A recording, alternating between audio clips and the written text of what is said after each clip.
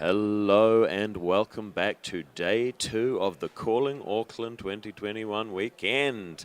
And oh boy, was it an exciting day yesterday. Oh, yes, it was. We had some amazing matches. We had 6 really good rounds of sealed. We had some absolute thrillers, I thought, in the draft section as well. A number of Absolutely. games going right down to the wire.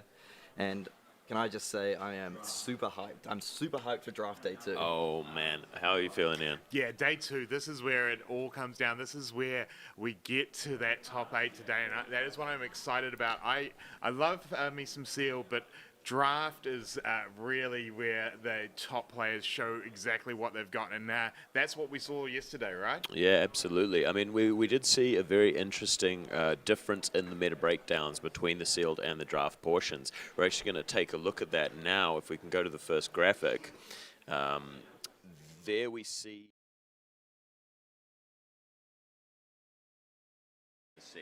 huge swathe of Prism players, which, we talked about yesterday. We weren't exactly surprised. People like to fall back on Prism as a kind of, go-to deck when your pool doesn't really pull you in any one direction, right? Yeah, absolutely.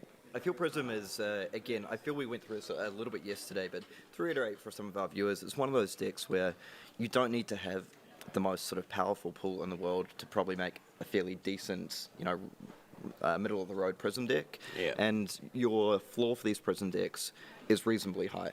So, if you have sort of a number of blues, maybe a few heralds, you fill it out with generics. Honestly, a lot of the time, because a number of your attacks are so undercosted, they deal so much damage. And if you are one of those players who doesn't mind playing a more sort of controlled pace game, I feel Prism is quite a good choice in sealed, and the good Prism decks are also extremely good on top of that. So absolutely. I feel that that's probably why we saw these sort of numbers come up. Yeah. Are there anything in that breakdown surprise you, Ian, at all? Or? Well, yeah, probably the thing that does surprise me in that particular breakdown is just how many Bolton players there were. Yeah. Like Bolton are very good, but a little bit more card dependent than say a Prism deck. But I think what we see there, and we saw it in one of the online matchups with Nick Smith, really using those generic cards to great advantage at Bolton. And I think the good players have worked out that you can really help a Bolton deck with the generics as well as the light and the warrior card. So a little bit higher than I expected, but I mean, it just goes to show that the players have put some practice in. They have learnt those lines, and really Bolton, great showing in the sealed portion. Oh, yesterday. definitely. There was a lot of Bolton at the top tables of sealed. And then let's just go to the graphic for the breakdown for the draft portion and look at that change. I mean, Bolton suddenly taking over as the number one deck. Still not as many Shadow players, but obviously those numbers increasing, you see. And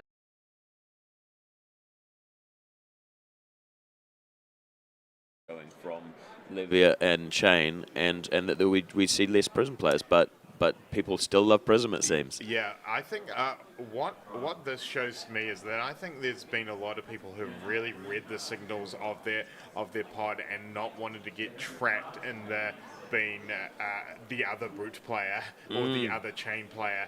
And what it's done is that I think we can see there with the lower shadow than the light is that a lot of people were scared that they weren't going to get the solid shadow stuff, and so have gone back to the light. But we did see yesterday that the people that were brave enough to pick shadow had done very well. Yeah, I think that is the interesting thing, and it's quite flavorful, really. If you think about it, I feel like the power is there if only you have the courage to grab it and embrace the dark side, Yeah, one thing I feel this reflects is a very healthy draft metagame. Oh, absolutely. So we see it's, clearly Levia's been a little bit underdrafted in comparison to the other ones, but not by much. We're effectively, if we look at this, so we've got about a 60-40 split of light to shadow in the draft, as opposed to sealed where we had more of a 70-30 light shadow breakdown. Yeah. But in those numbers we just saw, we're effectively only 1 or 2 players off having a very close to 25% pretty much split almost for all exactly. four. Yeah, absolutely. And I think Levi in particular, uh, it is. It can be a difficult deck to play. Oh, yeah. There are like a lot of moving parts to a Levi deck. You have to keep track of your pitch. You have to keep track of how many blood deck cards you have in your banish zone, how many 6-power cards you have in your graveyard. You have to kind of have the stats like what are my chances of just dying because I don't banish a 6-power card here. And and you can't underestimate. You have to have the luck of the brute gods. Yeah, absolutely. Sometimes there are the take one, just randomly discard cards in that deck, and sometimes you've just got to commit to the brute gods. We saw Sam Payne yesterday. Very, very good brute deck, and the brute gods were shining on him. He must have made some sacrifices to some dark forces, because I have the standings in front of me, and we see Sam Payne's in a number 3 spot there. He's only had 1 loss the entire day yesterday. And I mean, speaking of another brute drafter, Matt Rogers coming in, drafting the only Levi deck in his draft pod. And we were talking yesterday about how reading the signals is so powerful, and if you end up being the only one of any of the heroes in your pod, you're going to have a busted deck. And he did have a very, very good deck. And that's the thing. I know for a fact he doesn't actually prefer to draft brute, but he saw that it was open, and he went in there, and he's ready to pick that up if the signals are there. Yeah, it is. It can be a bit of a risk, but a player like Matt Rogers, I feel he's probably fairly comfortable drafting anything. Absolutely. But it can be a risk when sometimes if you're not quite familiar with a certain hero that you're drafting, and then you see the cards coming through, and you're like, I'll play it anyway. Sometimes, even if your deck is pretty good on paper, it can be very hard. You can get a little bit trapped into playing a deck that you don't know that well. Absolutely. I feel some of the draft numbers may have reflected that to a small degree, in that players who are comfortable playing Prism and Bolton throughout Sealed kind of went back to their comfort picks. Tendency to draft what they feel comfortable with, Yeah, and one thing as well, because I believe we don't have a full breakdown of the 3-0 draft pods, but I do know there was at least 1 Prism and at least 1 Levi that went 3-0. Yep. And well, that's what I was about to say, is Matt Rogers did have a great deck, but he did get taken down by the only player to go 9-0 yesterday. He played Prism throughout 6 rounds of Sealed and Prism throughout 3 rounds of Draft, and that is Kieran Carnegie from Wellington. Yeah. Whoa. Kieran, very good player, and just really having that fine vein of form. He stuck with Prism, played it through the Seal, played it through the draft, and really committed to it, and the results showed 9-0. That is amazing. I think that he's well known as a Wizard player. He's the Wellington Wizard, and he is a person who feels comfortable playing at instant speed. And I think that Prism is a kind of natural fit for somebody who is used to the mathematics that you have to go through when you're playing Wizard. Absolutely. It just things like the priority interactions as well, like not making small mistakes, like if your opponent passes you, for example, with an action point still available on a go again, if you're then to play something like a Prismatic Shield, your opponent gets priority back, and that can be disastrous. Absolutely. Same thing for using your Prism Hero ability. There's a number of sort of small interactions like that. And I was just going to say, Kieran Carnegie, I feel there's a rich history of players named Kieran being good at Flesh and Blood, so I'm glad to see him. That he's upholding the Kieran name. Right at the top in that 9-0. Yep. He's cemented his spot as Kieran Prime, I tell you Absolutely, that. absolutely. Definitely. You're going to have to challenge him for that title back at some point. The Kieran grudge match. Look out for that. But let's keep going. Another player who has only 1 loss yesterday, Henry Moore. We saw him on the stream in the feature match. He drafted a very, very good deck, and he is continuing to have a really great showing. So that's the only players with the X1 record. I do actually have a little anecdote from Henry Moore. Oh, yeah? I overheard him saying, speaking of the Brute Gods, he's playing against the Brute opponent who had, a pretty decent stack of 6-power cards in the graveyard. His opponent went for something like a Dread Screamer.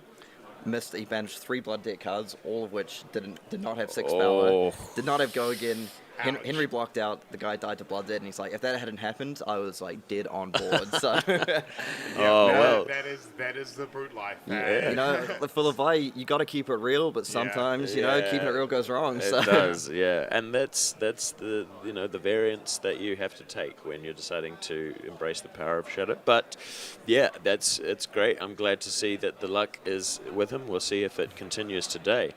Going down to the players at X2, and there's a lot of them. We saw Kiki Labard on stream yesterday. They had a very nice Bolton deck, but couldn't quite get there against Matt Rogers. Sean Yang drafted a fantastic Levi deck, but yet couldn't quite get there against Roy. But we see Roy Lai in there, Keegan Walls, David Marshall. We've got a lot of strong players at X2. Aaron Curtis, Adam Little from Wellington, Jed Lawler, Zachary Johnson, all of these people are very much still in contention for top 8. And then we get down to the X3s, and that is where it starts to get a bit dicey, doesn't it? Absolutely, and just looking at the standings here, what I find, what is very cool, I feel, about the structure of this tournament is there's only one player locked for top 8 at the moment, and that's Kieran Carnegie on 9-0. Absolutely. Everyone else, you could have had an amazing day. You've gone 8-1 over the course of day 1 for sealed and draft. All it takes is, you know, one nightmare draft, a bit of a train wreck, and you could be gone. That's but it, yeah. and I You feel read this. those signals wrong, and it could be a really hard day at the office. Oh, yeah. Absolutely, and I feel the people in the 7 sort of wins bracket is, to me, the particularly sort of crucial pressure zone. Definitely. Because you're in the spot where, you know, if you 3-0 your draft, you're absolutely locked for top 8. You're 10-2. You know, you've punched your ticket to the final. Congratulations. If you go 2-1, then you start to have to play the tiebreaker game. Then you get into that Warriors math, right? Yep. Like, it's like I have a mathematical chance. Yeah. Absolutely, and then as you mentioned, the players who are on 6 points, that becomes again the tiebreak. You have to win every single round. There's no question You about have to that. 3-0 your draft, and you're kind of at the mercy of tiebreakers. Absolutely, Like, yeah. So to me, that this at 6 wins, you're kind of your fate's not really in your hands, so to speak. No. A little bit, Yeah. you still have to 3-0, but at all the people, basically, if I look down the list here, the second pod, so pod number 2 has 3 people on 6 wins and 5 people on 7 wins. Yeah. And so if you're in that 6-win spot, you know, you're almost in a, what I like to call it a dream crushing role. Like you're playing this person on 7 wins. If you're on 7 wins, you lose your first round of draft. That's that could basically eliminate a tournament at this point. Absolutely. Yeah. And we see there's some very strong players there with that X3 record. I mean, you've got Cale McCreath, Ethan C., Jason Long, Gavin Wu, Rohan Khanna. I mean, all of these people, you know, they could still get into that top 8. And I would love to see some of them there because we've got some very strong players. But, yeah, it's going to be a very, very, very interesting day. So let's talk a little bit about draft again, because today is all draft. The sealed is done. This is the crunch time. You can actually hear the players drafting in the background. They are, the draft has been called by our judges, and they're sitting down with those stamped packs that we talked about yesterday. Very cool. It is, yeah. I like that. It helps the integrity of the tournament, as we've said, and we did see yesterday somebody pulled the fabled draft. Not just someone who had never drafted before and had only been playing for like 2 months. Wow. Yeah, so, and Well, on top I of- don't blame them for not passing the library then. drafted not only the library but also cold foil Eclipse. Oh so, my gosh! Well, you know, You know, not too bad for your first must draft. I'd must say. be nice, as some of the fair players like to say. But yeah, so let's talk about drafts. So you're sitting down, I mean, you know, if you're in the spot of some of these players on, you know, 9 wins, 8 wins, what are you thinking? Are you thinking I'm going to try and play it safe, or are you thinking this is it? Kieran we know is locked. Matt Rogers, Sam Payne. Are you trying to go for power level over consistency? Are you thinking I need to go swing for the fences, or are you going to try and stay a bit more open? I think it's super important that you can't go in with too many preconceived ideas, because that's, you know, as they say, best laid plans, right? This is where I think you have to go in with an open mind. You have to judge the draft like it's any other draft. You have to look at your packs, look at what you're opening, and not worry about the peripheral, not worry about I have to go 2-1 or I have to go 3-0, because that's when you start overthinking and stuff like that. You need to just focus on the task at hand. Look at the packs as you go and just draft the best deck that you can here. Not worry about everyone else. Just worry about yourself. Focus on drafting the best deck possible. This is a new day. Think of it like that, and I think, because otherwise you are going to fall into that trap of if I can just get 2 wins, I should be locked out, and that's when things go off the rails. Yeah, I agree to a certain extent, but I think that there's a couple of things I wouldn't necessarily. I wouldn't like. Based on the standings here, when I'm looking at the tiebreakers, and particularly with how this works for people on 7 points, if I'm on 7 points here, I feel like I might be taking a few more risks than I otherwise would. Say at my standard, like in an armory draft, where I'm there to, have fun and draft a really good deck. But if I'm on 7 points here, I feel like I most likely need to 3-0 to lock myself in the top 8. Not necessarily, but particularly if you're lower down on the 7 points, and 100% if you're a 6-point player looking to crack in. You're slamming the Soul Reaper. There's certain cards that where, technically the optimal play may actually be to, stay open and play it a little bit safer. Sure. But on the other hand, if I'm sort of sensing the mood of the draft tables, for example, if I'm wanting to draft Leviathan. If I open my pack and I see a red Dread Screamer in there, there's some great Prism stuff, there's some other stuff as well. If I'm on 7 points here, particularly in lower tiebreakers, I might just say, look, I know Leviathan has an extremely high ceiling. Prism seems to be a popular draft, draft archetype at the moment. This might not be the optimal play, but I know if I can control my own destiny, if I can go pick this broken deck, go 3-0, the Fab Gods are on my side, then I'm locked for top 8. Absolutely, yeah. So I think a little bit of that does come into it. And again, on 8 points, I might treat it a little bit differently. I mean, you don't want to play too conservative. I do agree there. Yeah. You don't want to just be saying, okay, if I just need to get it an okay deck and then I make it in. Playing defensively is not necessarily going to win. But on the other hand, if you're on 8 points, I feel your main goal is to just avoid the absolute train wreck.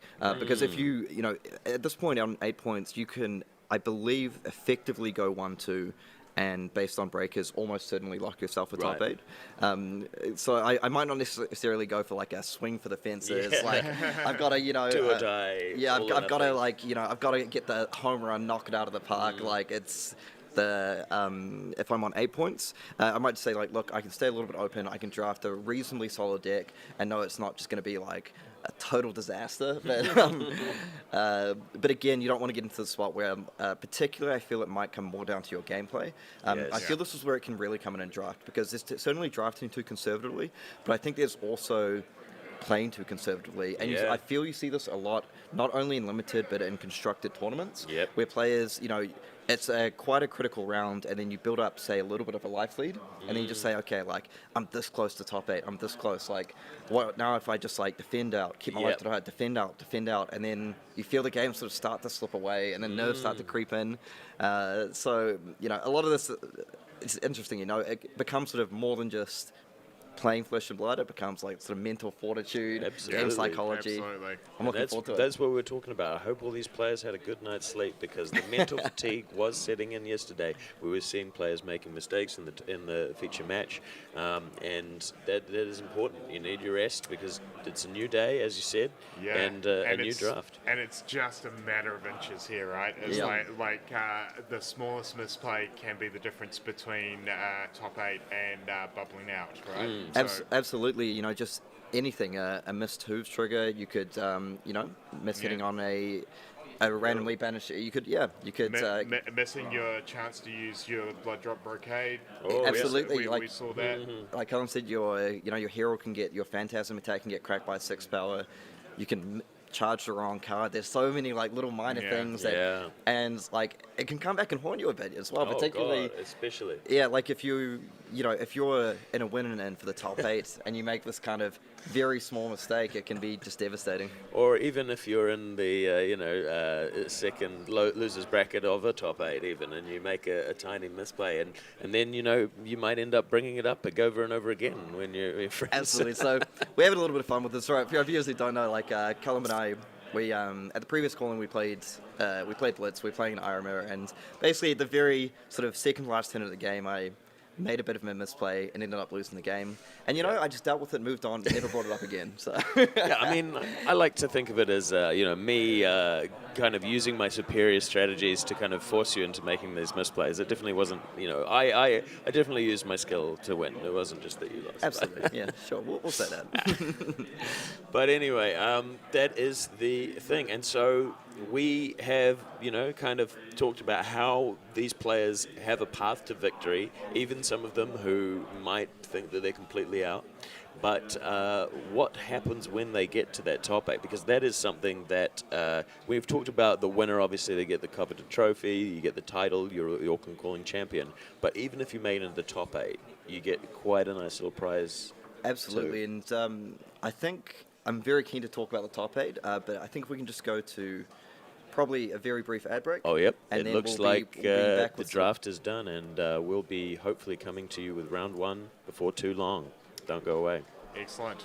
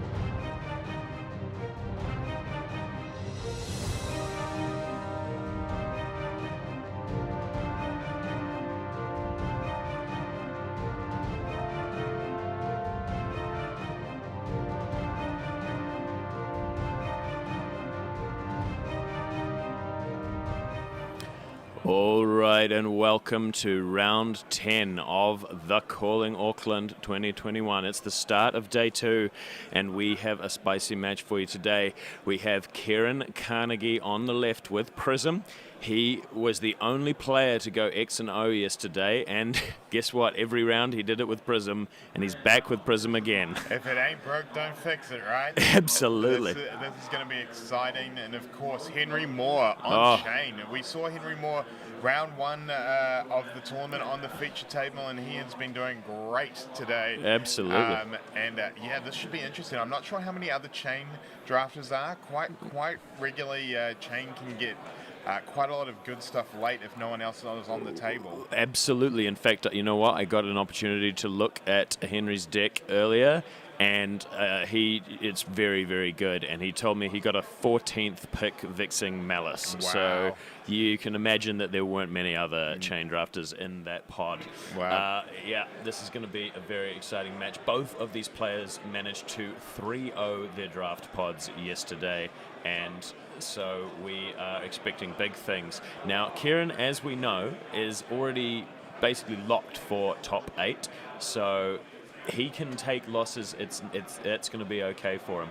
But Henry Moore, his tournament life is still on the line, so we will see what's going to happen here. We've got the players shuffling up and ready to go. Yeah, it's going to be interesting. It looks like Henry is showing that he has a full set of equipment, while Kieran is yet to put down his equipment. He may have some. It looks like maybe that's that smaller pile to his underneath his iris there. Yeah. So we will see. Both players deciding who's going to start first.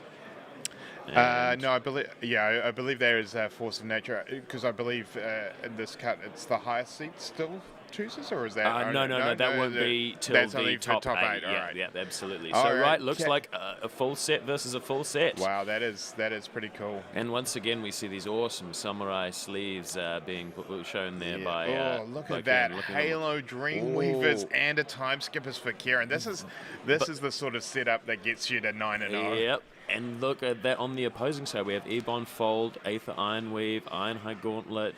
It's some great equipment strong. being drafted. Yeah, that is like that is almost your choice of what you'd be playing in Blitz. Yeah, right? I mean, maybe you'd want to sub out a Stubby Hammers for that Ironhide, but still, it's very, very nice.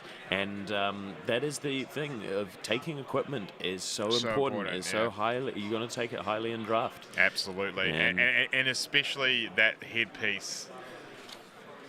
The headpiece and the set, both Shadow and Light, the Halo Illumination and Ebb and Fold, so important to strategies in the sealed format. That both players in a good starting position. So it'll be interesting to see how this plays out. Oh yeah. So it looks like potentially Henry is going to be on the play there, where we're seeing them have a look at their hands. It's always interesting with Chain going first, but actually no, it's Kieran. Kieran's going to be leading off with a Herald of Tenacity. What a nice first turn play. The Dominate, you see Henry reading it there. It does indeed have Dominate, so that's a great card to play on the first turn, as we know opponents are likely to block with their whole hand on the first turn since they get that free redraw at the end. But Herald of Tenacity says no. Yeah, and doesn't look like Henry has a generic 6 attack to crack the Phantasm, so he is only going to be blocking with one. Again, I mean, he's got the Ironhide. It might be a good. You know what? I'm thinking it might actually be a good time to get rid of that, because you're going to get that resource back at the end of turn. Yep, and he does. Oh, and he even puts the Aether Ironweave in front so that he knows that he's not going to get that. Is he going to defend with a card from his hand as well? I presume he is, and he's just thinking about it. But yeah, that's I really like this from Henry. It's some people are just scared to use their equipment early. Oh no, he in fact, as I say that, he's considering his decision, reconsidering. Yeah, it's interesting, and especially with like the Eighth Iron Weave, it has battle worn. So many times people forget that it's got the battle worn and will forget to block with it before they want to crack it. So wow, he's just going for the one card defense just the there, one saving his equipment for later, and that soul. I have to say, I would have actually liked that equipment block there. But you know what? I'm sure Henry has other plans for that Ironhide Gauntlet, and maybe he just likes the cards in his hand. Maybe he's looking even at that adrenaline rush that's in his hand and thinking, that is a good point. I don't mind dropping a few points of life here to turn on that adrenaline rush. Yeah. Like you can do something cheeky here, like come in with like a Galaxy Black with a Soul Shackle and then play the generator. Yeah, that's quite nice. You see a mutated mass in his hand there. It's a very, very difficult card to pull off in limited, but you especially can early game. Yeah, true, absolutely. But I will say, Chain is the one you want to use it in because you can get multiple cards with different costs in your pitch zone quite easily. But he's just going to pitch with it, as you say, coming in with that Galaxy Black with the Soul Shackle, so it does have a go again. Oh, and Arouse the Ancients. That is a great card in Prism, potentially. But Kieran says, nope, don't mind throwing it away. And there we are. 7 damage. Red adrenaline rush as well. I kind of like this play now, actually, from Henry. He's decided, you know what, I'm going to come out of the gate swinging. I'm going to be putting the pressure right back on Kieran. Yes, he might get a card in his soul, but that lower life total means that he's going to, and taking 4 damage there. Yeah, I like this because I think in this matchup, too often the Prism player can just sit on it and let the Chain player deck out, but that's not what's happening. Triumph That's now. not what's happening here. This is such a punishing card, especially if you have a 6 power, I mean, you've got your generic 6 power in hand, you're thinking life is sweet, and then they play the Herald of Triumph. And suddenly that doesn't look that good anymore. Pretty much the only thing a Chain can play against that would be a Lunatide Plunderer. Exactly. Red Lunatide Plunderer is basically the only card that he would have, and I don't know if Henry has one of those. It's a very specific card. So he's the pressure is being put back on. That is the tough thing in this matchup is even if you're able to, now we see. And that's where I think that was again going back to not blocking with that equipment early. Has actually it's worked out for paid off because he was able to stop that break point of 7. Yeah, and now we get to see the Soul Shackle. Oh, there's the yellow Lunatide that we were talking about. Not going to do anything for him in the Banished Zone. No. So. Bam, Frontline Scout. I love that. I love that card. Oh, so he gets a cheeky peek at what's going on. We see a Frontline Scout, a Herald of Ravages, a Spears of Seriality, and a Seek Enlightenment in Kieran's hand. Some very nice cards there. So Henry knows that he's going to have to put some pressure on if he wants to strip some of these cards. Yeah. Kieran is really, really putting these cards down, defending confidently. Yeah. I mean, I know that he's 9-0 and he's locked, but he really knows what he's doing with his Prism deck. Well, I think that is the advantage to having committed to playing the same character all the way through. It's like you really get the reps in, you get comfortable with what the deck does. It's absolutely true, and I know that Henry is also very confident. As we saw, he was playing Chain yesterday, and here he comes in with his Galaxy Black just for 1 again, but it's an annoying one. It's that annoying one, right? Threatens that on hit trigger, and here we go. It looks Getting like 2 he cards didn't make a Soul Shackle this turn, which is interesting. Yep. Put your Galaxy back in the weapon zone there, Henry.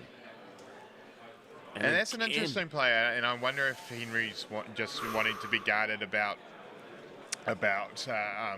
decking out too quickly. Yeah, that is true. You don't always want to be going balls to the wall and making Soul Shackles every turn, but man, Kieran is piling on the pressure with these big red heralds. I mean, and that is the thing it's, he's already seen one yellow Lunatide Plunderer banished. He's got to figure that Henry probably doesn't have that many 6 power cards in his deck. And so... I mean, of course, the generics are the great unknown, right? Yeah, like, absolutely. I mean, he could have Stony Wooten Hog. He could have an Out Muscle. He could... there are a few things that will cap that, but I think Kieran here, he wouldn't even mind if this gets capped with Phantasm, because it gets that card out of hand. Yeah. It is so threatening here, 7 damage, and that is one of the things that I think makes this matchup quite hard from the chain perspective, is you generally are looking to play with a lot of cheap spells with low base power, and they are not very great when it comes to be blocking big red heralds that are coming in for 7 and threatening points of arcane damage. Okay, here we see. He's going to go for the defense. He's planning out his next turn. A Rifted Torment being put in front of the bus. And so, 5 points of damage. And a card from hand. That is a very nasty herald. And then it goes in the soul. This is interesting. This is kind of what we were talking about yesterday, though, that if Henry does have the soul harvesting and... the Soul Reaping. The Soul Reaping, sorry. Now that Kieran's got two cards in his soul, he can't just make a shield to turn it off. Absolutely. That is a good point. I mean, I don't know if he's lucky enough to get a Soul Reaping, but we do see the Piercing Shadow Vice go into the banished zone. That's a nice hit there for Henry. Going to be available to him to...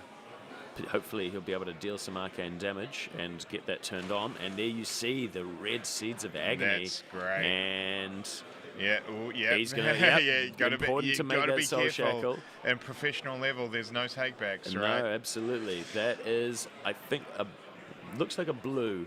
And wow, Kieran again just confidently snapping off the halo to prevent that arcane damage. And again, we've talked yesterday that prevents. It looks like it's just preventing the one from the seeds, but it's actually stopping the Piercing Shadow Vice from gaining the additional power, and it means that up with Blinding Beam as well. Yeah. He's just slamming these cards down with the confidence of a man who knows that he's locked for top 8. Yeah. Now comes the Galaxy Black, and it has been turned on, so there was a card played from the Banished Zone, which means that it is going to be coming in for 3 and threatening that extra point of arcane damage.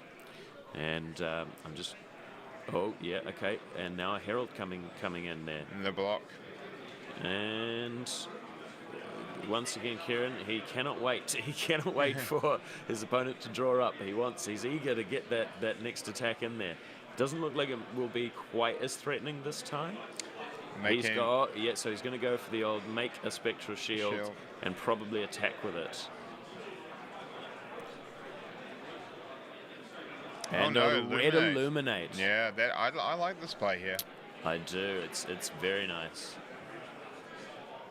It's just again hitting that break point, threatening to get another card in his soul to fuel up further Spectral Shields. And Henry's really not going to like this because he doesn't want to be having to put two more of his cards under that Illuminate, but he may have to.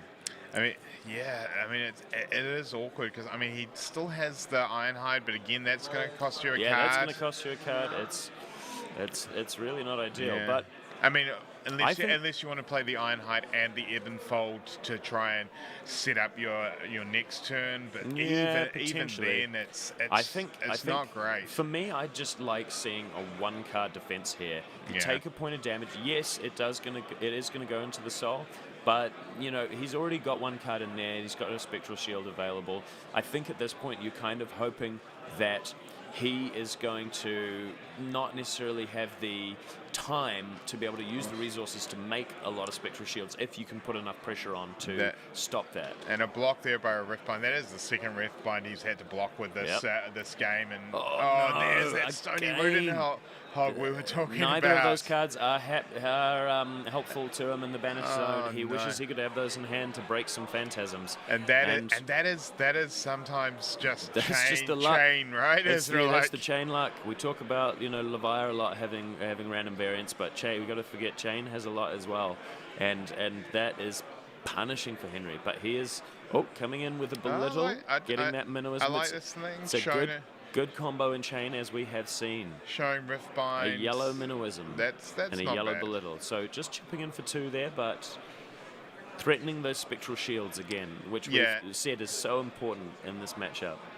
And give and go again. Oh yeah, it's just a nice little attack. It's an annoying attack, you know. Yeah. Be interesting to hear after this if he makes a soul shackle just to swing the blade. Yep, I could absolutely see that happening. Although that minnowism could well be coming in before the rift bind. Yeah, before a rift bind, just to pump it up a little bit.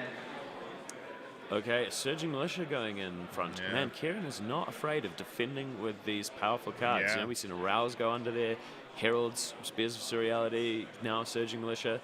He knows his deck is full of gas. Oh, here we go. This is interesting, that okay. Eben Fold. So Eben there goes. There's the Riftbind into the Banished Zone. Zone. I like this play. So now he can play the Minimalism to set the Riftbind up to be a bit more powerful. Oh yeah, I really like that. And he's got an extra card in hand, might be able to get something so he can make that Soul Shackle.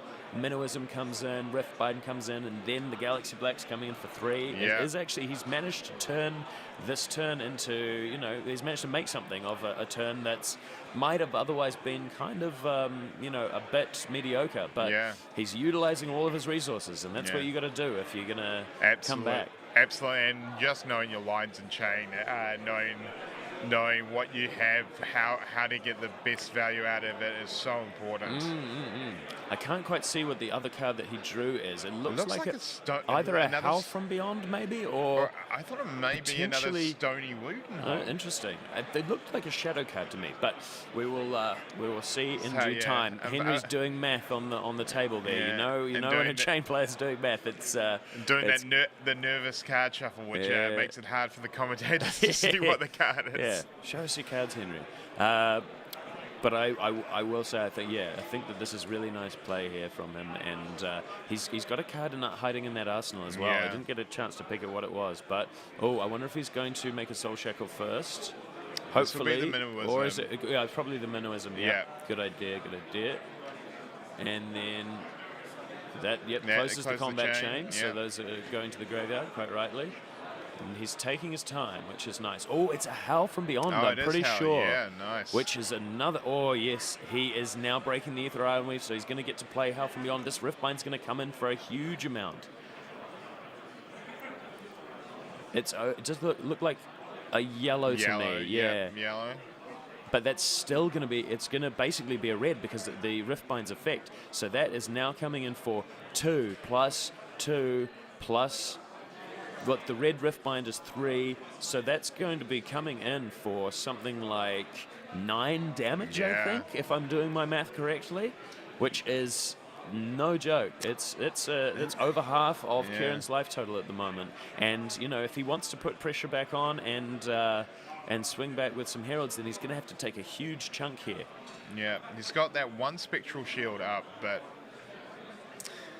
I really like this turn from Henry, utilizing all your equipment to really make a turn that is impactful, that puts pressure back on. I feel like Kieran probably thought he was a bit safe with a bit of an off you turn, saw him. and He all of a was sudden, defending confidently, but now he's not throwing cards under quite so quick, is he? Everything's a little slowed down now. Now we finally. I don't mind this play. No, here we go. Because if and that's a blinding beam again. He's got another blinding beam. I like that. That is really effective. So that's blocking for 8. And also he pitched a Yinti Yanti, so he can make another spectral shield. That is very nice. Very nice. So it looks like I'll have to get confirmation, but I think that. I think it may have been a yellow Riftbind. Oh right, I see. Yeah. Okay, so it may have. Yeah, I thought that maybe it would have taken out one of those spectral shields, but it seems like it didn't. But that was all the cards in Kieran's hand. Yeah. So now if Henry can hit a couple of goodies, so that Seeping Shadow can be played from the Banished Zone. That's an important card. We have seen him play Spew Shadow as well. So true. So if he has another one of those, I think he might have pitched that earlier. So in which case, Man, if there is a card that you want to get back with Spew Shadow, it is definitely Vexing Malice. Being able to target even non-blood debt cards in your banish zone is so impactful. Yeah. And when you have a card like that Vexing Malice, which again he got 14th pick, Yeah. it is so powerful in the late game when you can just come in and present those 2 points of arcane, which can be so hard to defend. Especially against Prism, like to crack those spectral shields Exactly. Machine gun them down. before the defense decision making for Kieran is huge. Yep, absolutely. So Henry, is taking his time again. He knows he's got Seeping Shadows is a powerful card, but it does cost 3, so it's a lot of resources there. But then Henry does have 4 cards in hand and an arsenal. And it's the only card that he can play from there. So it's not like he's having to make a choice between Blood Debt here. So. No, absolutely. But it is one of those cases that we've talked about in the past about sometimes you do want to leave the cards in there. You don't mind taking the one because you're setting up for a bigger turn. However, in this instance, I think since he's on a lower life total and he's got the momentum going at the moment, I think he's probably going to want to use that this turn. But we will see. Again, it's going to come down to what the pitch he has in his hand as well, because as you say, a very expensive card. Oh yeah, it is, and that's the thing. I feel often in chain games, you really, like you say, it does come down to that variance. But ideally, you want to be drawing your blue resource cards and banishing your red attacks with the soul shackles and your non-attacks. That's the ideal. Obviously, it's never going to work out exactly. It sounds like easy when you say it like that. That's what happens every time with me. Obviously, No, I have to say, Chain is one of those heroes that I found so difficult to play. It looks simple at first. You just think, right, I'm just making Soul Shackles every turn. I come in with my Galaxy Black, I play some attack actions, and then I just get these big turns late game. But man, when you get into the nitty-gritty of all the decisions that you have to go through, it really can be difficult. Okay, he's made that Soul Shackle here. Let's see what's going to happen next. He's contemplating card. Oh, it's a Consuming Shadow, and that's going to have Dominate if he chooses to banish a card from his hand, and he does. So that's a good way to get rid of some Spectral Shields. Oh no, and a third red Blinding Beam. Wow. That is incredibly punishing here. I am amazed because I tell you what, you can get into spots sometimes with Prism decks where you put too many Blinding Beams in your deck and you draw them all together and you've got no defense. But he is not afraid.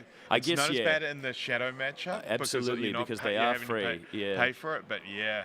I mean, he probably might be taking those out if it was a light hero that he'd be playing against. Or at least taking some of them out. But man, that is really unfortunate because Henry has not been able to take out those Spectral Shields. Yeah, that is tough. Oh, okay. So now he's considering his options. Oh, he had that red Overload in hand as well, which is a really nice one. But maybe he's thinking reconsidering about maybe playing that. No, it's just coming in for one with the Galaxy Black. So he's going to be taking some blood debt. Yeah. I think if I was Kieran, no, Kieran's decided to defend again, but he's still got some cards in hand. It looks like there's a Phantasmify in his hand even, which is, a really powerful card.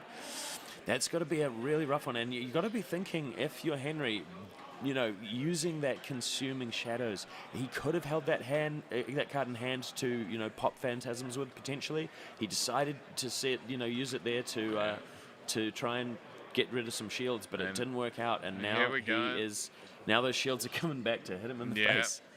4 go again. That is such a tough defense decision because you've got to wonder, is it going to be followed up by a Herald or with a second Prismatic Shield? Am I just going to take another 4? Yeah, I mean that's likely what I think we'll see here. Is it's possible that Kieran has another blue in hand and there's that other shield is going to be coming in, and that is the reason why we see Henry frantically trying to pop those shields, because if you leave the Prism player with enough resources in hand, here it comes. That's tough. Oh, he's thinking about it. He maybe wants to Arsenal this card. No, okay, it wasn't a blue, so he's just going to make another Spectral Shield here. That just makes Henry's life that much harder. Absolutely, it's almost essentially on 19 life for Kieran here. Yeah, and Henry already at 5 with the blood debt piling up. Look at that. This is actually really what you don't want to see, I have to say, as a chain Yeah. player. Yes, those cards are nice to see, but you want to see them one by one. Oh, yeah. You don't want to Not see all at once. multiple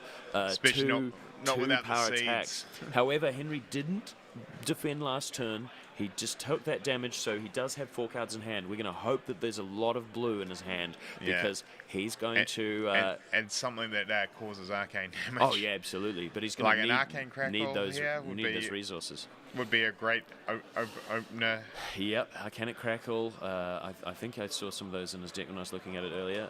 But even is that the Rifted Torment? There we go. Yeah. He's pulling that to the front because yeah. that can deal arcane damage. Now the problem is that it's not going to turn on his Rip Through Reality still because the Spectral Shields will of course absorb Absorb the that, damage yeah. and prevent that arcane damage from actually hitting. So your Rip Through Realities won't get turned on. Your Piercing Shadow Vices aren't as powerful, but hopefully Henry has enough resources in hand. He's going to need a lot here because those cards in the Banish Zone all cost a lot. I see 2, 2, 2, 1, Yeah. and 3.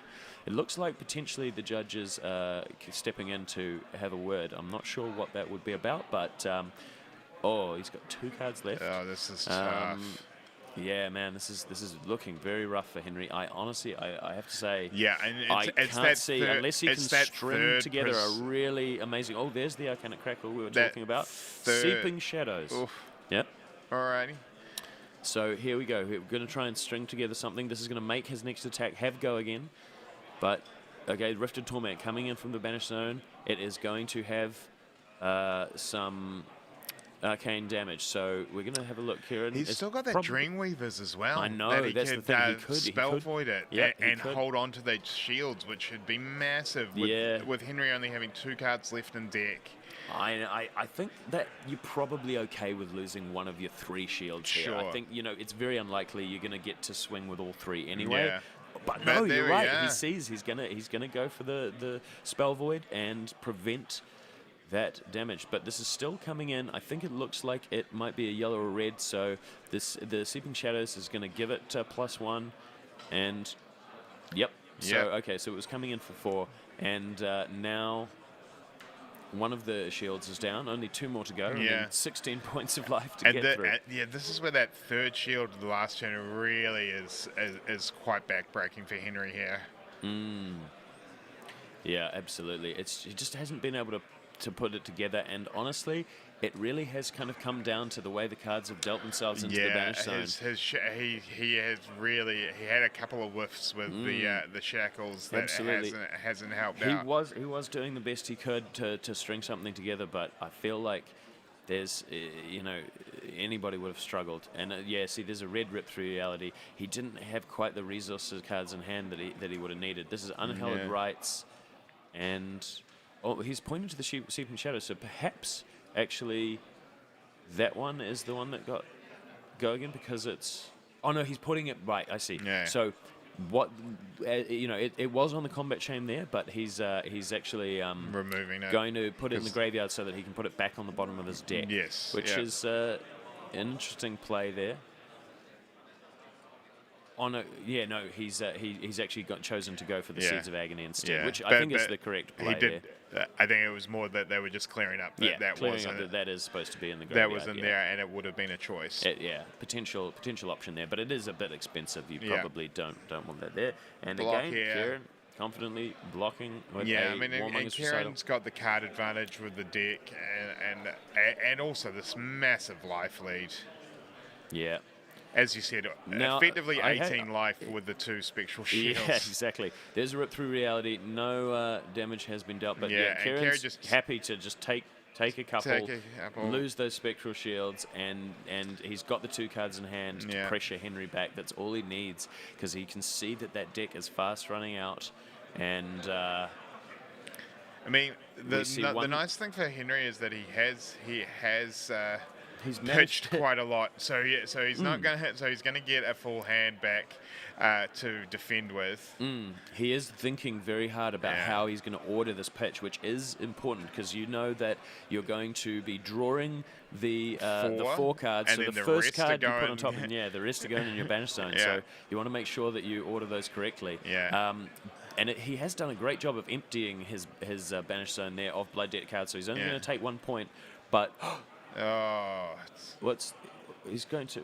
Not sure exactly. Oh, wow, that's interesting there from Kieran. He actually drew a really bad hand there. Oh, he yeah, only he had was- two yellow Yeah. prismatic shields Yeah, in so- his hand.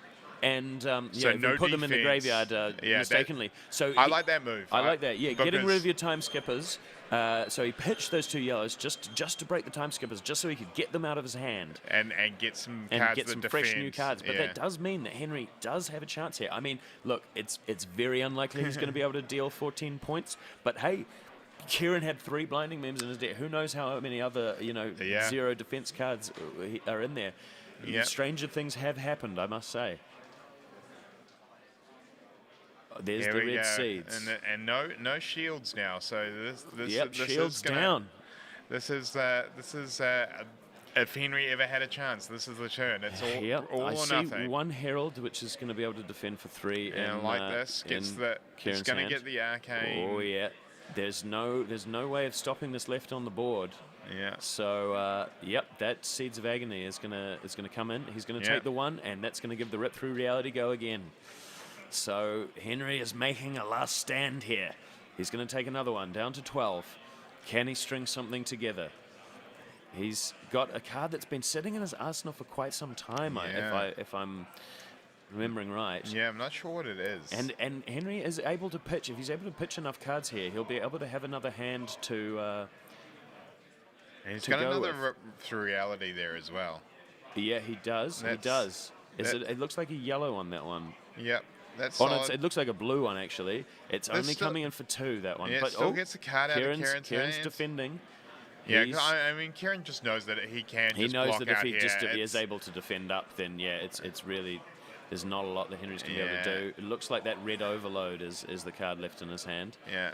There's the Riftbind that's coming in for I think 3 because it looks like a yellow. Yeah. Yeah, it just not enough gas here in Henry's They're hand. confirming that. Oh, was the Just combat clearing the chain chain. broken by making the Soul Shackle, of Shackle, course, yeah. yeah. So that's defended up fully, and then coming in for 3 with the Yeah. Galaxy Black, that gets And defended, and and this it is looks where like it gets Henry is super now hard out for of Henry. cards. Yeah. Unfortunate, yeah. He's not going to be able to deal with that much life. Because So- we know one of the cards in his hand is an overload. Yeah, it's an red overload, just not and enough the Arcanic gas. Crackle, and yeah, it's there's just not anything he's going And to I be able to. believe one of his pitches mutated mass. Yeah, as mutated well. mass, which isn't going to do anything for him here. So unfortunate. He's gamely struggling on, but yeah, we are seeing the end. But that's all right. Henry he was at X and 1. He can afford to take a loss. He is going to. Oh, that's not bad. Consuming aftermath. It does have dominate. He's going to take a couple points there, but yeah, it's. And then There's still does plenty he- of cards in the deck for Kieran to defend with, Pitches and you the can see the overload, hand yeah, being and he- extended here, and that's all she wrote. Yep, we have a result, and yeah, Kieran continues his Whew, magnificent run to go to 10-0. Yeah, Henry abso- Moore unfortunately falling to X and 2. Yeah. He's going to have to win his next 2 rounds if he wants to keep those top 8 dreams alive. So it's But, man. official. Kieran is our first top 8 Oh, eighter. absolutely. He His is name locked is in. there. And Now we're just going to see who's going to join him. yeah, Henry Chain Prism in draft is a tough matchup. it's always, a very yeah, tough absolutely matchup. tough. Henry did as best he could, but really. Kieran was in the driver's seat He was for in a most of commanding that position, Yeah. and you see, as we said, it comes down. I find a lot to how the cards fall. I mean, we saw 3 red blinding beams. We also saw 2 prismatic shields. Yeah. None of those And- cards and- have a defense value. If and- they were drawn at the wrong moment. Yeah, and also don't forget the Soul Shackle whiffs from Henry. absolutely, yeah. You know, seeing the Vexing Malice go in. We saw Shadow Spew, like cards that you really want to Banishing- have to play as Yeah. opposed to see go that you can't use from your graveyard. Yeah, banishing those 2 6 power attacks, I think, Oh was yeah, the probably Stony the moment. Wittenhog. Yeah, oof. The Lunatic Plunder and the Stony Wittenhog, banishing those instead of being able to draw them, hold them in hand to pop those phantasms. Yeah. Because that was the thing that I think really. Especially especially early on. Yeah. Like we saw Kieran early on coming in hard and strong with those heralds, and then just take the foot off the gas once he had the life lead, defended a bit more, and just basically let Henry box himself yeah, out. Yeah, exactly. Just kind of run out of gas, essentially, and that is the that's problem with a chain deck. Yeah, and it is so tough. Because as we said, that chain deck, like he had to block with rift binds. If those had come up as cards from the Soul Shackle instead of the sixes, on a different day, if they roll that back, Henry may have won that game. Oh, absolutely. I think that I do actually really like Henry's deck. Looking at it, I feel like he's going to be totally capable of. He's still got a very good chance of top-aiding, getting 2 wins with that deck Absolutely. in this pod. But man, Kieran Carnegie on a rampage. He is the man. He is the man to beat the at man the moment. to beat, absolutely. And all right, well, we might go to an ad break now, and we will be back shortly with some more Day 2 draft action. Don't go away.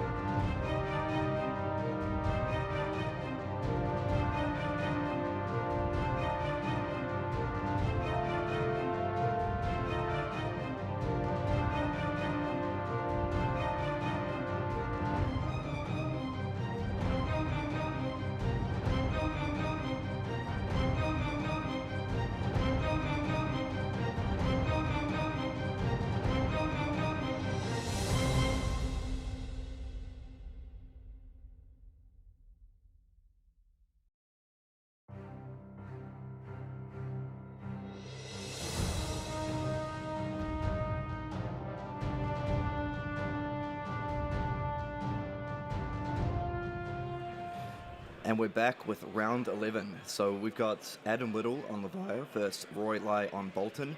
Now, James, both these players are 9-2 at this stage, so this is an absolutely critical round. This is a bubble match. But before we get into the match, I'm just going to quick shout out to all our friends across the world. Good morning, APAC. Good afternoon, North America, and good evening, Europe. Thank you for joining us for day 2 of the Calling Auckland. It's great. I feel we got players all around the world tuning in. I feel like the chat's been pretty excited about this. And yeah, so do you want to just explain to some viewers who might not understand? So a bubble match, does that refer to the fact that, if you lose, you're out?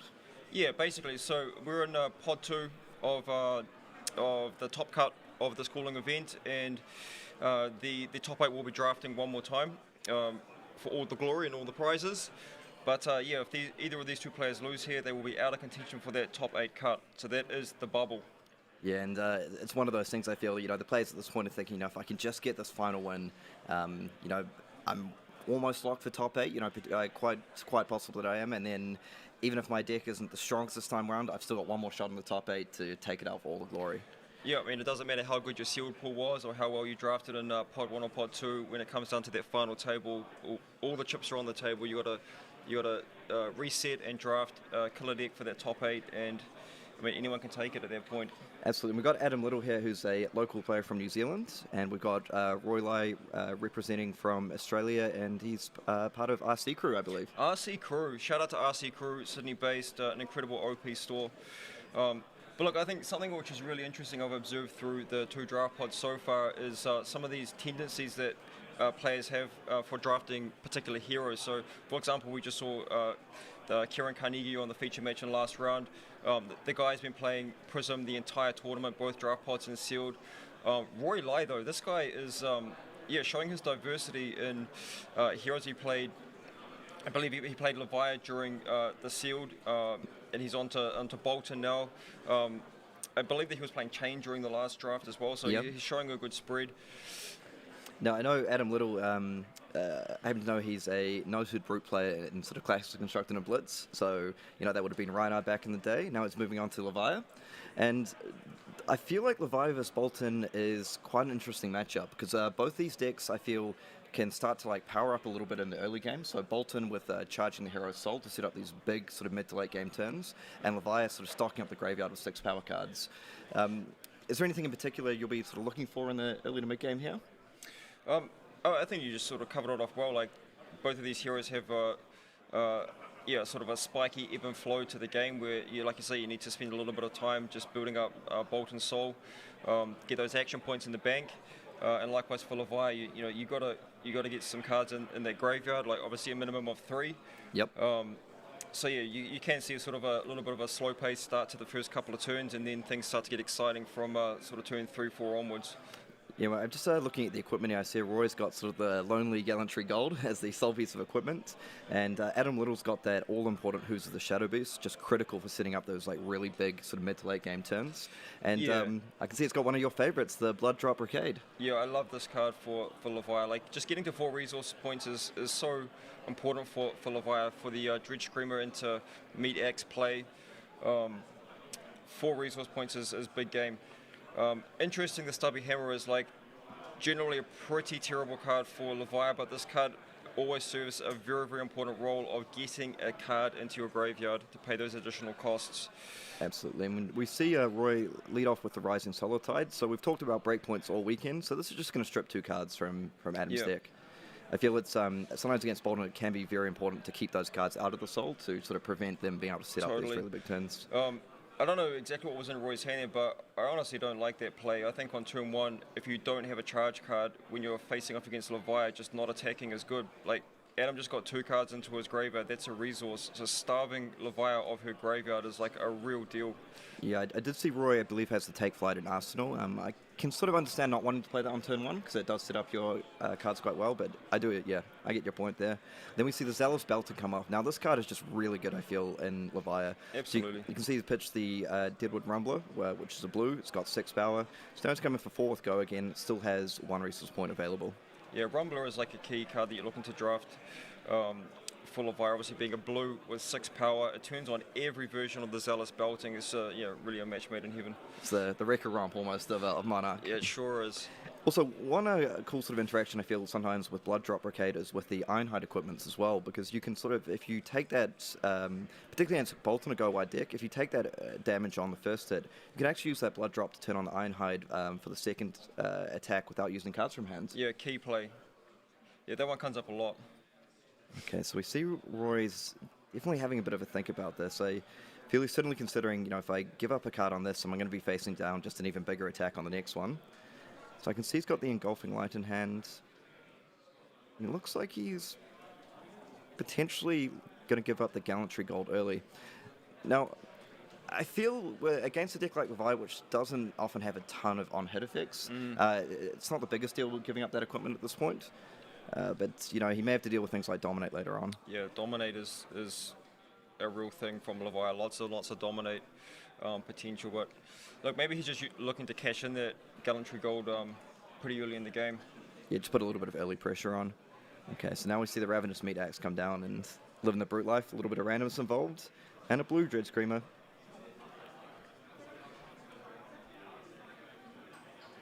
So it is only coming in for 3, but that Ravenous Meat Axe, it chips away. It is one of the stronger weapons in the format in regards to its base power. Yeah, certainly.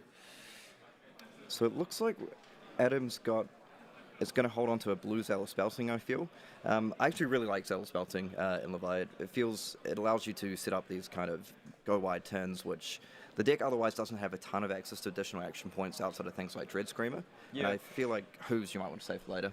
Yeah, absolutely. Like, blue cards that have go again or can get go again are just so valuable. Like when you're looking at a draft pack and you're sort of analyzing it, like the red cards always look so flashy because they got big numbers on them, but your deck needs blue cards that can actually impact the game, and you can't commit your entire turn to just playing out a low impact blue card. But if it has go again, it lets you feed that into one of your higher impact cards, and this is particularly important when you have the momentum in the game. You've got the tempo, like you're on the front foot, you've got a 3 or 4 card hand, and that's when your blue cards need to actually contribute to winning the game. And if they have go again, that's how they do that. Yep. Now I can see Roy's come up with a red Take Flight here. Now Take Flight's a sort of an interesting attack I feel in Bolton, because as a defending player, sometimes that might be the one that you actually don't mind defending, because it already has built-in go again, so you're not sort of too worried about blocking, having it pumped up, and then turning on Bolton's hero ability here. Yeah, absolutely right there, Kieran. And I did note that one interaction we've talked about as well with Levi against Bolton is you actually do have access to some of these great non-attack actions that block for 3, things like Unworldly Bellow. Yes. I believe Adam does have one in hand here. So just having a quick look at the graveyard. There may have been a life discrepancy issue. I'm sure the players will resolve this. But yeah, and also another card I noted in Adam's hand is the Shadow Puppetry. Oh, that card is a very exciting card. Okay, yeah, we're just trying to see what the players are looking at here. I think they're just working out the life totals. Looks like we have a judge on hand who's going to help out with that. So I'm sure we'll get back to the action So there's shortly. a bit of confusion there. I think the Gallantry Gold got put into the graveyard and all sorts of things have gone on. So thank you to the judge stepping in to clean this one up. Yep, it's probably a little bit of nerves from the players coming to such an important matchup. So just while we're sorting this one out, I am aware of a very interesting fact from this draft pod. I believe that there were 0 chain drafters in this pod. That is correct, and now that's very unusual, isn't it? That is very, very unusual, and we see chain being very popular across this top 8 draft pods. I think there's 2 chain drafters and the other 3 day 2 draft pods. So for there to be 0 in this one, that's very weird. Yeah, I wonder if it comes down a little bit to because I know sometimes players, particularly in these all-important drafts, sometimes fall back to their comfort picks. So Yeah. I think one sort of thing I have heard from some players is they can struggle with chain to just sort of stack their deck with the pitch correctly and find themselves fatiguing, running out of cards. Whilst, I do think it's very strange that it seems like there could have been a really busted chain deck in that pod, Yeah. but maybe all the players are just thinking like, I'm not putting my life on the line today in this final pod. But saying that, our side event, the ProQuest Classic Constructed, which is running alongside our day 2 here, Chain is the most represented hero in that tournament, making up just a smidgen under sort of 25% of the field. So You're certainly popular somewhere in the room today. Absolutely, and it's good in the progress. We've got a ton of new heroes floating around, so yeah, I'd love to get back to that in a little bit. Okay, so we just see the Unworldly Bellow, like we mentioned, a great non-attack action for defending and on the offense for Leviah. And we've seen Roy come in with a follow-up plow through. So this hatchet is actually threatening quite a bit of damage here. And I believe, okay, no, so he's used up his resources here. So we can see Adam. Looks like he might just want to take the damage here. Now, I feel that does make sense when you have something like Shadow Puppetry in hand and a Blue Zealous Belting, if you're looking to set up sort of multiple attacks in one turn. Now, depending on his hand, I wonder if you might want to sort of just get rid of that Zealous Belting and then get that Shadow Puppetry down into Arsenal. Yep, you called it. Okay. Yeah, okay. So, and like you were saying, this shows the importance of having blue cards that do something. I know Blue Brandish is another favorite of yours. Oh, absolutely. That card is just incredible. And trading a Blue Zealous Belting for a red Engulfing Light, that feels like a pretty good trade. That's a great trade. Okay, actually, did I apologies to our viewers, it looks like I may have misread. I thought I saw a Shadow Puppetry, but it looks like it may have actually been a red Void Wraith, so two very different cards. Yeah, I'm a big fan of the Blue Brandish. That card, it really does a lot of work. I most like it in Chain, just threatening to turn Galaxy Black into the 4 power with additional ping over the top. But that card is just it's a great card in in all decks.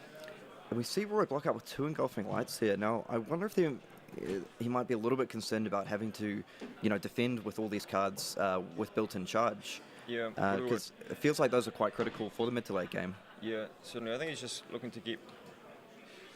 This is where he's got Adrenaline Rush, but he is not on less life. Okay, so he goes for the Red Rising Solar Tide. I can sort of understand that, just wanting to get cards into Soul. Yep. That does actually get around, if that it's 5, so Adam doesn't have the option to just block with the Who's the Shadow Beast. So sure. defend and a 3 defense card. So was Rory on a quad red hand this cycle? 1, 3 reds and a yellow. Okay. So yeah. So it's a little bit hard for me to see where I'm positioned in the commentary booth here.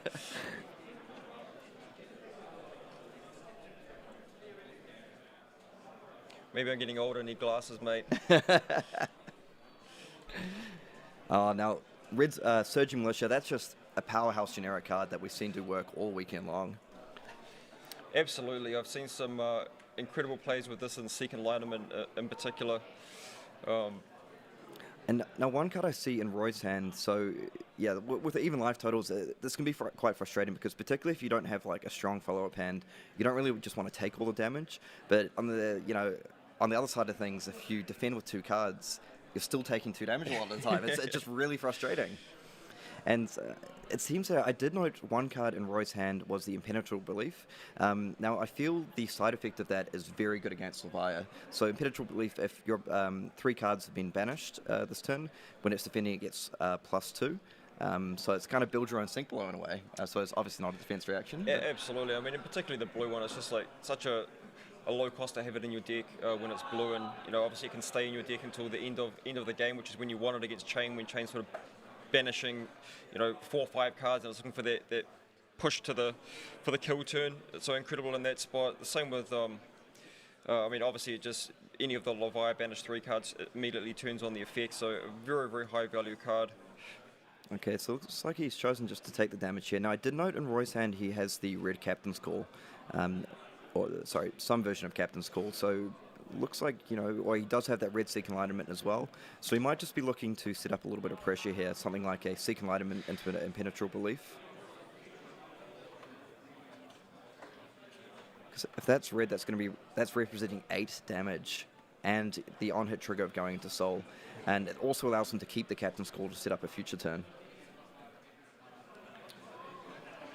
I know that Adam likes to play Flesh and Blood quite defensively. I've watched a few of his games over the weekend and at previous calling events as well, and he really, really likes to preserve his life total and play sort of play a long game, which we're seeing here with this big spread in life totals here. I wouldn't be surprised if he it sort of looks to defend heavily here and maybe just swing back with the the Deadwood. Yeah, I think it's the Deadwood Rumbler in hand, isn't it? Or even defend with 3 cards in Arsenal, that Deadwood, or Yeah. the Deadwood to the Meat Axe. it looks like because he has the Graveling Growl, he does have a red out muscle in hand. Okay, so it looks like, yep, you called it, James. It looks like he's just going to fully defend this out, and I feel he just instantly goes to Arsenal red out muscle. I know him well, apparently. Yeah. James, knows the players of the game. Now, I feel the red out muscle is again one of those very powerful cards in the Vi. It's got that 6 power. It's great to go into your graveyard to set up banishing for future, Yes. and also it's got that all important go again. And I feel particularly against a deck like Bolton, which doesn't have a ton of really high power attacks, Yeah. our muscle's very good. Okay, one thing I have just picked up in Roy's hand, he does have the V for Vanguard, so we could see a bit of fireworks going on here. Excellent. I like this card. Now with the V for Vanguard, looks like there's a Captain's Call in Arsenal, not sure what colour that is, and the Gallantry Gold. I feel this could be a really big opportunity for Roy to put a huge amount of pressure on Adam here. And it looks like he has 2 light cards to actually turn on the V effect. You always got to remember that it's only light cards that are charged that actually turn on the +1 power effect on the V. Yep, that's a very good point actually. But And it looks like his hand's looking good. I think yeah, that looks like a blue plow through, so Yeah. it feels like he's got plenty of resources I think so. to get this off. Now we can see in Adam's hand he's got that Exude Confidence, which defends for 2, which isn't sort of ideal here. It is a red Captain's Call. Now unfortunately we don't know what mode he's chosen at this point, but I feel we might see, here we go, here's the big turn coming out. Choosing to charge both cards as well. So this is coming in for, I believe he sort of pointed to, as in this is +2. So that's going to be coming in for 1, 2, 3, 4, 5, 6, 7. This is exciting. This is absolutely massive. This is what he needed to get back in this game. And Yeah, so he does have 2 resources available, which means he can also come in with both hatchets. So I think Adam's definitely going to be feeling a lot of pressure here. He did use his Ironhide Helm last turn, so he doesn't have access to that Blood Drop Brocade Ironhide sort of play we were talking about earlier. Okay, so at least 2 cards that only defend for 2 in this hand. yeah, So he's going to be taking a lot of damage here. This game, V is going to turn this game around. absolutely. So he does have the Convulsions, which is non-attack action, but that's actually not super relevant. I mean, it does mean it doesn't pump up, but I think he just chose not to defend here. Okay. Just takes the 7. Okay. So I believe this first hatchet's going to be coming in for 5 damage here, James. If he charged, he charged 2 cards today, 4 damage 4 here. on this one. And the next one will be coming in for 5.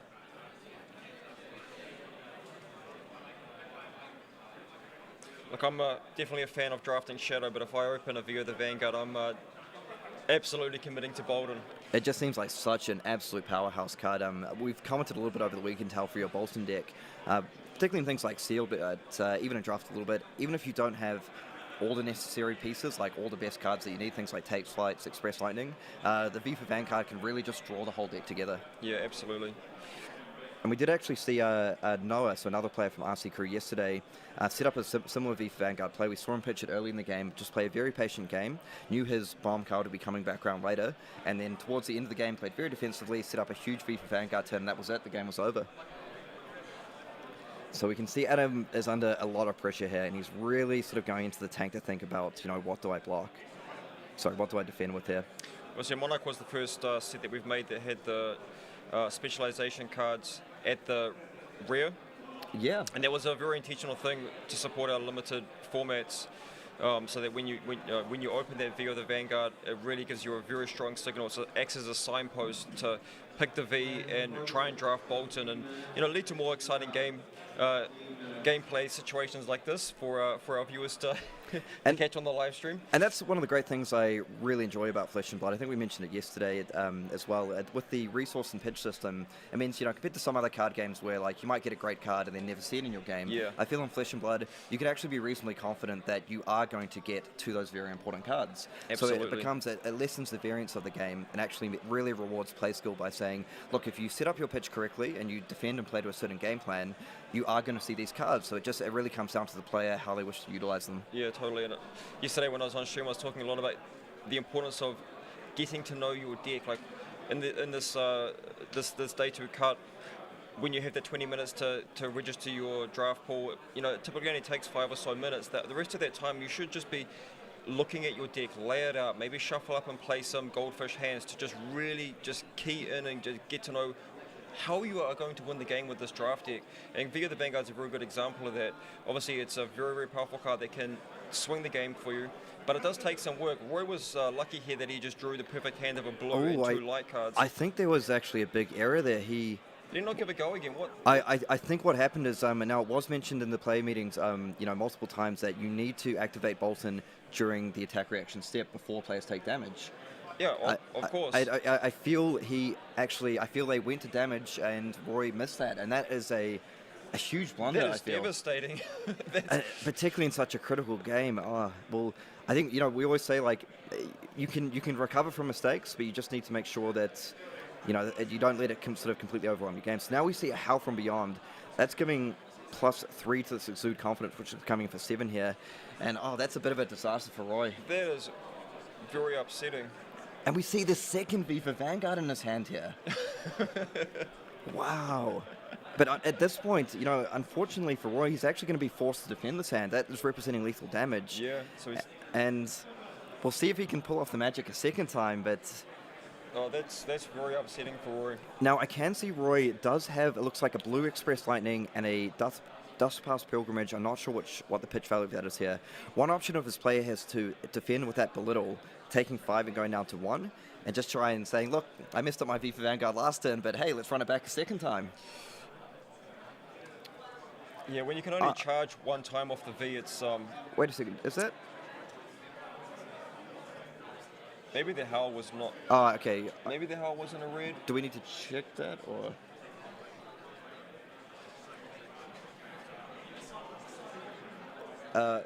Can we contact them? So we're just going to double check that. We hate to interrupt the games and interrupt the players' flow, but just for tournament integrity purposes, we'll just double check the value there.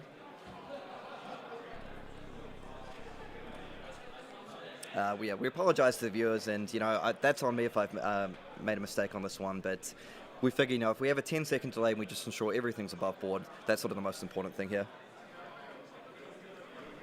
So I think we're just going to get one of our friendly judges just to double check that.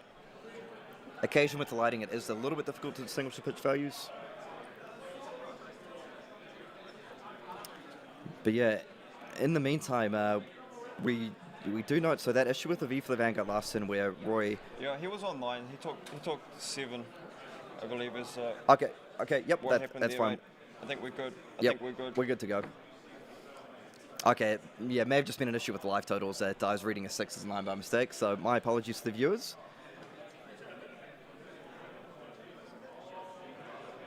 Okay, I think they're just resolving it now, and now they're...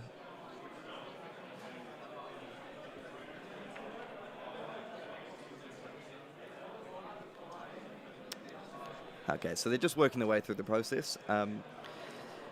Now, I believe, from Roy's perspective, I feel not defending there feels like a really good call if you go down to 2 life, because if you're able to set up the second V for the Vanguard here with enough pitch value, and like I said, it looks like he has a blue Express Lightning, or he's actually could potentially even look to pitch the Belittle here and just put, charge 1 cut off the V for Vanguard. I feel like charging once off here the Vanguard is, it's just so much worse than the double charge. Like, another line that he could have taken is defend with 3 cards and just put the V in the arsenal. Okay, so one thing is here, so if he pitches and does this, what this does open up, James, here, is that he's able to activate the Gallantry Gold. He's charged once with the Vanguard, and he still has resources to attack with both hatchets. So this is a huge turn coming up. So this V is coming in for 4 damage at the moment. Now, looking over at Adam's hand, it looks like he does have that Unworldly Bellows, so we see that non-attack action coming through again. And we will see if those hatchets come through. The first one is going to be coming through for 4, then 5. So there's potentially 9 additional damage coming through out in the follow-up to this V here.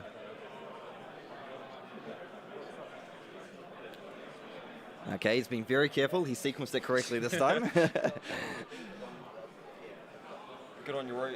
And look, mistakes happen when you're playing under pressure in high level tournaments, absolutely. and it's so important to just not go on tilt.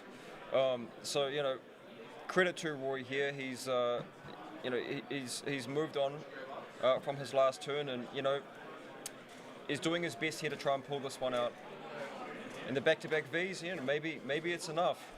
Yeah, it may just be because it looks like he is going to be able to strip at least 2 cards from Adam's hand, I feel, on the attack here. Okay, so the players just talking amongst themselves, just probably making sure they got everything correct. Yeah, Adam because was on 7, and this V it's coming in has for been 4. charged one time.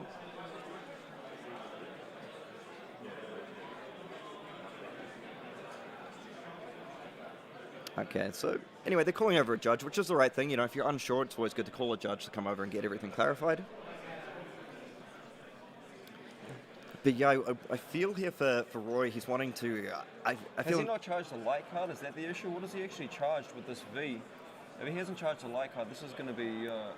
it's difficult to actually see it. I thought It's that not the was, recital. It's the one that went under the recital. I thought that was across the line that he charged, but we will just get that confirmed. The judge is on hand. I'm not sure what the. Oh wait, no, problem is. I believe he charged that blue express lightning that we can see in the banish zone. Okay. The judges will resolve this, but I feel from Roy's perspective here, he's really wanting to strip at least 3 cards from Adam's hand here, because I feel he doesn't want to leave Adam with sort of 2 cards in hand and a card from Arsenal, and then sort of really be able to pressure him back and set up, this big turn for lethal with who's the Shadow Beast.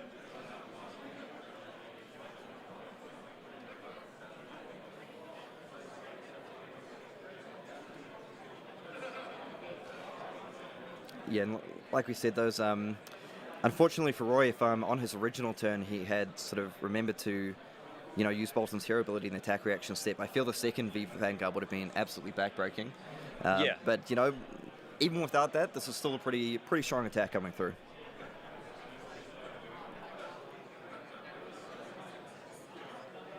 Okay, yeah. So we're not totally sure what the players are checking out here. Yeah, potentially it was a charge issue. Potentially it's just going back and checking the life totals.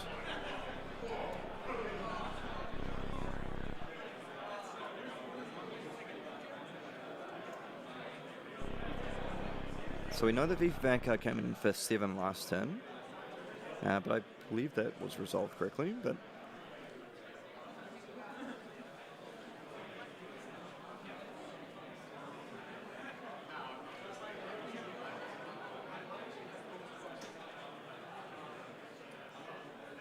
perhaps there was some confusion about whether there was a defend 2 or defend 3 attack. I'm not quite sure why the hatchet. Okay, I think what happened is he thought he'd defended with a 3 defense card, but it was actually 2, something along those lines.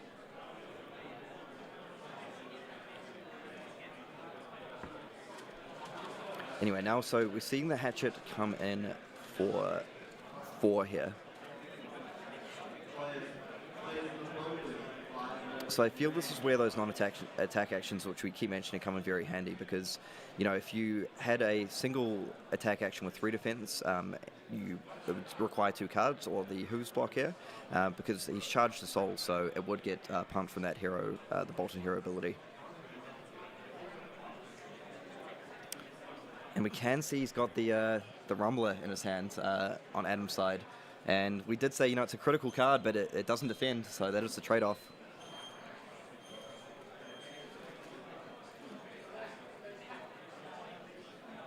Okay, so he's choosing to defend with the Unworldly Bellow here.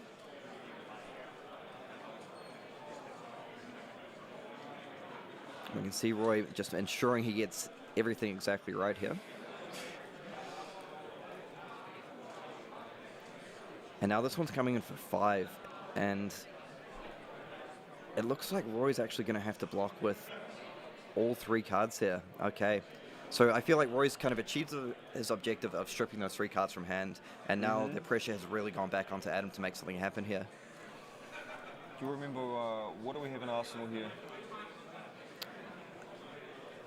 Looks like I'm actually. Oh, so that's coming in for 5. That's big. So the Ravenous Meat Axe coming in for 5 here, it means it is going to strip 2 cards instead of 1. Because I believe that's a yellow Graveling Growl in the graveyard zone. I believe that card in Arsenal is actually still that red out muscle from very early on in the game. Yes, you're right. You're right, Kieran. It is.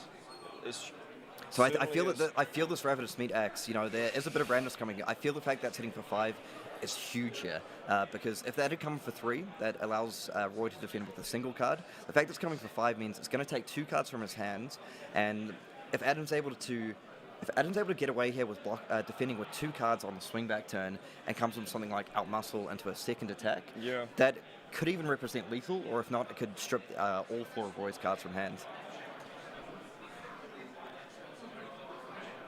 So, yeah, Roy's definitely thinking this one over.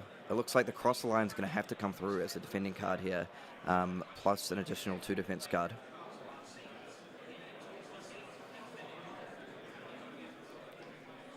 So it looks like he knows what card he wants to keep. That's going face down. He's keeping that close to his chest. Oh, and that's a red second swing. One thing to note here is because Adam, like, he may be wanting to hold onto that red second swing because he might be, like, sort of calculating, look, Adam's on 1, he's going to have to block my hatchet swing if I attack. Now, if he has a handful of attack actions, it means I can turn on Bolton's hero ability and activate that second swing. But if he does have the non-attack action, that's a huge risk to take at this point, I feel.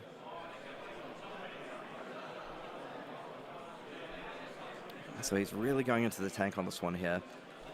You know, often as well, it can come down to a matter of resources. So, like, do you have enough resources to make this turn happen? And I feel this is one of those things where, you know, really paying attention to your opponent's pitch and the order things go in can really pay off. I feel like, certainly. yeah, because I feel like both players probably would have gone through their deck at this point. Quite likely. Getting closer. Certainly getting close.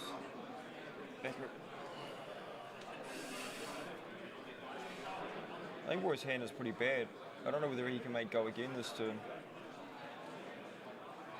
Right, of course, because you do have to charge to turn on that turn on thing. So so he shows him to defend with a second swing, and oh no, that leaves him with just the blue cross the line and an overload.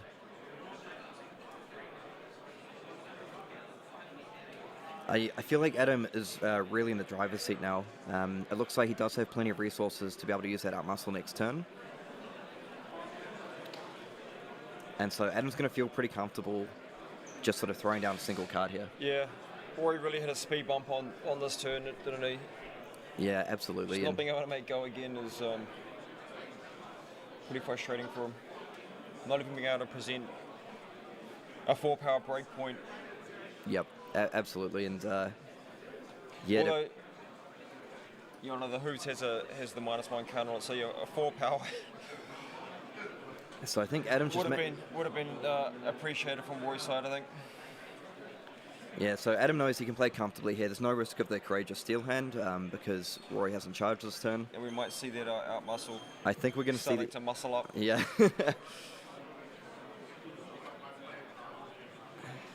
Okay, so Adam's going to be pretty confident that that Roy's not going to be able to turn off the go again on this, I feel. Bolton doesn't have a ton of sort of really high base power attack actions.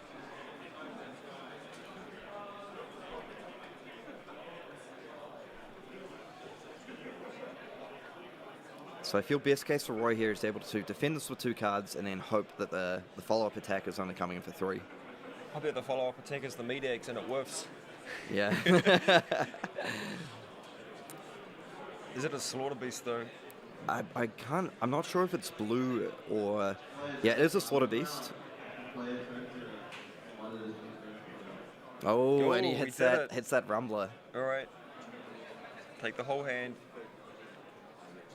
Okay, so now Roy's kind of just at the mercy of Adam here. Now, Adam has that all-important Who's the Shadow Beast. I feel he's really going to be looking to close out the game at this stage. So we do see he's got the Endless Maw.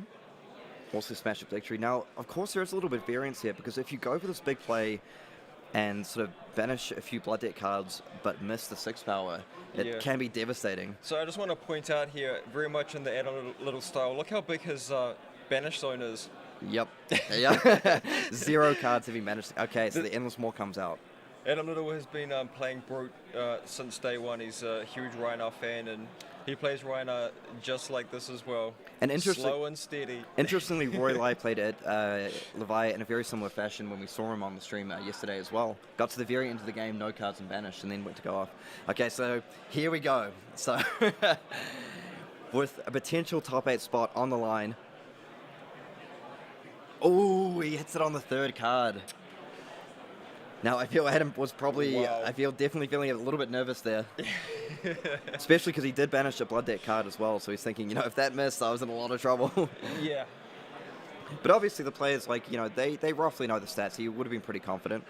Yeah, a good number of 6s in there. So we've seen, he's defended with 3 cards. The smash with Big Tree, I think that's going to be it. Ball Yep, and done. they extend the hands. Well Now- done, Adam Little. Yeah, okay, so Rory, unfortunately, is going to be kicking himself a little bit with that V for the Vanguard error. Yeah, and he ends the game with cards and soul. That's a mistake he hopefully takes on board and doesn't make again. Yeah, I feel that was a really exciting game. I feel Roy actually had an extremely powerful deck. So 2 red V for the Vanguards, multiple charge cards like Engulfing Light cross the line. But sometimes it doesn't matter how good your deck is, you still need to play correctly. Yeah, absolutely. And look, the judges on a number of occasions during this event, during the player meetings, did remind the players that if you're playing Bolton, you do need to be very clear to activate his attack reaction hero ability before changing live totals. So Yeah, no 'cause- excuses on that one. Absolutely, because just on a rules perspective, by the time damage has resolved, the reaction step is well gone. Yes. So we could probably see his intention was to do that, but it's not really about the intention, it's about what the rules say and being very clear to your opponent what's going on.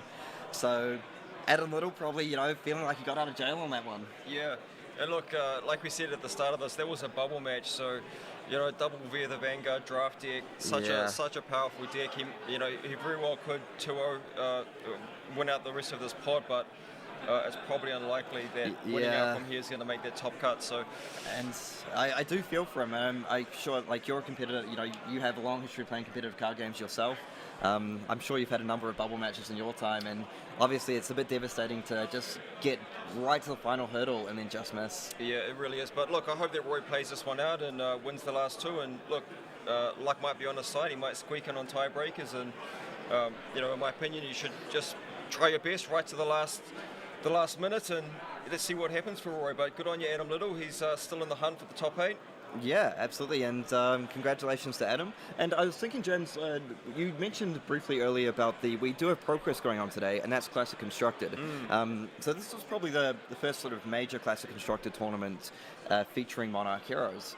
And by the looks of it, we've got a really good breakdown. I mean, we've got a really good percentage of Monarch heroes in this metagame.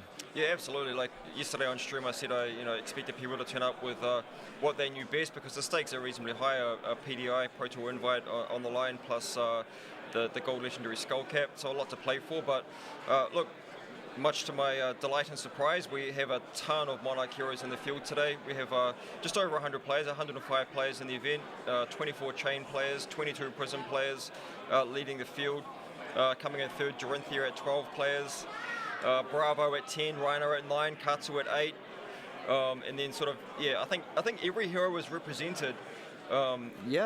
Which is, I feel, a sign of a pretty healthy metagame, and I feel like obviously players are excited to play the new heroes, so that probably represents a little bit why we have over 50% of the field are Monarch heroes.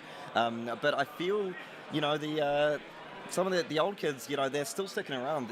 Some of these decks, Katsu, Bravo, for example, I feel Bravo's had sort of a new lease of long life recently. Yeah. Cards like Rouse the Ancients. I know sort of fan favorite Kale McCreath is running Red Out Muscle. There's a little bit of tech in that deck. Interesting. And James, I know you're a big fan of the Kano players, and we do have the one lonely Kano in there. Yeah, look, I mentioned yesterday as well that I've seen a few of our Kano players migrate over to Prism. People who like playing the game at instant speed, they like being tricky and playing the game during the opponent's turn. Like Prism does that as well. So there's been quite a bit of migration over to Prism. But great to see Kano just still repping it. One player strong in the tournament. Let's see how he goes.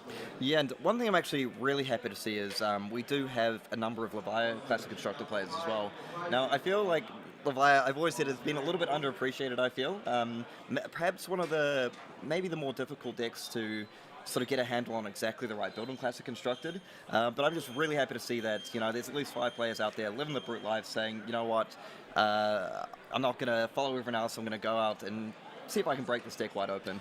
Yeah, I think Leviathan is a very interesting hero. Like, you can play a very, very aggressive, even like combo-ish centric build, with your Art of Wars and Tome of Torment. Tome of Torment's been a very maligned card from what I've seen from player feedback, but that card is incredibly powerful in Leviathan, especially when you can recur it multiple times with the Otherworldly Bellows and Dredge Screamers and so on, and Scabskin Leathers. When you've got the Gambler's Gloves, you can roll on Scabskin Leathers, without risk, or with a little bit of risk. You can, Gambler's Gloves and then roll on one again and die. But yes, that does happen. But Tome of Torment with Scabskin Leathers is very, very powerful. Yeah, I just feel in Levi there's some very interesting cards that kind of have these unique effects. Things like Deep-Rooted Evil is a card that looks very interesting to me. Obviously, there's cards like Shadow of Blasphemous, which, if you discard that 6 power, you can search up a Blood Deck card and banish it. So there may be players experimenting with like that sort of combo. Obviously, the Tome of Torment that you mentioned. Yes. And things like Dread Screamer, extremely powerful. I know Hell from Beyond is a card that can recur over and over again. That card is absolutely amazing. And if you're playing off against like a slower control deck, such as like a Viscerai OTK, for example, which just leaves you with 4-card hands, having the ability to keep recurring the Otherworldly Bell, so the Hell from Beyond, rather, it's a beautiful resource sink, and you just get to keep playing it again and again and again, banishing with cards like the Dredge Screamers and the Otherworldly Bellows, and like you don't even need to play with a full play set of 3 of that card. Like you do have the Shadow of Blasphemy that does serve as a little bit of a toolbox. So like you can just run singletons of cards like the Hell from Beyond. Although depending on what the metagame is, you may want to. Okay, ProQuest players, welcome to round 3. Because I feel like you may you can begin defend with these cards as well, and then just banish them with your other effects later on. It's a very, very cool deck. I'll probably tinker around a little bit myself with Levi, and I'm a huge Katsu fan. I'm glad to see that. I do want to give a big shout out to Lynette Natras, who's playing Azalea. Yes. Azalea for life. Yep. I'm still glad we got those, loyal since day one Azalea players. Yeah, absolutely. So no, look, I think it's overall pretty healthy. It's great to see that people are excited by a headliner Monarch heroes for Classic Constructed. Very much expected Prism and Chain to be the 2 that were sort of the headliners for Constructed. Although, like we just talked about, Leviathan is a fantastic deck as well, but we expect the Chain of Prism to be more popular, and they are. So look, let's see what the results are that come in today and how those numbers hold up as the season progresses. Off the back of Skirmish Season 2, we do have Road to Nationals that'll be running all across the world in local game stores. It is Classic Constructed for that season, and that is awarding invitations to national champs, which we are intending to have in every officially supported market around the world, COVID permitting, fingers crossed. But big commitment to nationals this year. Absolutely. Sorry guys, you're going to have to budge up there because I have some standings. We just heard the last round is being paired, so we'll be going to that shortly. But look at this, Kieran Carnegie still at his X&O record. That is incredible. Sam Payne losing to Kieran there, but still, so that puts him in X&2. It's likely he's in still with a loss. Matt Rogers managed to win his round. He's likely in even with a loss. Kiki Labard managed to win his round, also still likely in with a loss. Then we start to get down. We see Adam Little there, another Wellington player. What are they putting in the water in our nation's capital? And Aaron Curtis, Henry Moore. These are where we start to see these winning in matches. It's really going to be dependent. Obviously, every player is going to be trying their hardest to win. In this game, we don't have any concessions. We don't have any intentional draws or anything like that. It's all decided by the cards. So we're going to find out what our next match is, and we'll be coming back to you shortly. Don't go away.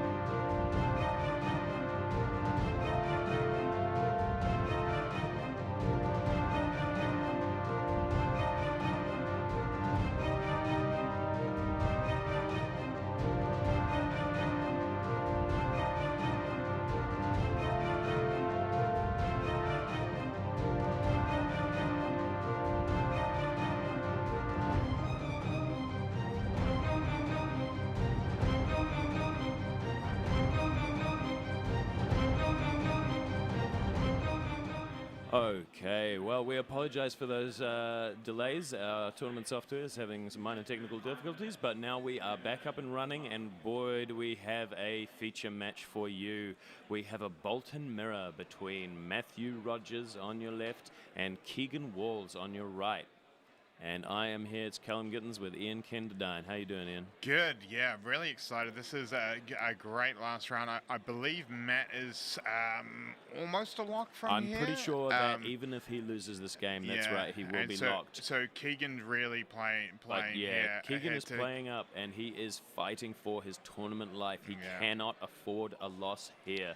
And this is interesting. We've seen a fair few mirrors over the weekend, but this is the first one that I've seen that's a Bolton mirror, and it'll be very interesting to see how it goes. A Bolton mirror on feature match yesterday, but yeah, this is one of my favorite mirrors because it is so swingy. You know, there's such big turns. Often there's not a huge amount of defense on the first turn. Obviously, he's going to defend there, stop that card getting into the soul. But yeah, you do get to see those hatchets swinging and these players really just going at each other. And we see equipment-wise that Matt has definitely got the advantage with the Gallantry Gold. That is a huge card in draft. Being able to get those hatchet one turn off a blue with the both hatchets is pretty impressive. Absolutely, and look, this is a Bolt of Courage, powered up by a Seek Enlightenment. I really like this here because it's now threatening to... He's already gotten to charge one card into his soul, but this is 3. It's threatening to draw a card and go into the soul. Oh, and we see the double equipment block, which is nice. It's not going to trigger Bolton's passive hero ability. Solid play there by Keegan. It does get rid of both of his equipments early, and that could be potentially coming back to bite him later, but we will see. Yeah, I think there though, he can't afford to let Matt get a second card in the soul this early in the game. Very true, I think that is a well thought out move there by Keegan, not wanting to fall behind. I've just noticed what card is actually being charged into Matt's soul, and it's that yellow Bolting Blade, which is such a powerful card. It's interesting that he just chose to essentially get rid of it by putting it under his soul. Yeah, I think that shows how much Matt values getting that soul early. Yeah, absolutely. And look at that. So the Engulfing Light from Keegan going into the soul, such a powerful card because not only do you get to charge a card from your hand, when it hits, it goes into the soul. Matt just electing to take the damage. He clearly is going to swing back with a big turn, but that is what I'm talking about. You with these Bolton mirrors, you get to see big kind of wild, crazy swings. Yeah, interesting hand there from Matt. It looks like he's got a minimalism, tremors of he's got Arathia. The tremors. Yeah, tremors of Irathiel and that courageous steel hand. Yeah, and that second swing, which is awkward, but if you can play it, it can be super devastating. Oh yeah. We will see what Matt elects to do here. He is not known as the methodical Matt Rogers for nothing, but there is that red minnowism, such a powerful card in Bolton. Oh, there we are. I love this play. Look at this. Tremor of Irathiel. No card has been banished yet, but guess what?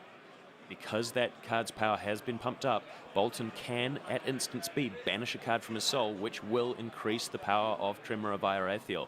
Such a nice card. Yeah. I also really...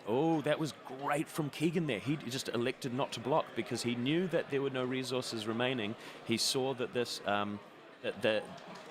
Matt, he called Matt's bluff essentially there. Yeah, interesting. Although I do like the fact that he pitched the attack reaction there, putting it to the bottom of the deck, making sure that it comes back later in the game and when it will be even more valuable. Yeah.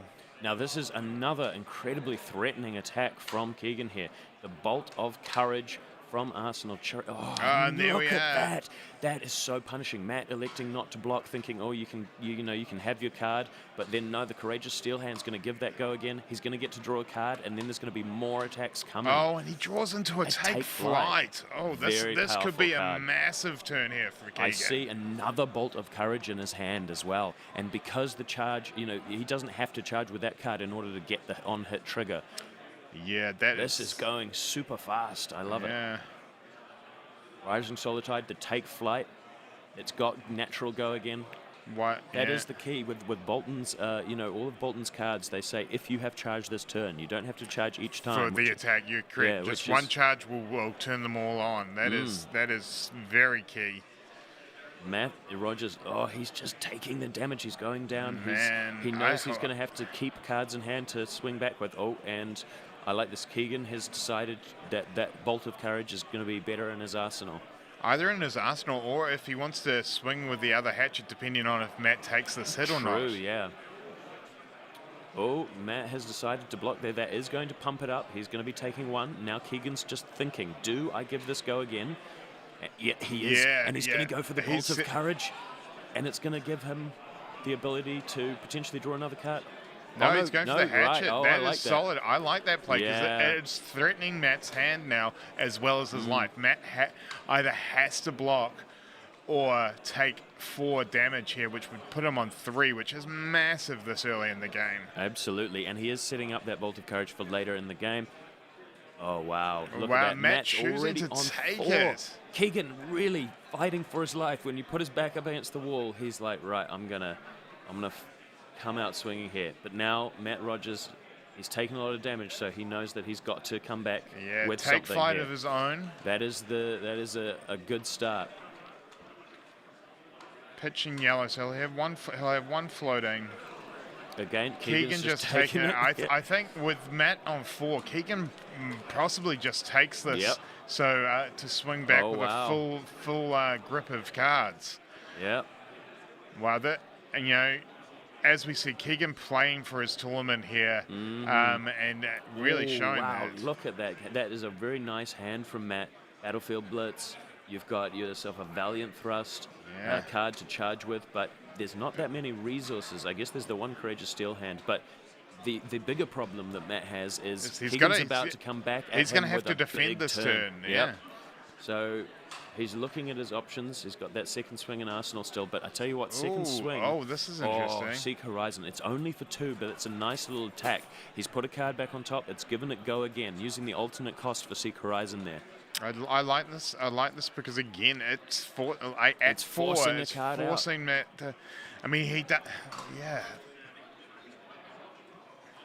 Okay, he's thinking about potentially defending with that Courageous Steel hand. He's got it brought to the front there. Well, I think that is the card you block with because you're not going to have enough cards to charge to use it. To be able to use it. It becomes a very good defensive. Overload just I for like 2. this. I like this. I didn't see whether that was from Arsenal. If it is, it's from a hand. It's from a hand, but it doesn't actually matter, right? It's about whether it hits, or whether it gets go again or not. Exactly. Now, he hasn't charged this turn, so there's no worries for Matt about a Courageous Steel hand. And I have to say, this is actually something of a rather anemic turn from Keegan here. It's kind of an off turn. I was expecting something, for... Again, this is where had Keegan had that Gallantry Gold, it would have been the perfect turn to pop do it. that, Matt but takes instead, one. Matt's only taken 1. He's managed to keep some cards in hand. In fact, he's got 3. But that turns on the go again from Overload. Oh, it does. You're absolutely right. So now Keegan can swing with a hatchet if he wants to. Yeah, interesting choice from Matt there not to defend. But I guess he's thinking if he takes 2, Matt, he may even think about defending with the Ironhide legs there. I don't know. Matt may just go down to 1 and just see if he can't do 10. I mean, that Arsenal card is the second swing, which and it is looks like awkward. A red one too. It's awkward with only 3 cards, but he does have the Gallantry Gold, so he could technically go Gallantry Gold, swing, second swing. Yeah, that's a lot of resources. It is a lot of resources, but it is potential. Yeah, that would be a lot of damage that Keegan would have to defend. I think he'd be likely to be able to present lethal.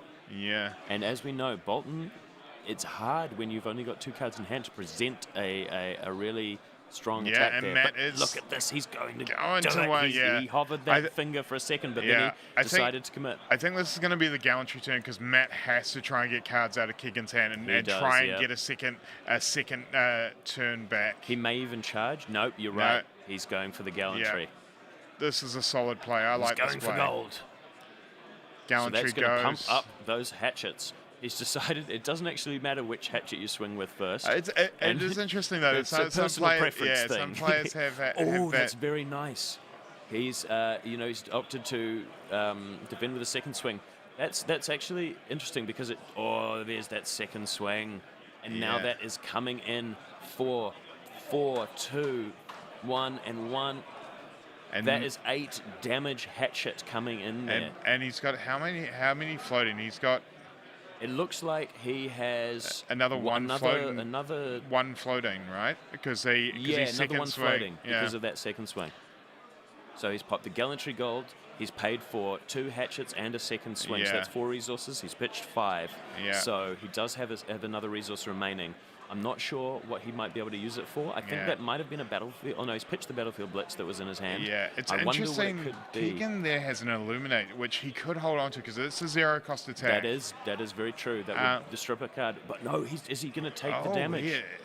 He's taking 8 points of damage. What and is now he? The Valiant Thrust. Yeah, but he hasn't charged. He hasn't charged. It's just for 4. It's just for 4. It That's is that still break presenting point, a break point. Yeah, he's gonna drop Keegan to 1 here. Oh, if only that he'd been able to charge this turn, it would have. But again, it's a tough spot for Keegan, but he blocks 2, swings with the Illuminate, and puts Matt on having to block with 2 cards. I think he's likely going to potentially block with just the 1. Although, maybe you're right because the other option for him is the Engulfing Light, so it might be worth him actually, even though it does strip an extra card, it might be worth him just saving that extra point of life.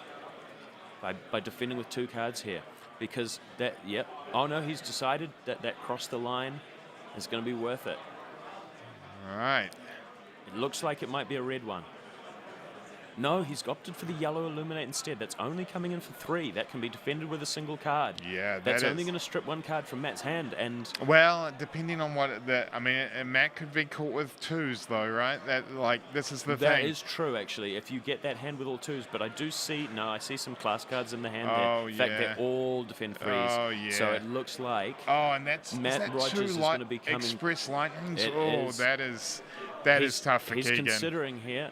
But I don't know if he's going to have a way. He doesn't have any cards in Soul, Matthew. So he's going to find it difficult to present a lethal attack himself. It looks like he might be thinking about defending with that plow through. Oh, he does have a Take Flight in hand. So he may be able to strip 2 cards by attacking with a Take Flight that's got charge, and then getting in there with a hatchet. He has to block with. He has to. Well, you're he right. only has to defend with 1 card here. So if he charges. Oh no, he's deciding to defend with the Take Flight. Oh, this is very interesting. Maybe he's going to plow through and come in with that hatchet.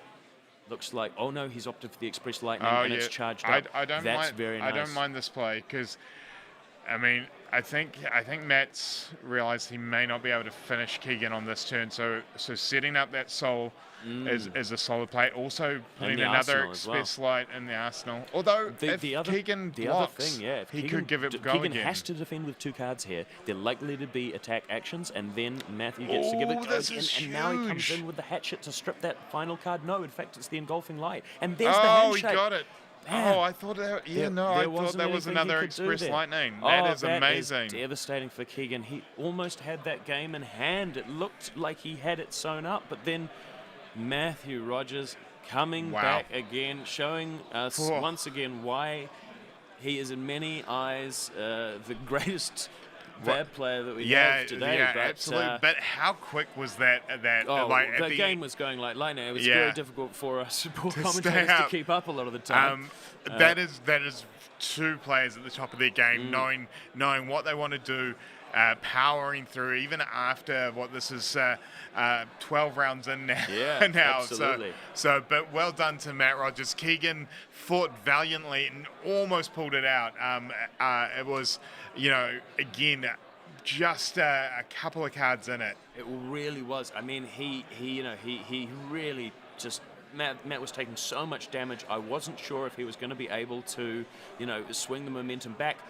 But then, of course, it just the way the cards fell, Keegan couldn't get anything going on that 1 turn. Yeah. He had the Seek Horizon just into a overload. Yeah, and then it just the turn just really didn't. It wasn't pressuring enough. It wasn't able to strip enough cards, Yep. and that allowed Matt to get back into the game. And Yeah, man, and how different would it have been if that yellow Illuminate was a red Illuminate? yeah, Again, as we've been talking about breakpoints the whole time, 100%. only having to block with one card was It's was crucial, absolutely crucial, and that having those 3 cards meant Matt could finish him off there.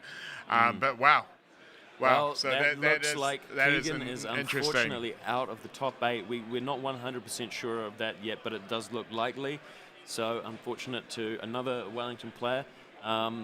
But yeah, Matthew Rogers, he's definitely in now. And we're not sure about the results of our only X and O player at the moment. We'll find out whether he ran the Swiss undefeated. But he is also definitely locked for top 8. Sam Payne, it looks like Lear's locked for top. So we know 3 of our competitors now. We're going to find out the rest very shortly. What we're going to do is take a short break and then hopefully come back to you live with a camera on our top 8 announcement made by James White. And we'll try and get you a nice shot of the venue so you can see everything that's happening here in the flesh and blood. We're not sure exactly how long that's going to take, but we hope that you will stay with us because that's going to be a really exciting announcement. You'll be able to see whether your favorite players made it or whether their dreams have been crushed. Stay with us. Thanks very much.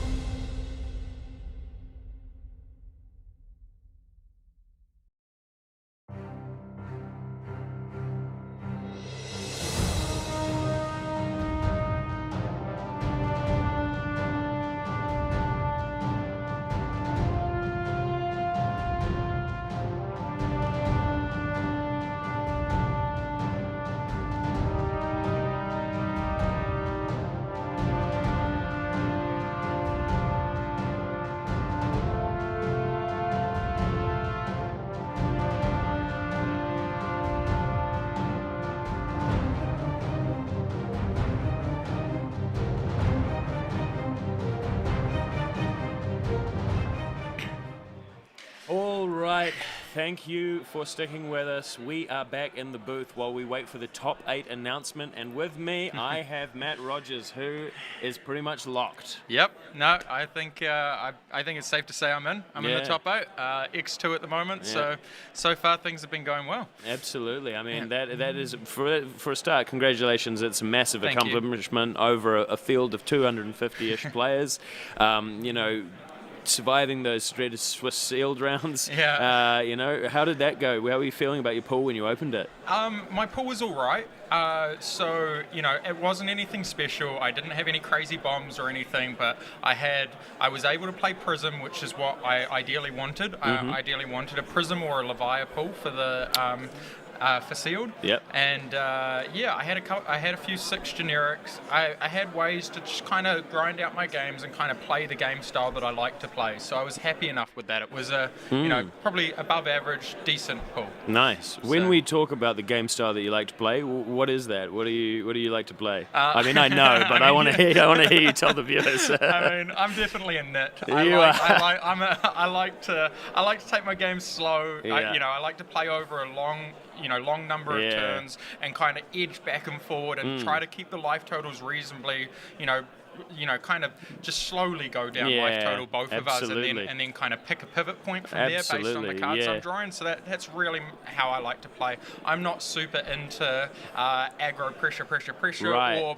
build up the whole way and then just combo at the end of the game or anything. I'm very much a mid-range player. Well, yeah, and I've seen that, seen you play that style for many years now. Years, yeah. But it's funny because, we see that last match that we saw in the feature match. That was absolutely not what was going on at all. It was wild, swingy turns. It was wild, swingy turns, yeah. Yeah. I mean, how did you feel? It had to. Well, I mean, I made a play mistake earlier on in that game. I guess it's been a long weekend and something just didn't click, and I messed up one of the sequencing on one of the turns, and so from that point I realised that I'm not, I've given away too many points that I'm not going to be able to play a long game here now. So I realised in order to turn this game around, I pretty much have to get myself into a position where I get down to about 1 or 2 life and force the cards out of his hand. And Bolton without many cards is not as much,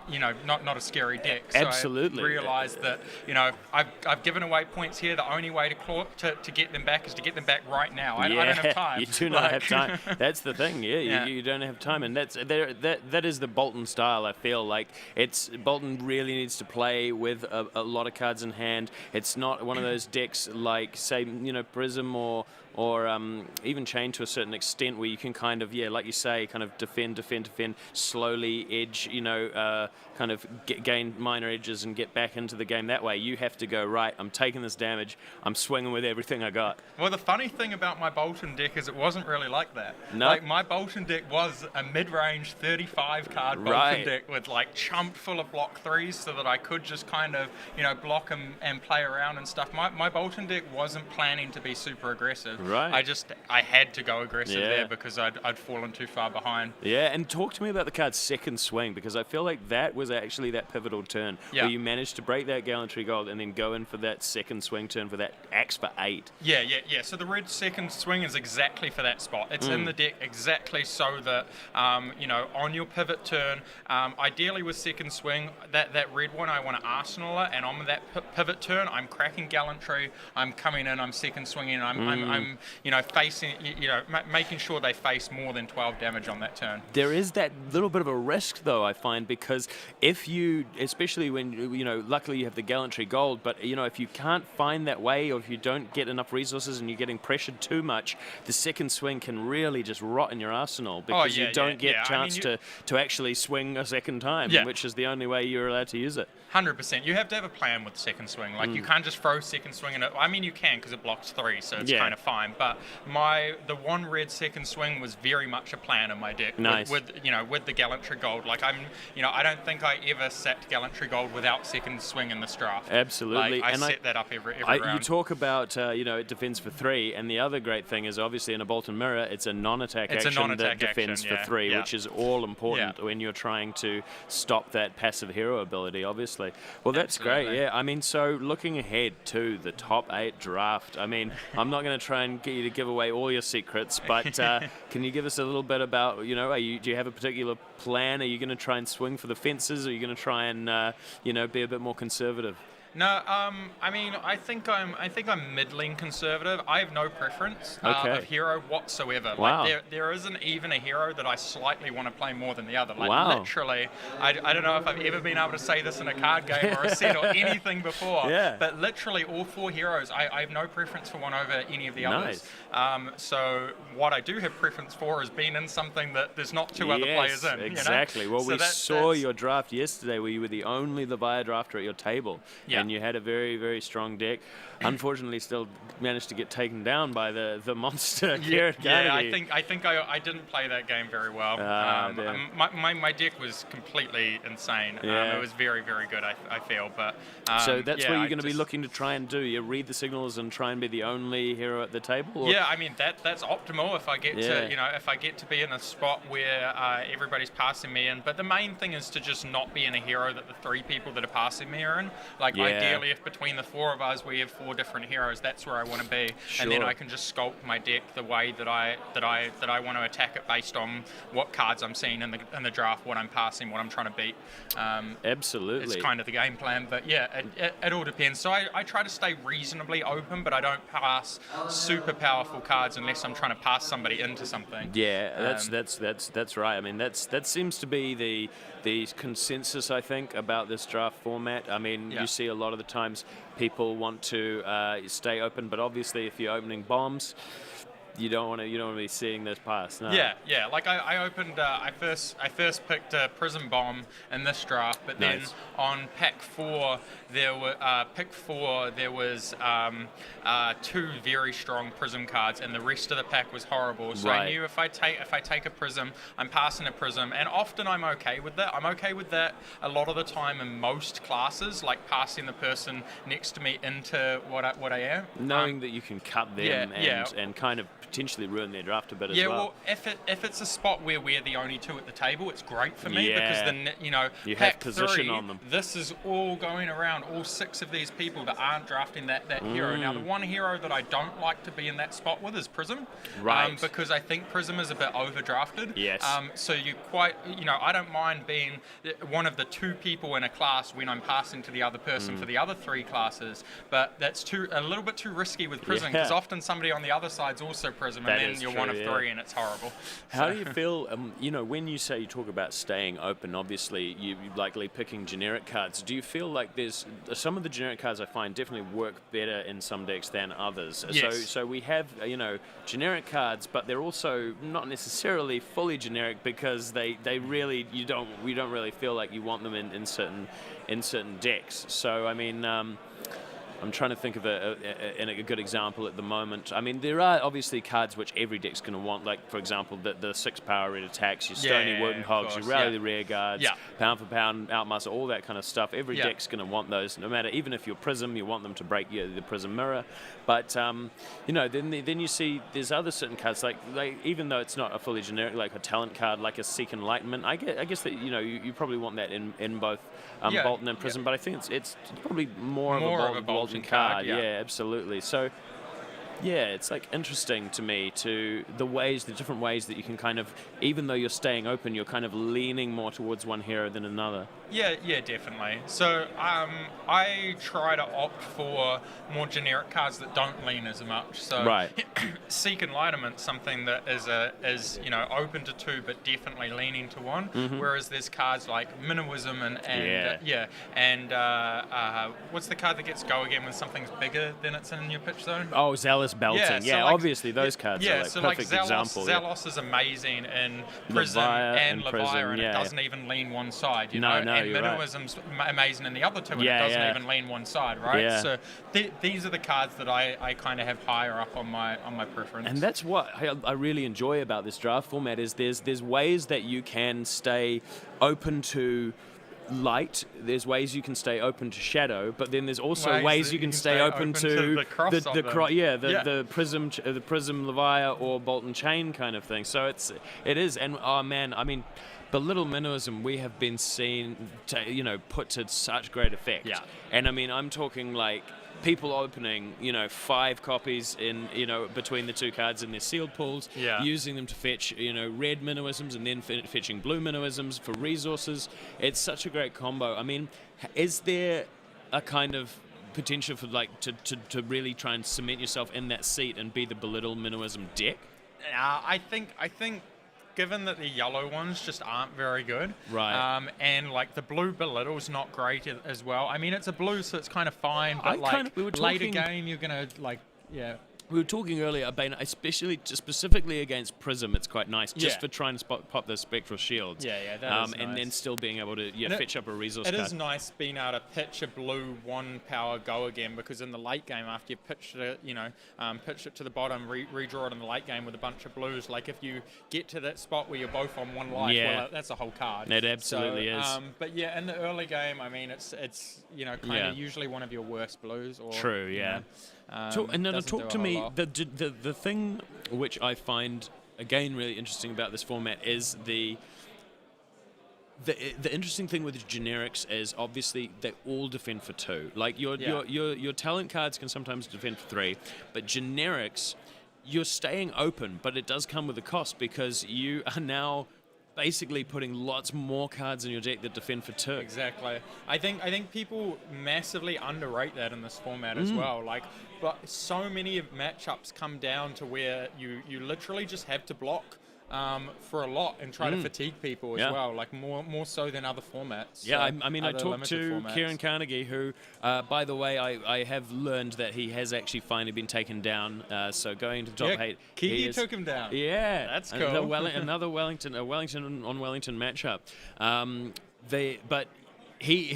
was talking to Kieran earlier, and his strategy all day has just been defend, defend, defend. Yeah. I think there was a game that we saw on feature match where I think he did about 4 damage over the course of the game, and as a chain opponent, he just defended everything they were doing, and eventually they ran out of cards, and that's all you need to do. I mean, Blood Deck will do the rest. That's the thing. If your deck is full of all these block 3s, like that is a strategy, and that's a strategy that like you don't need to go into the game with that strategy, but that's a strategy that, you get put in some spots where that is the best strategy. Absolutely. And if you've still got a bunch of block 2s in your deck, those aren't going to add up to enough numbers to keep you alive. And so, especially when you're, say, trying to play Prism or something like that, a lot of the times people can get really fancy with things like prismatic shields or blinding beams or glistens, and I've played a lot of games in this format where I think, this is gonna be so powerful. I'm gonna put all these counters on my spectral shield and it's like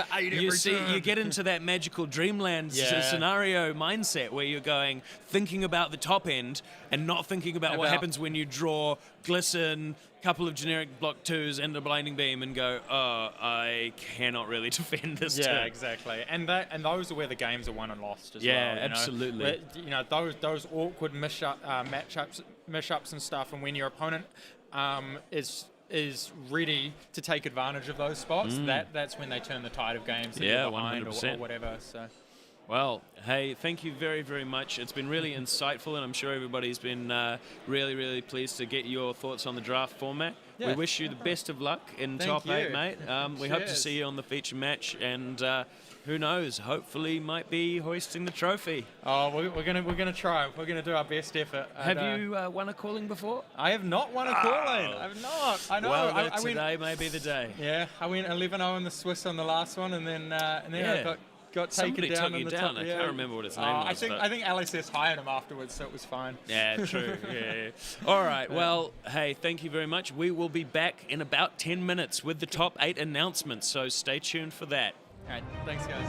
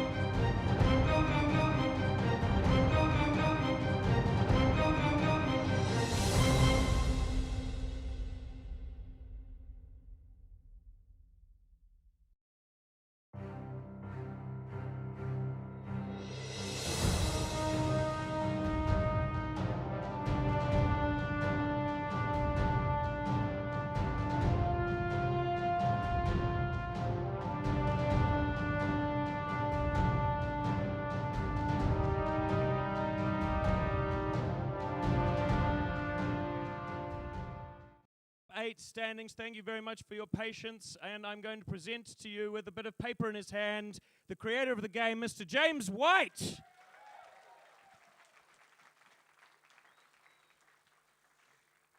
Thank you very much, Callum, and thank you for being with us this weekend and creating such an amazing Calling 2021. And to all the viewers around the world who have tuned into the stream, thank you for joining us over the weekend, whatever time zone you have been in. I know there's been a lot of late nights up in Europe and North America, so thank you for tuning in to that live stream. We're going to run this from the top. We have one player who's cleared the field by 11 wins and 1 loss today. And that 1 loss was in the very last round, 11 wins straight. Mr. Kieran Carnegie. Come on down, Kieran.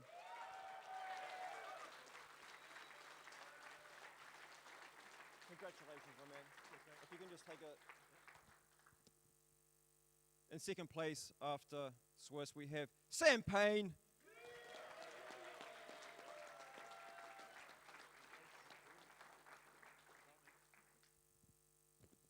Coming in third place, the unbeatable, nearly, Mr. Matt Rogers.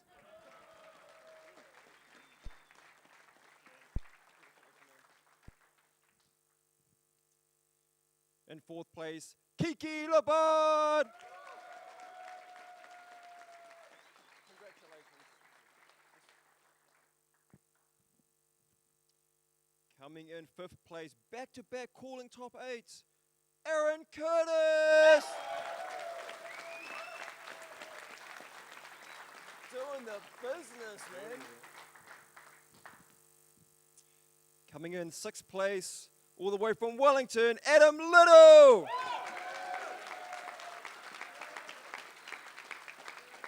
done. Just Adam. Coming in seventh place, Henry Moore. Well done, man. Find a spot, snuggle up. In eighth and last spot, all the way from Australia, Roy Lloyd! Get in here.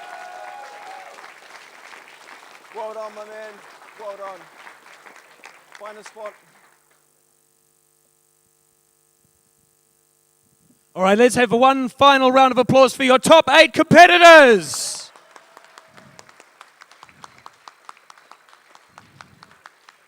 Right, now we do have a tournament to be getting on with, so we're going to take the top 8 photos in a moment, and then we will get the big draft started shortly. So thank you very much for that, and we will see you back soon with coverage of your top 8 draft.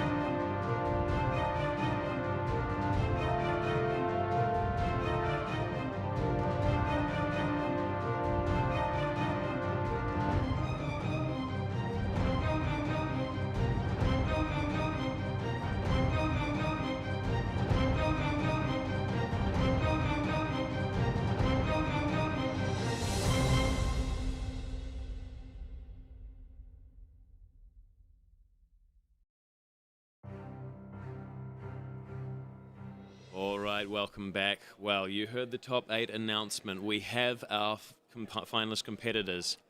Now let's see what they're competing for. James, what do we have here? Well, first of all, we've got the bragging rights.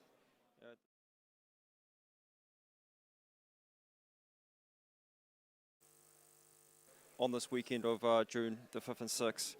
And of course, we have the very, very prized and valuable gold cold foil spring tunic. So the only way you get these days is winning a calling. That is a very beautiful card. I mean, it's one of the most iconic arts and one of the most iconic cards in all of Flesh and Blood history. And to own one of those in gold cold foil, oh, I can only imagine what that must feel like. Kieran, do you know what that feels like? I have owned a few in my time, and A few. You wanna give me one, bro? But yeah, I think I think we can all agree, and all the viewers, that it is probably the most sought after card in the entirety of Flesh and Blood.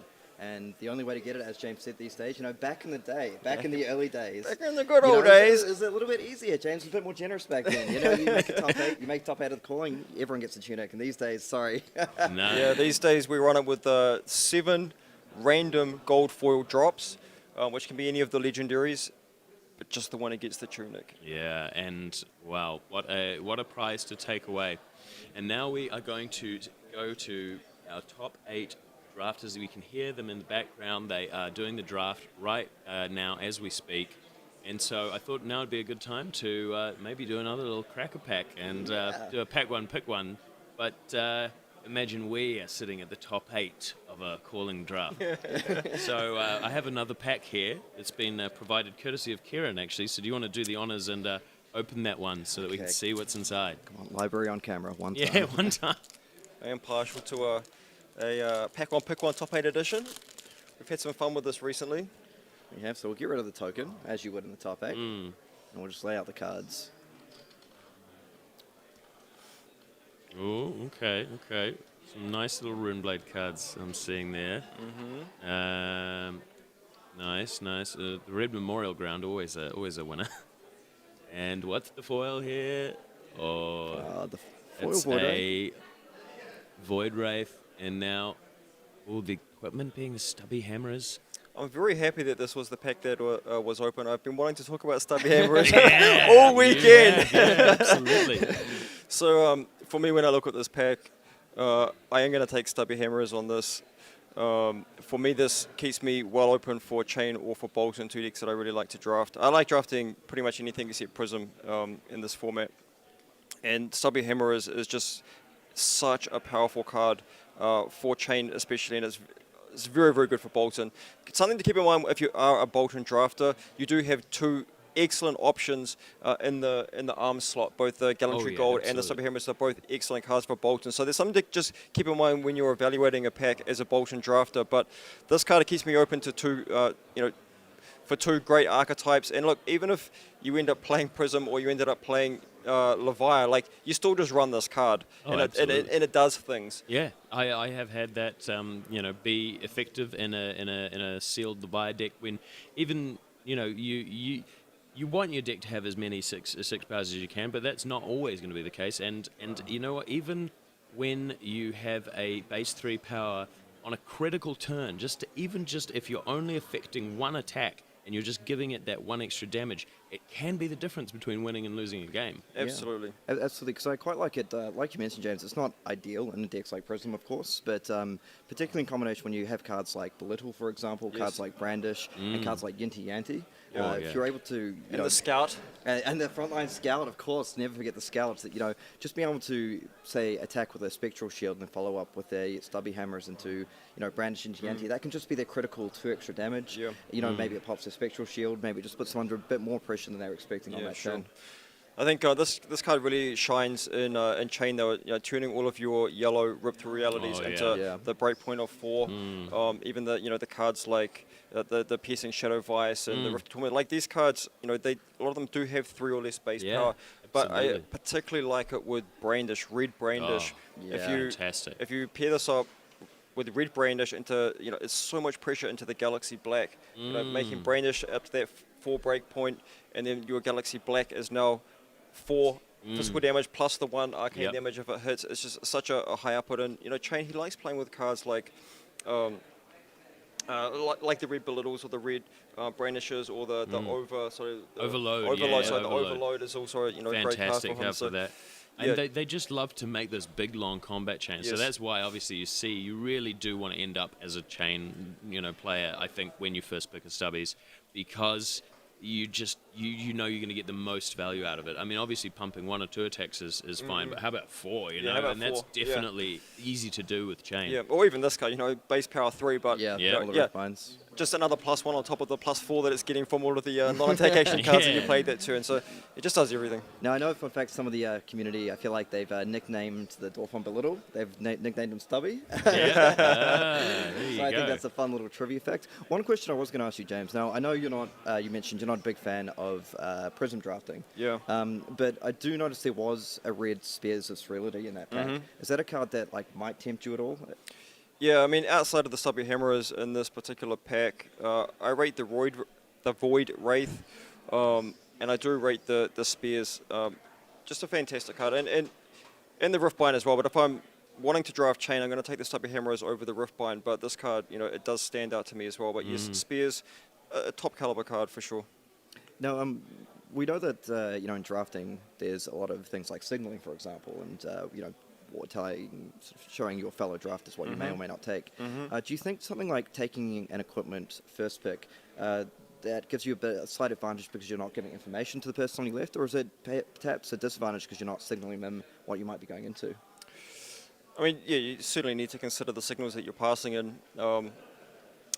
That it shouldn't be overrated though. Like if there's just a very, very powerful card and you're shipping, a card like this, which the person to your left, they might take this and think that they're going to be drafting Chain, but it doesn't mean that you shouldn't just take the Stubby Hammerers here, because if you then on your following pack have opportunity to be taking the top caliber Runeblade cards to then start cutting from that point. If this person did second pick the Riftbind, you can push them out of Runeblade to your immediate left.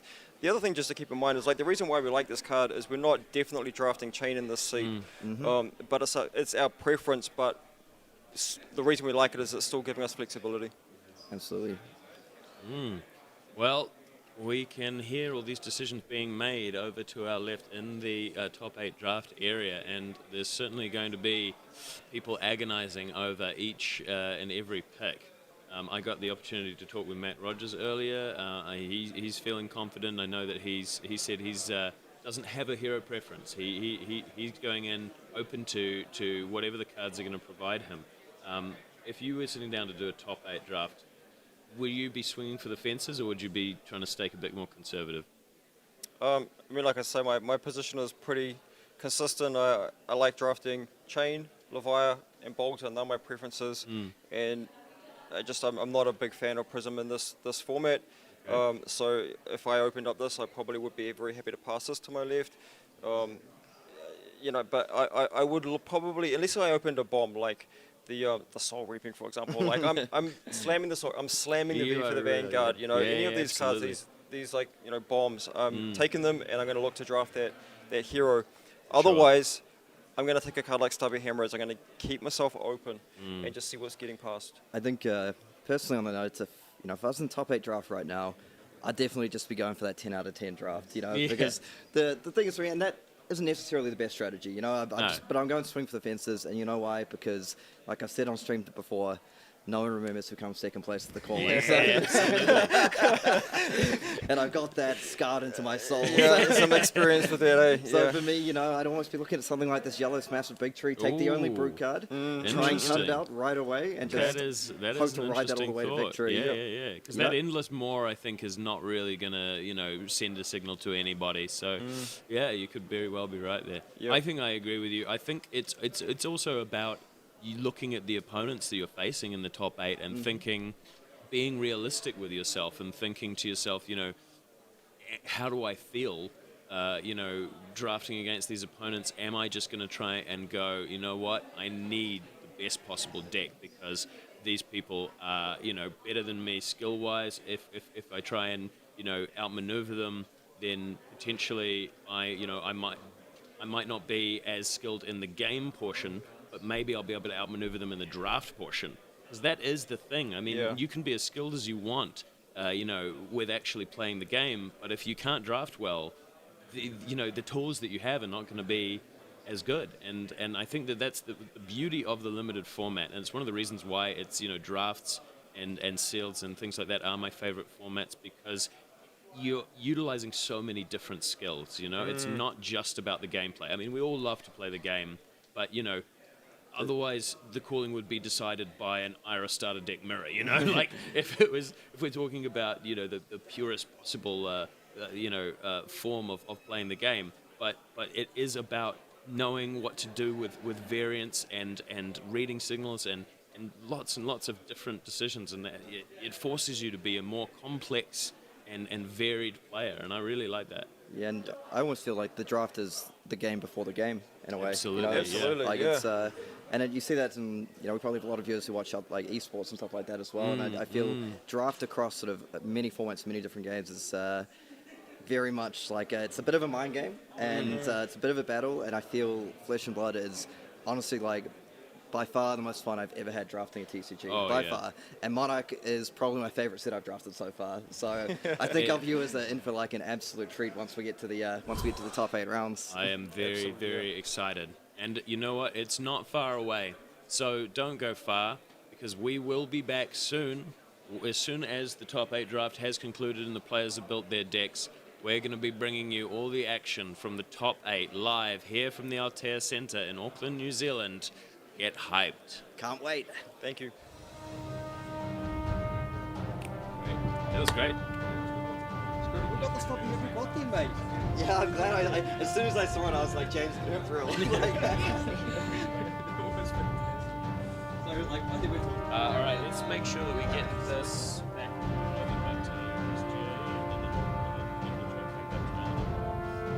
That was a great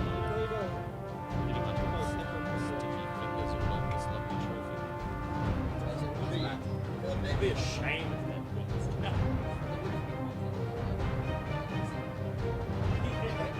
if that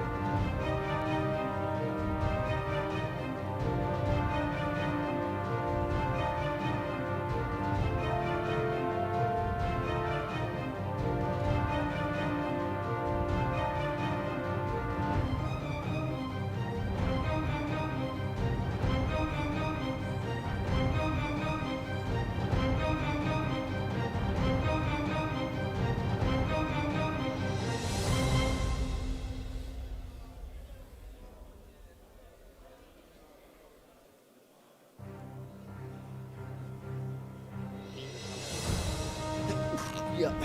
Jump on a set of comms. One left in the box over there. Oh, actually, no, don't. We'll get that.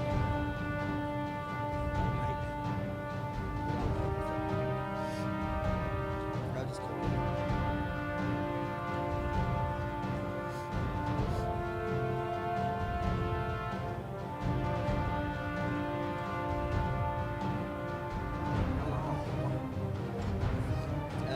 I actually think what you do is get that tripod and take it pretty much behind the player, closest to the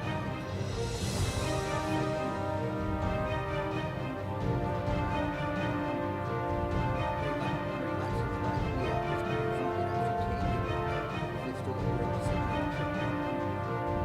Probably not so close to this.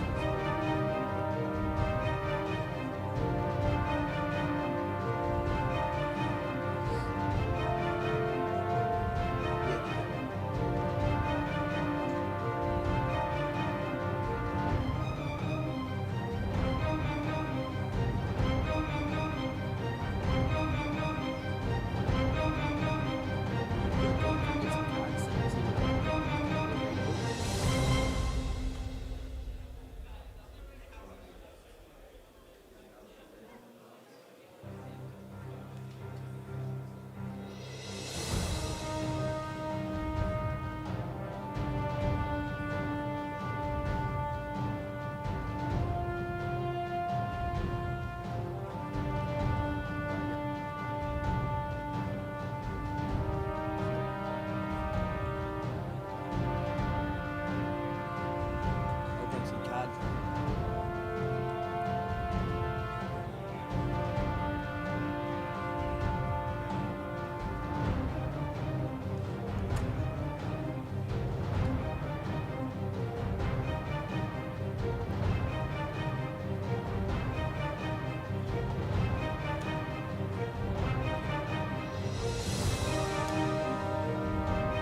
That is looking very good, actually.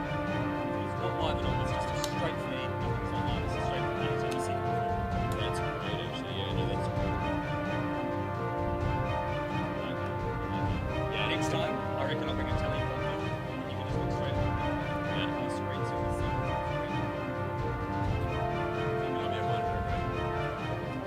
Yeah, that's what you're saying. I mean, we don't. Yeah, actually, yeah, that would actually be useful. Yeah, so we can just look basically slightly off camera and you. Yeah. Right. Yeah.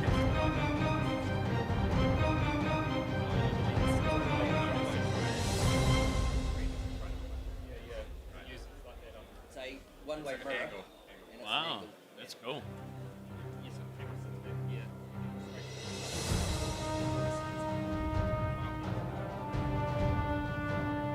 Then won't we see ourselves on? Oh no, you wouldn't be like programmed out or whatever. Sweet. Oh, that sounds good. Yeah.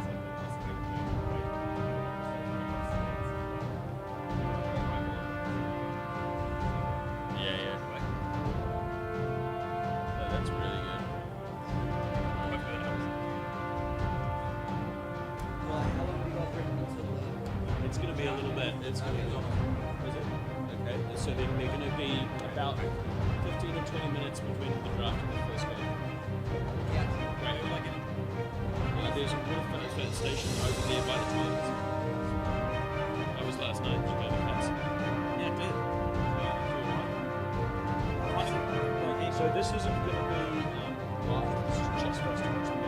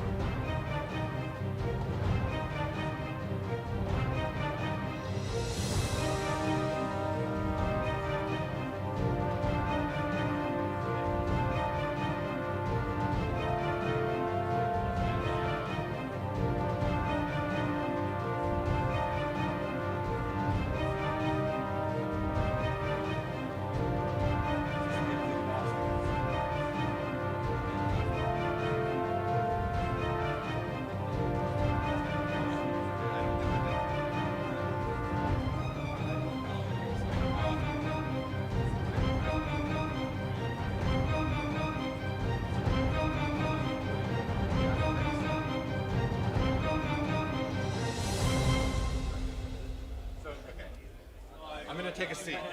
You have. I have to tell you because if you're going to do more of these tournaments. Yeah, but.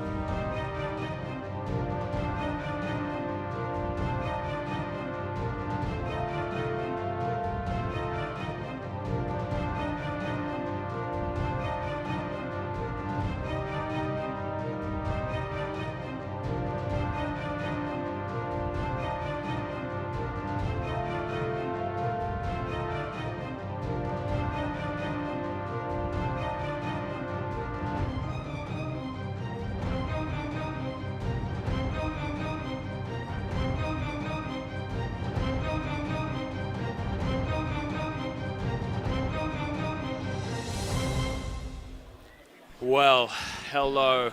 We are back. The top 8 draft is concluded. And my gosh, it sounds like it was a massacre in there.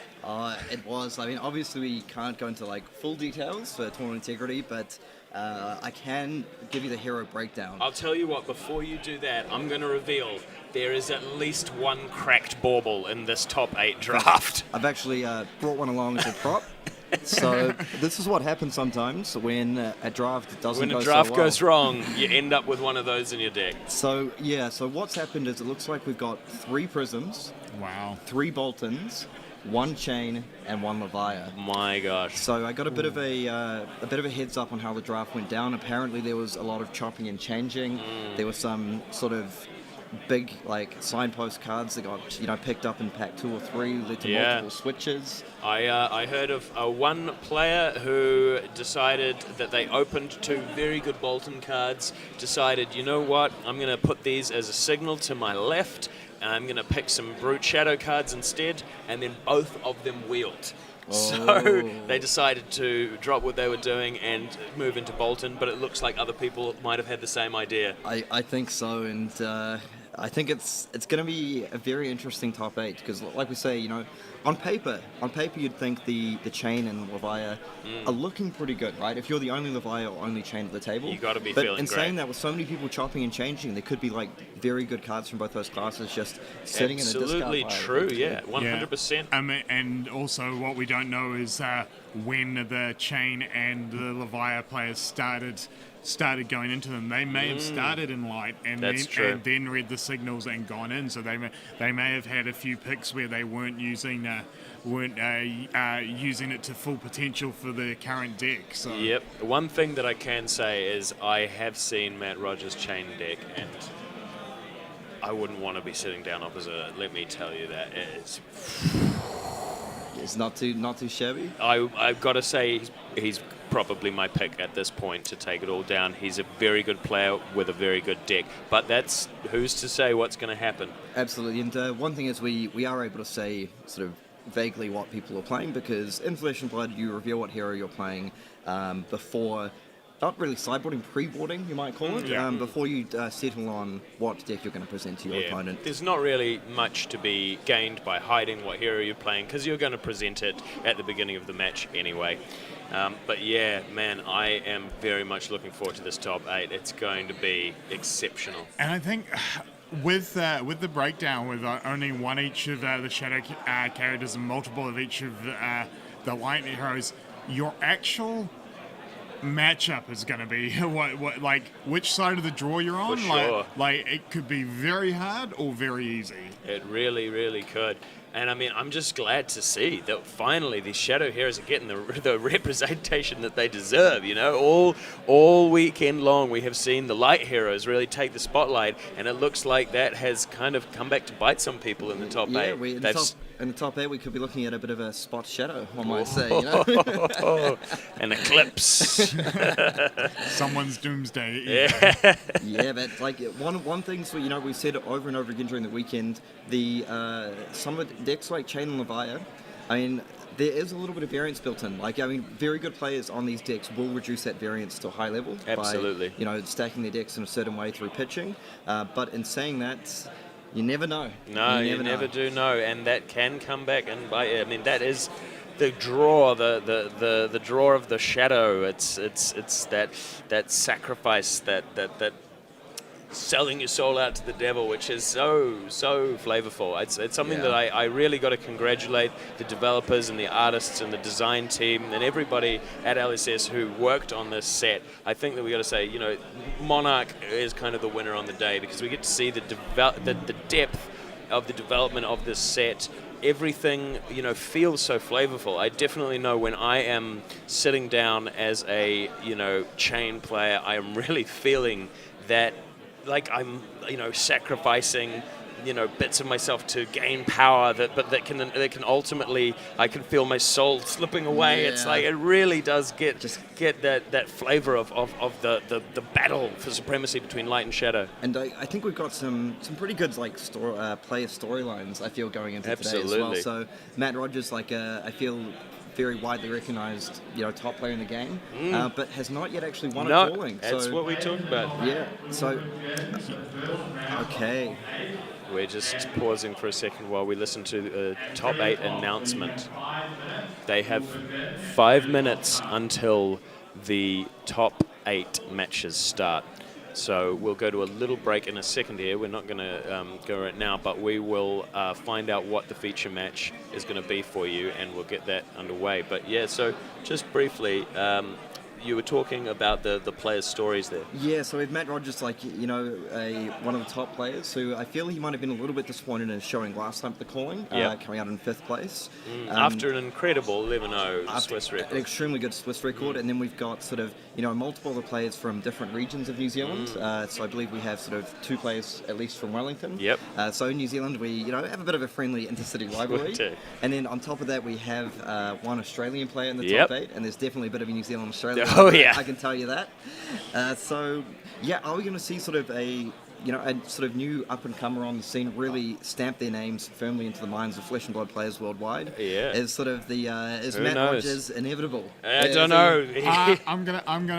I'm gonna say the underdog in this. My dark horse. I think Sam Payne, absolutely. Cannot count him out. He's been a great player. He won one of the Rhodes events last year and is consistent. Very, very quiet demeanor, but I think he could be that silent assassin. Yeah, and this could be his day. He does fly under the radar. I often forget about Sam Payne, but he's always there hovering near the top of the tables. The silent assassin, one might say.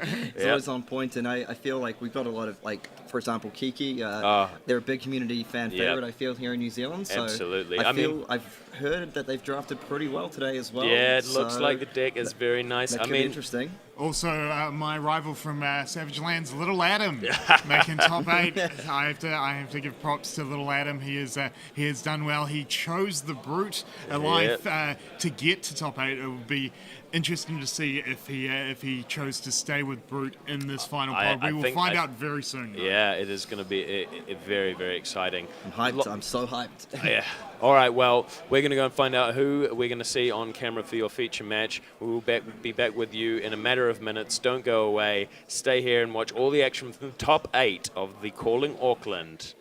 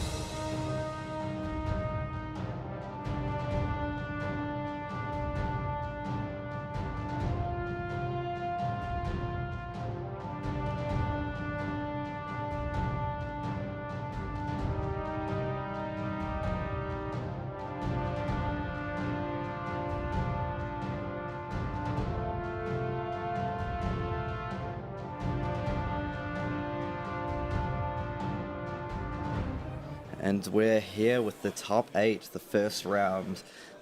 Everything is on the line, and we have a really good feature match. I'm super excited about this one. We've got Kiki Labad, they're playing Levia, and we've got Aaron Curtis on Prism. I'm super excited about this, Kieran. It is, everyone knows I'm about that brute life. Kiki with Levia, I am looking forward to this match. Aaron, I have played a lot of brute against Aaron through the last few weeks, so he'll know what's coming at him. But this is a very interesting matchup. Obviously, one of the harder matchups for the Prism player if Kiki has been able to get those 6 attack cards. Yeah, absolutely, because those, as we know, those 6 power cards, they can take out those phantasms by blocking with defending with just a single 6 power. One thing, so I always like to have a quick look at the equipment to begin with here. Yeah. And it looks like Kiki has the all-important Who's the Shadow Beast, which is critical. Absolutely. And then we've got the Ebonfold, very good as well. We've got the Ironhide Gauntlet. Then on the other side, we see Aaron has the Halo of Illumination, which is, again, amazing for Prism. The Dreamweavers, which is the best arm slot. And the single Ironhide legs. Yeah, I really like the Ironhide Gauntlets for Kiki as well, because of course there are all those 0 defending cards like your Smash with a Big Tree and Dreadwood Rumblers and such that the brute player will likely play. So it does let you have something to use for defense with those cards if you get stuck with a handful of no defending cards. Absolutely, and we see both players shake hands, good sportsmanship before they begin. And one interaction as well, speaking of Ironhide, so we've seen it a few times on Prism, having just that single Ironhide piece of equipment is a great interaction with the Halo of Illumination. It allows you to pitch a blue card to sort of use the Halo. You can either use the Halo and use the Ironhide legs, or you can use the Ironhide legs and use Prism's hero ability to create a Spectral Shield token. Absolutely, good value. Now, looking at Aaron's hand, starting out with the Seek there, placing the card on top. Very interesting. He had that Zealous Belting, but he's put that back on top of the deck because none of his other cards had a higher attack pitch. Also, so he wouldn't have got the go again off the Zealous Beating. So putting it back on top of the deck, keeping it for the next turn. It is a bit of an interesting decision to me there because primarily because I would have thought Zealous Belting is a potentially good card to Arsenal compared to cards like the Yenti Yanti and the Blue Illuminate. I suppose he may be looking for a strategy just to sort of force out, cards from Kiki's hand to defend. And so it looks like the Illuminates come down, the Yenti Yantis into Arsenal. And that is the first 6 in the graveyard for Kiki, which is the all-important stat. And actually, they just took 3 damage from the Seek Horizon. That is an interesting play. Yeah, so this is interesting. Well, we'll see. I wonder if Kiki may have been caught with 0 defense cards or possibly an Adrenaline Rush or something. That's a good point. It looks like there is that Deadwood Rumbler in hands. Pulping. Here we see the Pulping come out. Maybe held on to those cards to make sure this Pulping hits. All right, so here we see the Brute Life being lived. Exactly. If with 2 6 power in cards hand, they may have just figured, why not? Ah, there we are. And it looks like Pulping, has been activated. Has been activated. 1 card block, so Pulping does get go again. Okay, so choosing to defend with the Rising Solar Tide, and we'll see what the follow-up is here. I suspect it may just be something along the lines of the Ravenous Meat Axe. Yeah, he does have that Boneyard Marauder in hand, though. Yeah, which he could use, but like obviously his graveyard, like he could choose to close the combat chain here to get that Pulping into the graveyard and then play the Boneyard Marauder. But I mean that's a big an early time to go into Blood Debt. Oof, Dreadwood Rumbler misses with it, so there's no banish there. But it is still, that is coming in for 8. Yeah, that's a lot of damage. I feel like they're not going to be super concerned about missing it at this stage. They don't really need to turn off Blood Debt because there aren't any cards in Banish Zone. Yeah. So, and that is just a big chunk of damage to come in with. So I can kind of understand taking the damage from Seek Horizon. It's making a bit more sense to me. Absolutely, yeah. Especially knowing that the pulping was the choice Kiki wanted to make this turn. Guaranteeing you have the best possible chance to hit the 6 off the random discard with pulping. Very, very smart play. Oh, full hand block here. Still taking 1 damage though.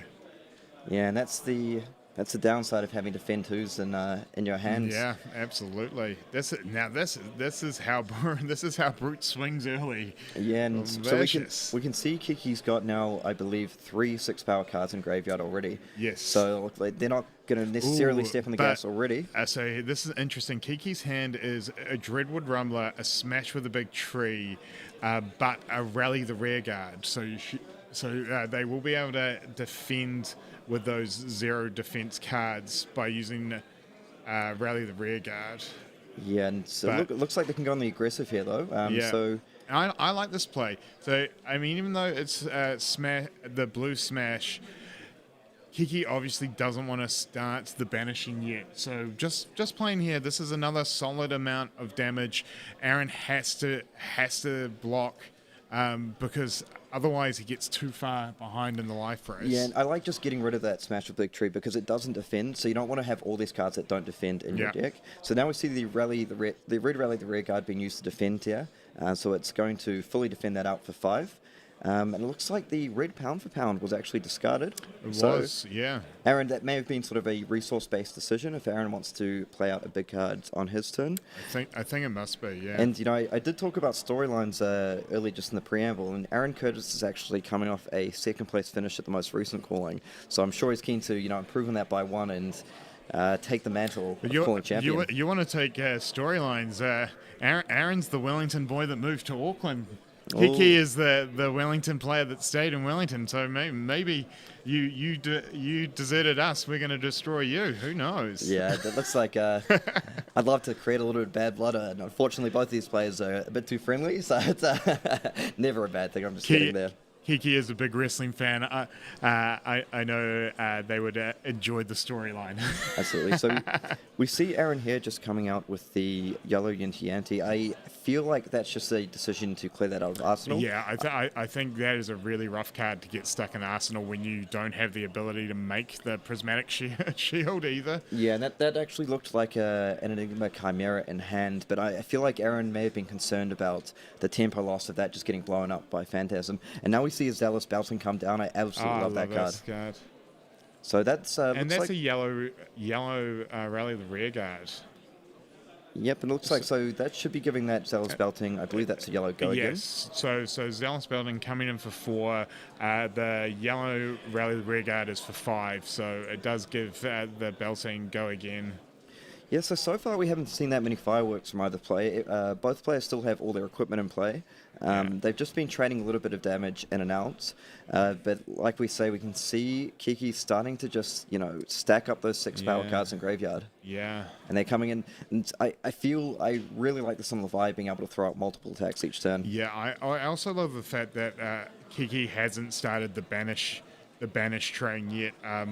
Which is great for the Leviathan player because once you go, you have to keep going. Absolutely. And so the later you can hold off hitting the NOS, the better it is going to be for you. And just an update, so that Ravenous Meat Axe did discard a 6-power card. That's the Red Hungering Slaughter Beast in the graveyard. So that's great. It's coming in for 5 and it's stocking up that graveyard.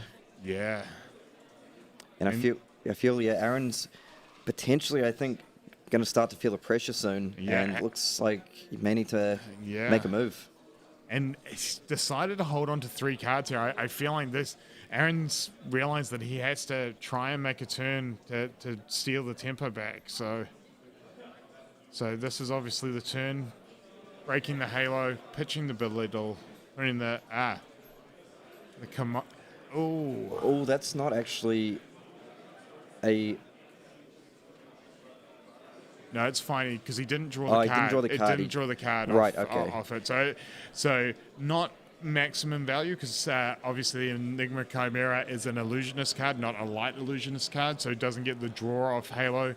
But He had to do that because of the pitch cost to get that prismatic shield out. Yep. So it looks like, that was a decision based on needing to put some pressure on with this prismatic shield. Because if he... So an interesting trade-off there. So if he put the Herald into the Hero Soul... Another Yinti. Yep, which this one's turned on now, which is good. That's coming in for 4. Yeah, so it looks like he wanted to, just use that Edinburgh Chimera into the Banish Zone to ensure that he could attack 4/4 with the Spectral Shield, and then come with the Inti. I actually quite like this play here because he knew that he absolutely 100% had to attack, and Kiki's taken all of that damage, so I think we're about to see some fireworks. Four cards in hand, 1 in Arsenal. I feel like this is where Kiki has to go. Has the hooves there to get the second action point. I think this should be the turn. Oof. And this is going to be big if this Dreadwood Rumbler hits. One thing to note there is Kiki decided not to actually defend with the hooves of the Shadow Beast, which I wonder if they're still looking to sort of crack it this turn. Oh, it hits. So gets the choice to banish a card from either graveyard. And you would think Kiki sort of put themselves in a spot here, I feel, where, that's going to force the hooves to be... So it has to do... Yeah, they have to do the banish first for the hooves to trigger. Yep, and I feel that may have been a small misplay not blocking with the hooves last turn, because it seems like this turn was set up in advance. I also want to point out a wise decision there from Kiki, obviously choosing to banish the Pulping, the card without Blood Debt, because, why stock up the Blood Debt for no reason? Exactly. So Aaron, so the Dreadwood Rumbler, that's coming in for 7 here, and I wonder, Aaron may be looking at this saying, do I want to play the Protect the Spectral Shield game? And I think that might be a dangerous game to play at this point, because if you put 3 cards in front of this, it starts to get a little bit dangerous. Yeah, he has to use the Yinti here, though, as at least one of the cards to block with, or he'll lose that Prismatic Shield and lose the advantage of that Yinti gets off having the aura in play. Yeah, agreed. And we did mention the Iron High Legs early in the game, the interaction it has with Prism's hero ability in Halo. Unfortunately, there is none of those active. Okay, so it looks like he's... the 3 card. Oh, and the Growl. Yep, so he chose to play Protect the Spectral Shield, but it sort of potentially came back to bite him a little bit there. Yeah. So now Kiki's, I feel is a critical turn coming out right here. So Kiki took a lot of damage to get that turn off. Kiki now has a 4-card hand, has taken the tempo, pretty strongly against Aaron. That is a Dread Screamer in his hand and a Smash with a big tree. I'm not sure what the other 2 cards are. Yeah, so we've the Dread Screamer, that's... Although it looks like it's a blue Dread Screamer, but just to get that going, that's not a terrible card to play out. Okay, interesting. Now both players just checking how many cards left in their deck at this point, which is, I think, definitely a bit of a theme in the Prism vs. Leviah matchup. So, Prism doesn't really burn through any additional cards so much, aside from using that Halo, whereas, Leviah, you sort of have multiple resource things you need. This is actually a really rough hand for Kiki, because that is 2 Dreadwood Rumblers and a Smash with a big tree. So needs to actually clear cards out of their hand, or they'll have nothing to defend with next turn. Yeah, it looks like that Yellow Dread Scream is very powerful here. Now I feel like they've got a pretty good chance to hit, so we're banishing 3 cards from the graveyard, and there are many 6-power cards in there. I'm not sure... Now, this is crucial to hit a 6-power here, though. Well, there we go. There we are. Right off the bat. Right off the bat. No tension. Okay. That's 3 out, though. That's actually... I mean, sure, it's great because you absolutely, you need to hit on the Dread Screamer, but that is 3 6-power plus card gone from your graveyard, all with Blood Debt. Yeah. So when we talked about putting the foot on the gas, now, Kiki is committed. Yeah. This is really interesting. Smash with a big tree. I love this play. 7... So I think we might see a full, Aaron defending out for full here. He kind of has to. So I think Aaron understands here that now that there are sort of 3 cards with Blood Debt in the Banish Zone, that Kiki's going to have to bring the game to Aaron.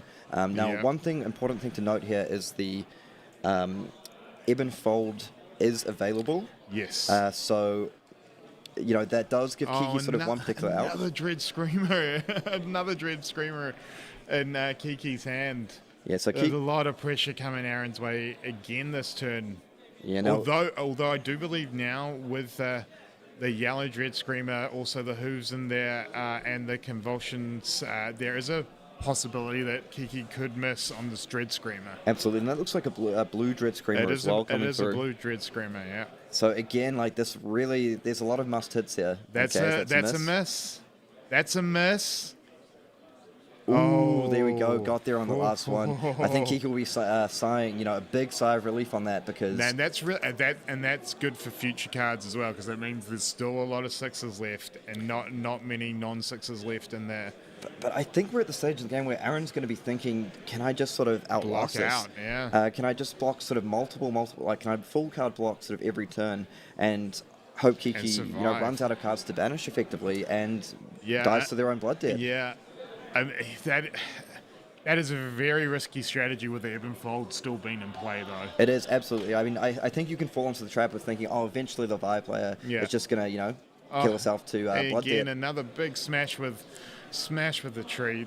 And I love this because it's threatening 7, but it's another 6 into the graveyard as well, and it gets a non-blocking card out of hand. Definitely, and I talk about Aaron just being able to block out and hope Kiki dies from blood debt, but Aaron's going to start running pretty low on cards in light and deck here. Yeah, like if you're fully blocking 4 cards a turn, you are also going to power through your deck as well. And a lot of these have been sort of 2 or 3 for ones. In the sense that I'm trading 1 attack from my deck for 3 from yours, and I feel the single card block here might be a bit of acknowledgement. I've got to be a bit careful with what's remaining.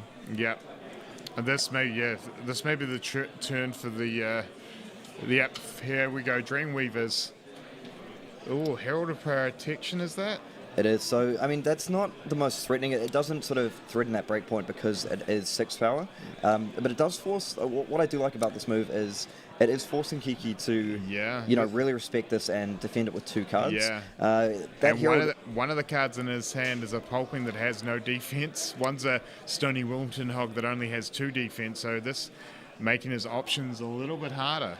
Definitely. And, they'll be thinking that this is effectively a 7-life swing if it hits, because it hits for 6 damage and it creates a Spectral Shield, which is basically 1 additional life for Aaron.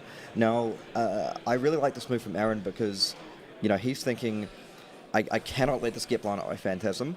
I need to be putting pressure on it. If I can strip 2 cards from Kiki's hand here, I can actually potentially force him into using that Ebb and Fold next turn. Once that Ebb and Fold is gone, there's nothing left. Yeah.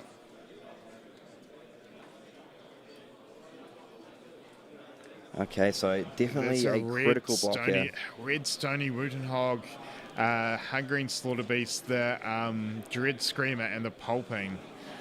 I think Kiki really needs to look at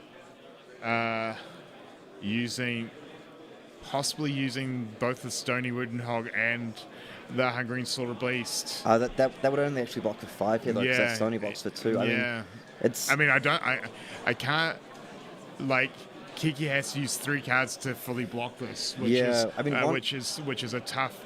One option may be, it's a bit kind of all in YOLO. Like both players are counting the deck here.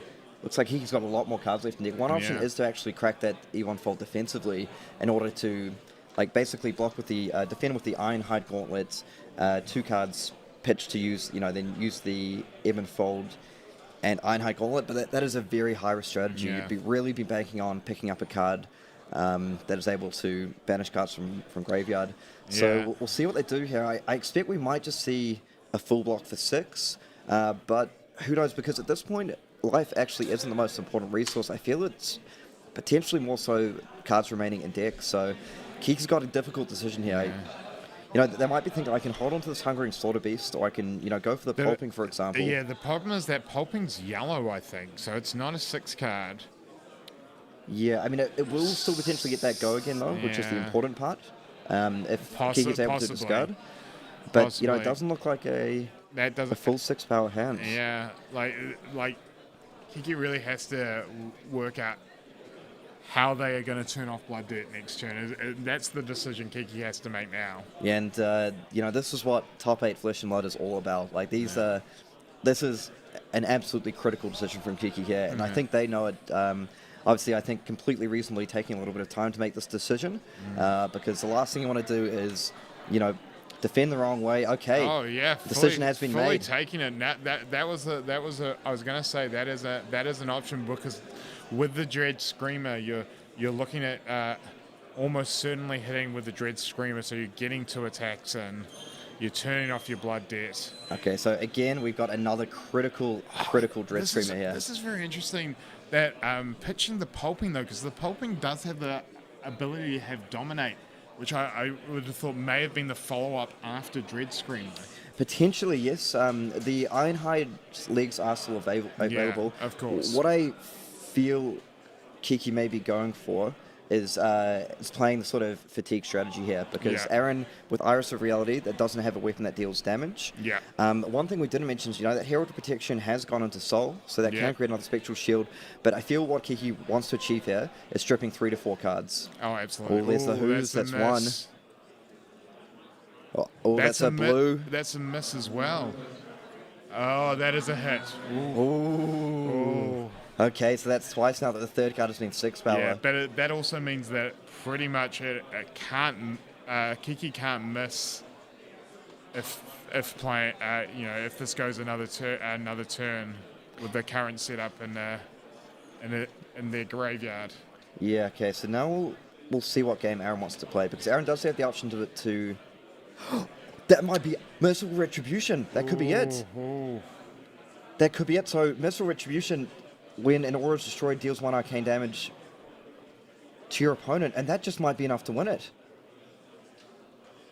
Ebenfold has Spell Void. Spell Void.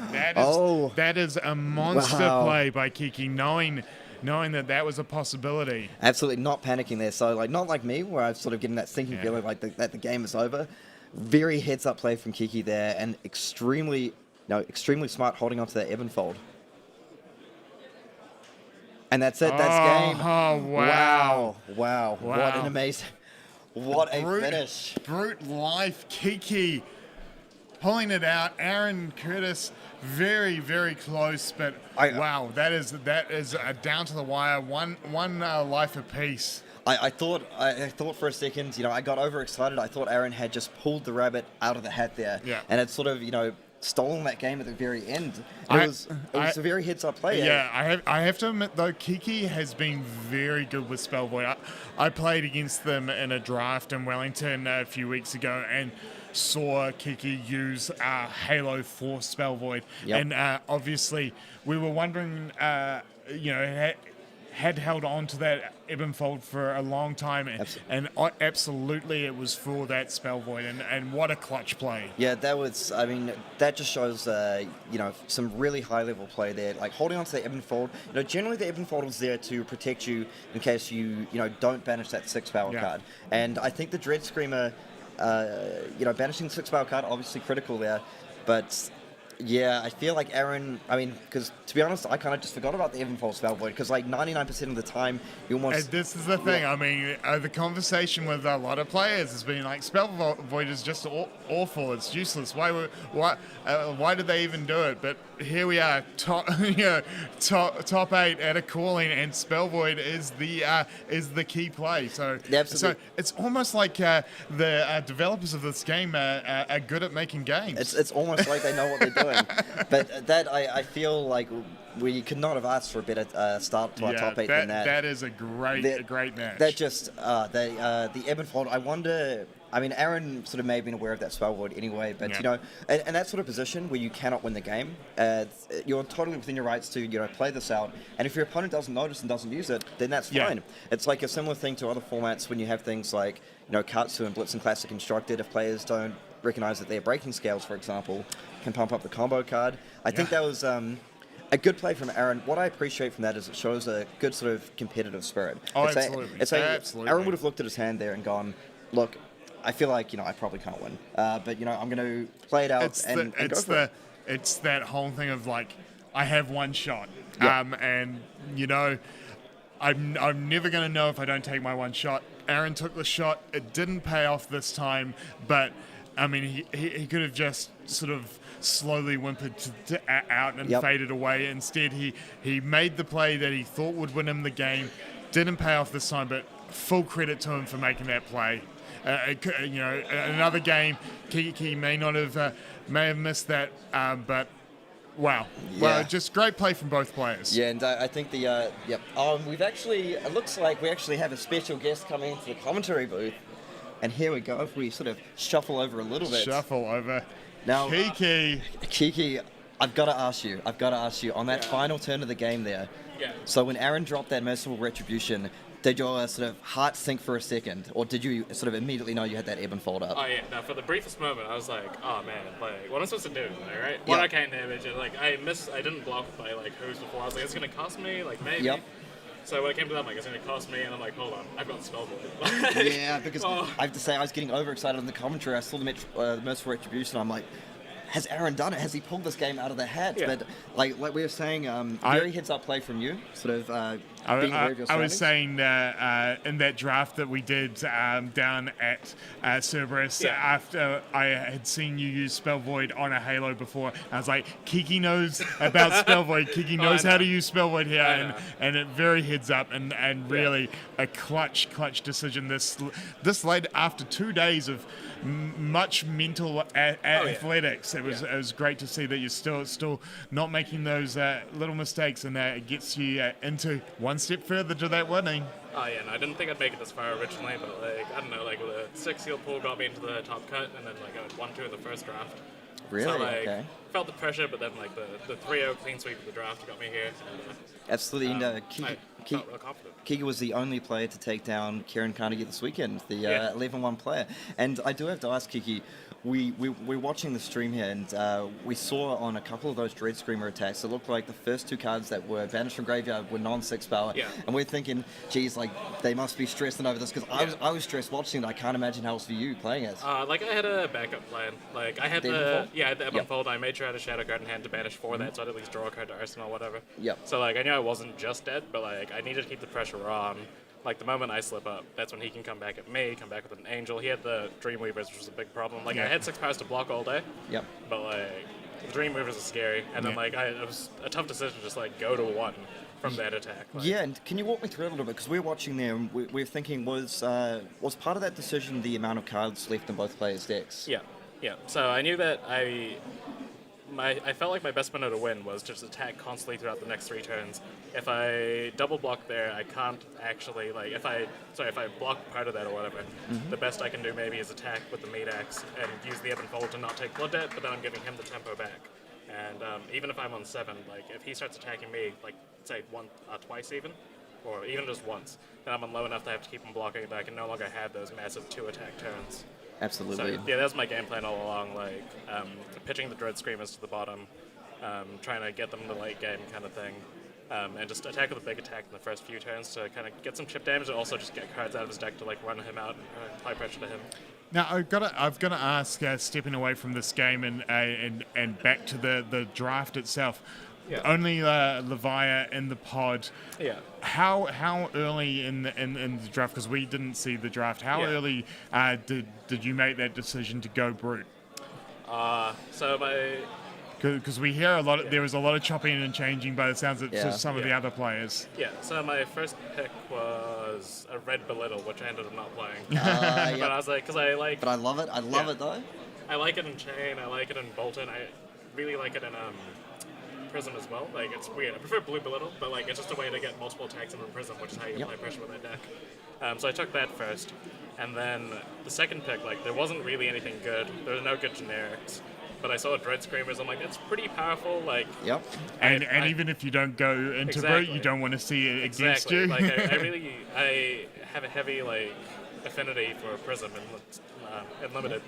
So I wanted to, if I took the Dread Screamers away, at the very least, like I'm not going to play against it. Yeah. I then took a War Tune Herald in red because I'm like, it's a red Prism card. Okay. And then like my other picks were just kind of random up until like I think I got like another Brute card, another 6-power Brute that was like kind of good. I'm like, oh, maybe I can like, it's pick 5, pick 6. I can kind of lean into it a little bit. Don't have to commit necessarily. Like a Boneyard Marauder, something along those lines. Yeah, something like that. I think it's just like some random 6-power kind of thing, you know.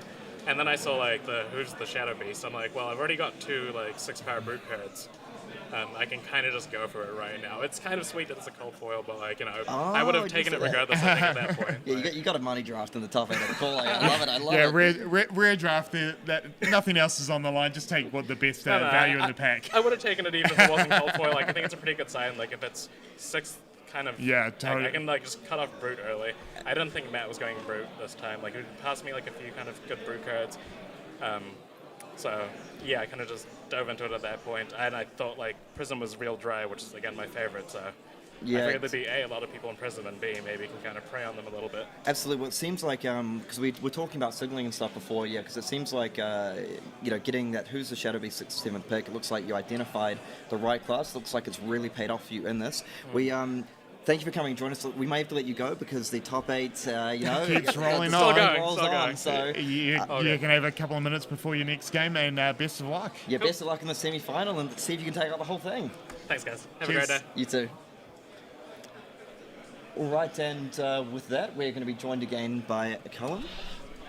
All right, guys. Well, I have some results for you. Okay, So, here we go. Drum roll. the silent assassin Sam Payne has taken down Henry Moore and his cracked bauble. Cracked bauble. We are having a top 8 elimination announcement, and James White's going to be presenting the people that were eliminated this round with their gold foil prize cards. Always a very exciting moment to see which one you open. Absolutely. And but continuing with the results, we had Kieran Carnegie continuing his run, managing to take down Roy Lai in a very tight match. And then finally, we had the methodical Matt Rogers, whose deck we know is really incredible, ran into a very, very, very punishing misplay where he played a Seeds of Agony, but then played the wrong color attack, wrong cost attack, sorry, so that it was a rip through reality and it didn't get go again. And that turn was punishing, but somehow he managed to pull it back and win. So our top 4 is Sam Payne, Matt Rogers, Kieran Carnegie, and Kiki Labarde. Well, and I think that goes to show those the top players. We've said it a few times. Everyone's going to make a mistake. I feel over the course of a very long tournament. Absolutely. The important thing is how you react to that and continue on to your game. You don't let it tilt you. You kind of know your deck is good and you keep it up. Absolutely. Well, once we have finished these prize card givings, we will be back with your semi-final. Don't go away. It's going to be coming up very shortly. And we've got a great special guest commentator again. Yep. So stick around.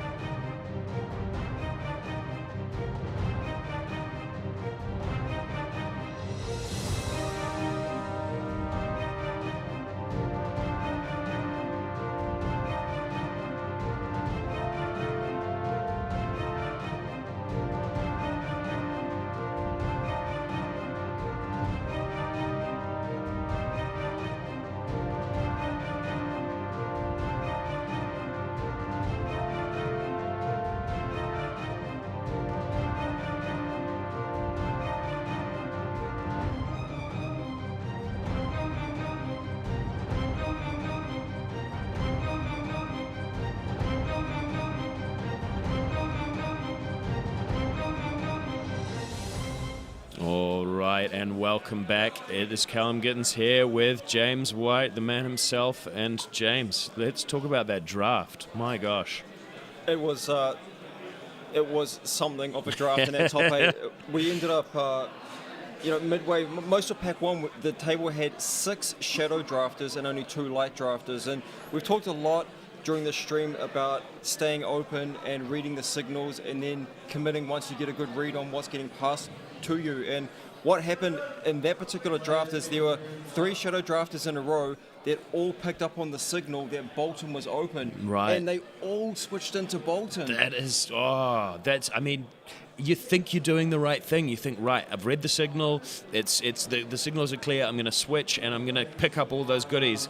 But then other people do the same thing, and it really, really wrecks you, doesn't it? Yeah, absolutely. So that was in the packs that had tabled. So picks sort of 9 through 15 was those 3 committed shadow drafters switching into Bolton, and then on pack 2 that came back, the furthest 2 drafters to the right kept drafting Bolton, and the player to their left switched into Prism. He went from shadow to Bolton to Prism. Oh my gosh. Well, here we see that the Bolton drafters have not fared that well. It looks like we've got Matt Rogers on Chain versus Sam Payne on Prism. Yeah, and indeed. I do have the inside scoop that there are 4 crack baubles in top 8 decks What? today because of this flip-flopping gosh. between I thought it was just 1, but there's 4 out there. There were 4 crack baubles. Oh so, my gosh. What started off on pack 1 as 6 shadow drafters and 2 light ended up with 6 light decks and just 1 Chain and 1 Levia. And we see that Chain on camera right now. Yep, and the Levia made it through as well. So that just goes to show, if you are the only drafter of your hero in your pod, you are going to have a stronger deck. That's just how it goes. Now, that does not mean that you are necessarily going to win. I know that Matt Rogers had a really tough matchup against Adam Little last round, made a couple of mistakes, but still managed to keep in it. Are we going to see him be able to take down Sam Payne here? I mean, this is traditionally, I think, quite a rough matchup for Chain. Yeah, look, Matt's Chain deck is looking really, really hot, as you'd expect, being the only Chain drafter at the table. And I know Matt was on stream earlier today, and he was talking about he just wanted to stay open and make sure that he was in the hero that there weren't 3 drafters of at the table. So during those early picks of the draft, I know he was very generic centric. His deck has a lot of minimalisms and a lot of belittles. I believe that's what he was picking up in those early picks of the draft. So he kept himself well open, and he saw that Chain was where he needed to be. He made a great choice, and he's been rewarded with a very high-powered deck here. I tell you what he doesn't have, though. He doesn't have any stubby hammer. Which it's a shame, but that's all right. We look like we're going to be starting things off here. Sam Payne is thinking about what to do. He does not have that halo of illumination, which I found to be absolutely just so powerful in Prism, just for getting you started off in that first turn with a card in the soul. Yeah, it sure is. It looks like he's got a Phantasmify in hand. Might be trying to pitch that for a later game. Oh, I like that pitch stacking there. Oh, and then Matt's just straight up putting all those cards straight under the bus.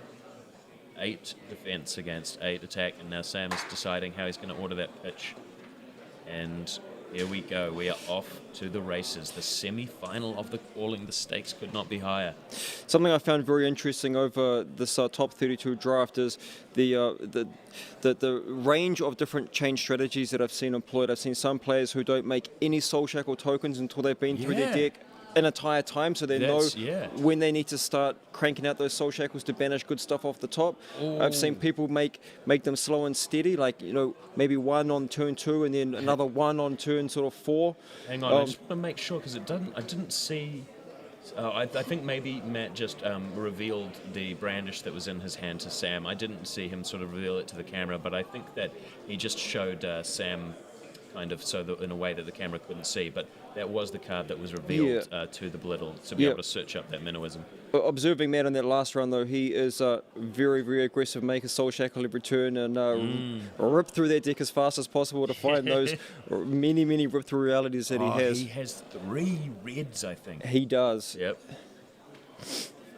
Oh, this is going to be great. So Sam electing to take the damage here. He knows.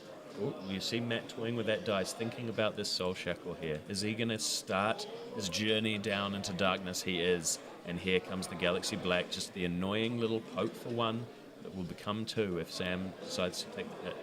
Absolutely. Look, I know, Matt Rogers is a big fan of searching up the blue minnowisms. Likewise, myself, Chain is a very resource-hungry deck. Being able to search up the blue minnowism for the extra pitch power, and then of course you pitch the minnowism so it goes back into your deck to search up again later with another belittle. It's absolutely such a powerful combo, and they seem so kind of innocent, the being generics and everything like that. What I really like here is Matt's held the temptation to play that brandish and instead opting to play this Lunatai Plunderer, saving that brandish for another turn, because as you've said, it's so vital for hitting that 4 breakpoint when you get to play the Galaxy Black after having played a card from your banish zone, so that you can make it up to 4 damage. Absolutely. So we see this Lunatai Plunderer for 7 coming in here. And Sam is already under the gun. I mean, this is a huge chunk of damage. He's not going to be able to do... I think he had plans for that Zealous Belting and Spears and a big go again turn, but it looks like a few cards are going to have to go in front of that Lunatai, because it's not threatening to banish any cards from his soul because he doesn't have any in there, but he is looking to have to protect himself from some damage. And this is exactly what Matt wants to do. He wants to start the game off coming up firing, not giving Sam any chance to gain momentum, get cards in soul, make spectral shields, get into his comfortable Prism game plan. I feel like the play here is just put 3 cards in. I agree with you. Yeah. Sam is kind of thinking about it over and over again. He's got that Phantasmify in arsenal, but it's not really going to be able to do anything for him this turn, so I think I'd be happy to just put those cards in front, draw up, see what Matt does next turn. Yeah, especially with that Dream Weavers there. If Sam can just position Matt into a point in this game where maybe Matt has taken some damage or taken damage via Blood Debt and gets in range of that the dominated Phantasmify Dreamweaver combo. But we see instead Sam has elected to take that damage there. Lunatide Plunderer, of course, banishing itself with its effect. And now no soul Sam stolen. is going to just run out this Zealous Belting. That's an interesting... So I kind of like the trade of 5 damage for 4 damage. It's tempting to defend with your whole hand, but you got to think about how much can I deal as opposed to how much am I taking here. And putting pressure back on Matt is pretty vital, if he doesn't want to let Matt run away with this game. Matt's thinking about this defense quite a lot. He's got some spicy cards in hand from what it looks like. I think that might actually be a Rise Above, which I saw in his hand. Rise Above, a fantastic card for Chain. Obviously, putting a card on top of your deck that gets banished with a Soul Shackle that then you can then replay. Absolutely. I mean, that's not a cost in Chain. And look, this is exactly what we're going to see. He is thinking about what card he's going to put on top, and he's setting up his Soul Shackle for his turn. It's usually you're down 1 card when you play that, but with Chain, nope, here it is. And some cards you just want. Seeds of Agony. Yeah, and they're just more valuable in your banish zone. The Rifted Torments, the Rift Binds, and so on. The Demigons, they're more powerful out of the banish zone. This is absolutely right, and here it comes. That we're always thinking about it. He's not committing just yet. He thought about playing that Seeds into Brandish, but he looks like he might be rethinking that, because if he doesn't have another, obviously the Seeds cannot, it doesn't apply to the Brandish, not it being a Shadow or Runeblade card, or is it? Actually, I need to check whether it's just every regular attack action there. Yeah, I think it's just every attack action there. Okay. Well, in that case, then maybe that's what he's going to elect to do. No, he's just going for the Brandish straight away. So he's got... Oh, that's a Red Rally the Rearguard in his hand. I just saw that. That is going to be crucial for breaking some of these big heralds. Although it actually looks like Sam has got a pretty bad hand. He's got holding 2 Blinding Beams, a Stony Wooten Hog, and a Rising Solar Tide. Now, usually you are pretty happy to be holding Blinding Beams against a Chain, but when they're coming at you with a Brandish, they're not doing much. Yeah, indeed. He's got to pay for them, which is, I hate paying for stuff. I don't know about you. I like getting my Blinding Beams for free. Yeah. Is he holding two Blinding Beams in his grip there? Yep, he sure is. Of course, there is always that option with Prism to be able to use the Ironhide equipment in combination with your blinding beams. But the thing is I'm sure that Sam would be happy to do that if Matt was presenting, a really threatening attack. But this Brandish, it feels bad to blinding beam that. Yeah, it really does. Matt's pounced upon a fortuitous window here with this Brandish. It really is. Sam doesn't have any. He doesn't have any defend for threes. He doesn't. Yeah. It's just kind of, and this is what we're talking about, the way the cards line up sometimes. It's potential that he does just. Oh no, actually, I think it looks like he does have a defend 3. It's a Rising Solar Tide. There you go. Okay. Okay, and now that Soul Shackle, pitching the Rally the rear guard to come in with the Galaxy Black. Sorry for my angle, that looked like impenetrable belief for a minute there. That's all right. No, totally. So this is nice. I like this from Matt, setting up that rally so that he is able to hold that in the late game when those heralds become very, very, very threatening. He knows that that's going to come back around. He's going to have that 6 power. It's so valuable. Although the thing is that Sam, if he pitches a blinding beam to, come back around roughly the same time as that rally the rear guard, he might be able to blow Matt out a little bit. Who knows? Now, Phantasmify, and he's going to make this Stony Wootenhog into a bit of a monster here. Matt's probably feeling a bit bad that he pitched that rally the rear guard now, because that is coming in. I think that's a blue Phantasmify, so that is going to be coming for 9 damage, 10 damage if Matt elects not to block with 2 non-equipment cards. It looks like he is definitely considering, but it looks like Matt might have a few defend 2s in hand. No, he's decided to put a Rip Through Reality, it looks like, and a Vexing Malice. Vexing Malice, yeah. So he's taking 3 there, but still that's a nice attack there from Sam, and that's going to get him a few valuable points of damage. Now, Minnowism down. There's a Rip Through Reality. So now the Blood Debt is starting to stack up in Matt Rogers' banished zone. So I think we'll probably see, the combo of Seeds and Rip together is certainly a powerful one. Yeah, that Dreamweavers might be clutch in this match. It may very well. We have seen time and time again in this matchup particularly, the Dreamweavers and the Halos of Illumination, that Spell Void coming in clutch to prevent these cards from getting those, ever really powerful effects. Okay, so he's just electing to use a Soul Shackle to give that Rip Through Reality go again. He's still holding on to the Seeds. He's very disciplined. I like this from Matt. Yeah, I think he's probably looking to get a second Seeds in there to just play around that Dreamweavers. Yeah, true. All right, Sam thinking about what to defend with now. I see a Soul Shield in Sam's hand. That is very spicy. Yeah, so that's obviously a defense reaction. It does cost 2, but it does go into Sam's soul after it gets pitched. In fact, looking at his hand and the pitch costs, it looks like that might be a yellow Phantasmify, which would mean that Sam can play the Soul Shield, get it into his soul, make a Spectral Shield pitching that yellow Phantasmify, and then I think that's a blue Stony Wootenhog, so he could use that to attack with his Spectral Shield on the following turn. Yeah, indeed. He might even have another card in Arsenal that he would be able to follow up with. We'll have to see. He really does have a lot of blinding beams in his deck. He really does. They do come in handy against those chain players. He's looking at the one that's in his arsenal right now and considering it. There's a lot of options for Sam here. He's got a decent amount of defense. Using the Soul Shield here isn't the worst. I like that. Blinding Beam.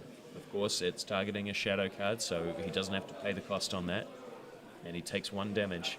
And now what's coming in next? The Galaxy Black. It is turned on. That Rip Through Reality came ripping in from the banished zone, so Galaxy's coming in for 3 here. Yeah, this is somewhat awkward for Sam. It is. He doesn't, apart from the Soul, the Soul Shield's the only card that he has that's able to defend more than 2. So I think he's going to use it here. And honestly, I don't hate it. It gets it into your soul, and like I said, he can start hitting with those Spectral Shields. Yeah, I agree that it might be the best option he has available. Obviously, that's the thing. A card like Soul Shield, incredibly powerful. You want to save it for a big attack, but you got to know when to be disciplined and just snap it off on a Galaxy Black. And I think that was the right call there. Yeah, I'm with you on that. All right, and now we go to Sam's turn, and I think we might just see, like I said, him make the Spectral Shield and attack with it. He could also just play the Stony Wooden Hog out, but it being a blue, I don't know, it's an interesting call, because they're both attacking for 4. One does get you with 1 card less in deck, but the other thing is you might not want to open that Spectral Shield up to being shot down by that Seeds of Agony that's in Matt's Spanish zone there. Oh, no, here it comes. It's like I said, he's going to make the Spectral Shield, and it's going to come in, attacking for 4. Prism is conjuring the powerful illusions and sending them in to do her bidding. Yeah, I think that this is the right line here. That is going to... oh, nice. Yinti Yanti coming in. It's a card that we've seen a lot in Chain and in Prism, but it's especially good in Chain because it's just always a wounding blow. Oh my gosh, that is some good hits. 3 cards with Blood Debt. I mean, he does have a lot of them in his deck. I believe he might have something like 14 Blood Debt cards in his deck, which is pretty crazy. But he's got Rifted Torment, Rip Through Reality, Bounding Demigod, a wealth of resource cards in his hand. He's got a lot to choose from here, James. Yeah, he certainly does. And look, the Seeds of Agony has been in the Banner Zone for 2 turns now as well. And now's the time, though, because just like you said, he was waiting for another one. We see another one played from hand, and now the Dreamweavers is not going to be able to stop that arcane damage. There will be some arcane damage coming through, although actually there is a Spectral Shield there. So, oh no, and the Rifted Torment. Yeah. So now there's 3 arcane damage coming at him. That is very, very spicy. So, of course, Sam's got to think about this here, because the Rifted Torment is dealing 1, the Seeds of Agony is dealing 1, both Seeds of Agony, are dealing 1 each. So that's 3 arcane damage. The Spectral Shield will eat 1, the Dreamweavers can prevent another, but he is going to be taking 1 arcane damage. If that's the case, maybe now's not the time to pop the Spell Void and prevent 1 of the arcane damage. I totally agree with you, Callum. It's just that Spectral Shield which will be biting the dust in this exchange, I think. Yeah, but this is going to be a big turn for Matt. We're going to see Rip coming through, and the bounding. It's all of these cards are gonna fly out of the Banish Zone. I think we'll see. So that's the 2 arcane damage, but he still has. It's a red Rifted Torment, so he still has 4 arcane damage to deal with. I mean, sorry, not 4 arcane damage, 4 physical damage. You're absolutely right. And it looks again like I can see 1 Herald in his hand, but it looks like there's a frontline scout and a Yinti Yanti, which is not as good as Matt's one because he does not have that Spectral Shield. It was shot down by that arcane damage. In fact, that's double frontline scout. Yeah. So again, he's been caught with 3 2 defense cards in his hand at a time where he really wants those to be defending for 3 because Matt is coming in with a ton of damage this turn. Absolutely.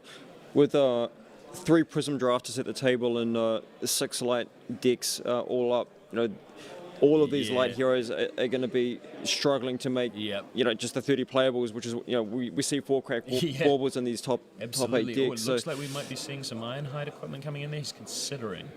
He's thinking about pitching that Yinti Yanti. So it's absolutely not surprising that these decks have a lot of defend 2s in them. No, absolutely. I mean, that is the thing. When you get... Oh, no, it's just coming in. That's the frontline scout being put under the bus. It's taking 2 damage. And now the Rip Through Reality coming in there. Such a powerful card. It's another red. It's coming in for 4 damage. It has go again because arcane damage has been dealt. And Sam's in the same spot. Another 4 damage coming at you. The cards in your hand have not changed. Yeah, I think that Matt's going to smell blood after this block here from Sam. He looks like he's going to try and block with that Herald. Take a damage here. And I reckon, do you think we'll see the Bounding Demigod, or do you think it's the Galaxy Black? That is another 3. And I think that Matt knows. He knows that his opponent's holding those 2 defense cards. That's really interesting, isn't it, that Sam didn't keep the defend 3 just in case the Galaxy Black was the next attack. So now he's in an awful spot. Yeah, look at that. So he's putting 2 cards. One's obviously pitched, so it is going to go back into his deck. But man, it feels bad because then if he defended like that on the previous attack, then he could have put the Herald in front of the the Galaxy Black, and he wouldn't have leaked that damage there, and that might come back to bite him. He's just chipping in with a frontline scout, and he's not going to like what he sees. Multiple blue resource cards in Matt Rogers' hand. And this is looking good for Matt. Like, he's still got the Eben Fold. He can cash in that Siege for a fresh card. Yep, and that's going to go to his banish zone where he'll be able to play it. Oh, actually, I think did we see Matt take the damage? I think he did. He took that bounding Demigon damage. So I think Matt's he's thinking about it. Yep, he is. He's going to block with the Ether Iron Wave, take 2 damage. And now it's going to be time. 4 cards coming. Let's see. Whoa. 1. That's no good. That's no good. Oh my gosh, we're going to see a big Riftbind turn here. We are. This could be it, folks. It could very well be it. I mean, let's. I'm calling it. I'm calling it here. James is ready. James wants to see it.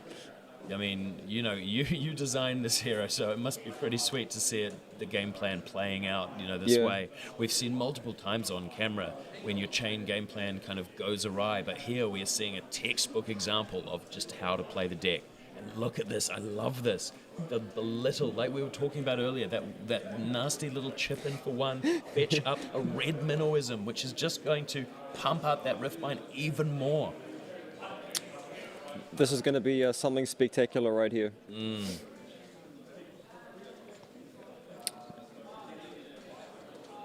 He is revealing that Rifted Torment, which has, I think it's a blue, so it only has 2 base power, so that's going to be good enough to satisfy the conditions of Belittle, revealing a card with 3 or less base power from your hand. I think we're going to see the Even Fold cash in that Seeds, and Matt would dig for more pitch power. Yep, Sam is taking the 1 here. Let's see what Matt's going to do now. Let's try and see what his... Oh, no, it looks like Sam has another hand of multiple 2. In fact, all of them. There's 1 Spears in there, but apart from that Spears, they are all defend for 2s. And like you said, when you're the third Prism Drafter at a table, you are fighting for class cards. You're having to fill your deck with these generic defend 2s, and they just don't cut the mustard when you're trying to defend these huge combat chains. Indeed, yeah.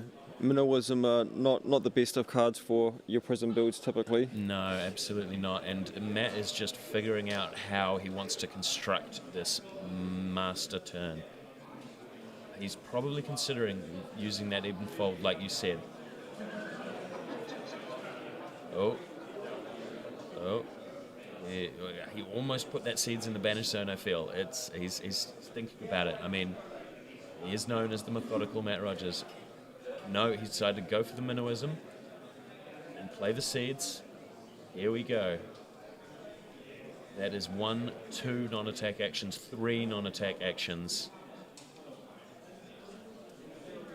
So that, and then he's making the Soul Shackle, the Riftbind, it's red, it's coming in for 9 and 2 arcane damage. Wow. My gosh.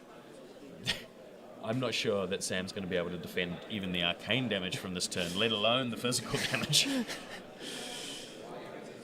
He still does have those Dreamweavers that could potentially keep him alive, but I think his whole hand goes in here and he's going to die to the Demigon. I think you might be right there, yeah.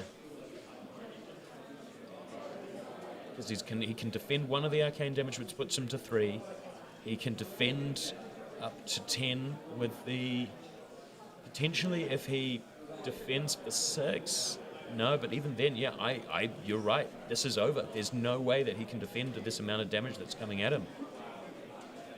Because this is coming in for 9, 3 from the Minnowism, 3 because 3 non-attack actions were played, and 3 from Riftbind's base power. Yep. He has 10 in hand to... No, he actually only has 9 in hand to defend with, now that I'm doing the math properly. Yep. And that's it. That's it, folks. Then the Bounding Demigon or the Galaxy Black can come in for the final 3. And Matt Rogers is going to be advancing to the finals of a calling. Okay. That is... He's going to 1 here. And then he's going to see... Oh, wow. Are we going to see this Ebon Fold pitch the Rifted Torment? He knows. This is the beauty of Matt Rogers' play. He knows he could come in with the physical damage, but he's not even going to risk it. He's going to finish in style with the arcane damage from the Rifted Torment. Yeah, that's smart. If Sam had the impenetrable belief in his hand, then it would defend for 4 on that Demigon. So, seems like a good play. Yep. There it is. Ping. 1 arcane damage, unblockable, and there's Boom. the handshake. Boom! Matt Rogers is in the finals, taking down Sam Paints. Good, excellent play from Sam. He's been really solid all weekend, but man, it's hard to compete with that chain deck.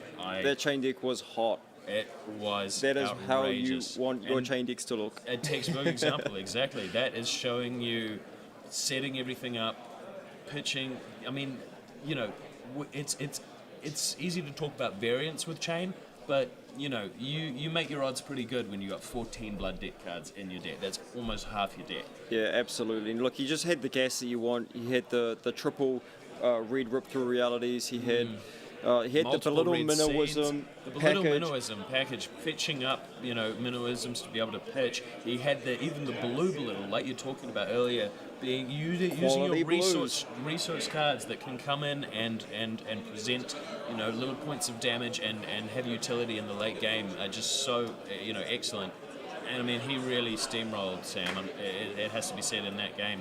I don't know. It's going to be really hard to take him down in the final. Yeah, it is. Look, but keep in mind, we did only have a single Leviah draft on the table as well. Kiki Labard. Yeah, we saw Kiki in the feature match. This could be earlier. an all-shadow final, potentially. I mean, we'll have to see if we get a result from our other match.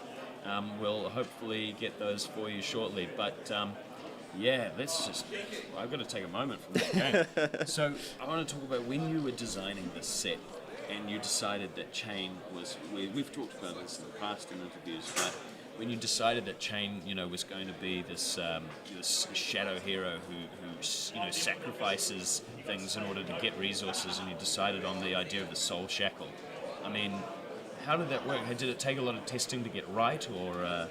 It took a lot of testing to get Chain right. It's very dangerous design space. That concept of trading life for cards, which is essentially what Chain is.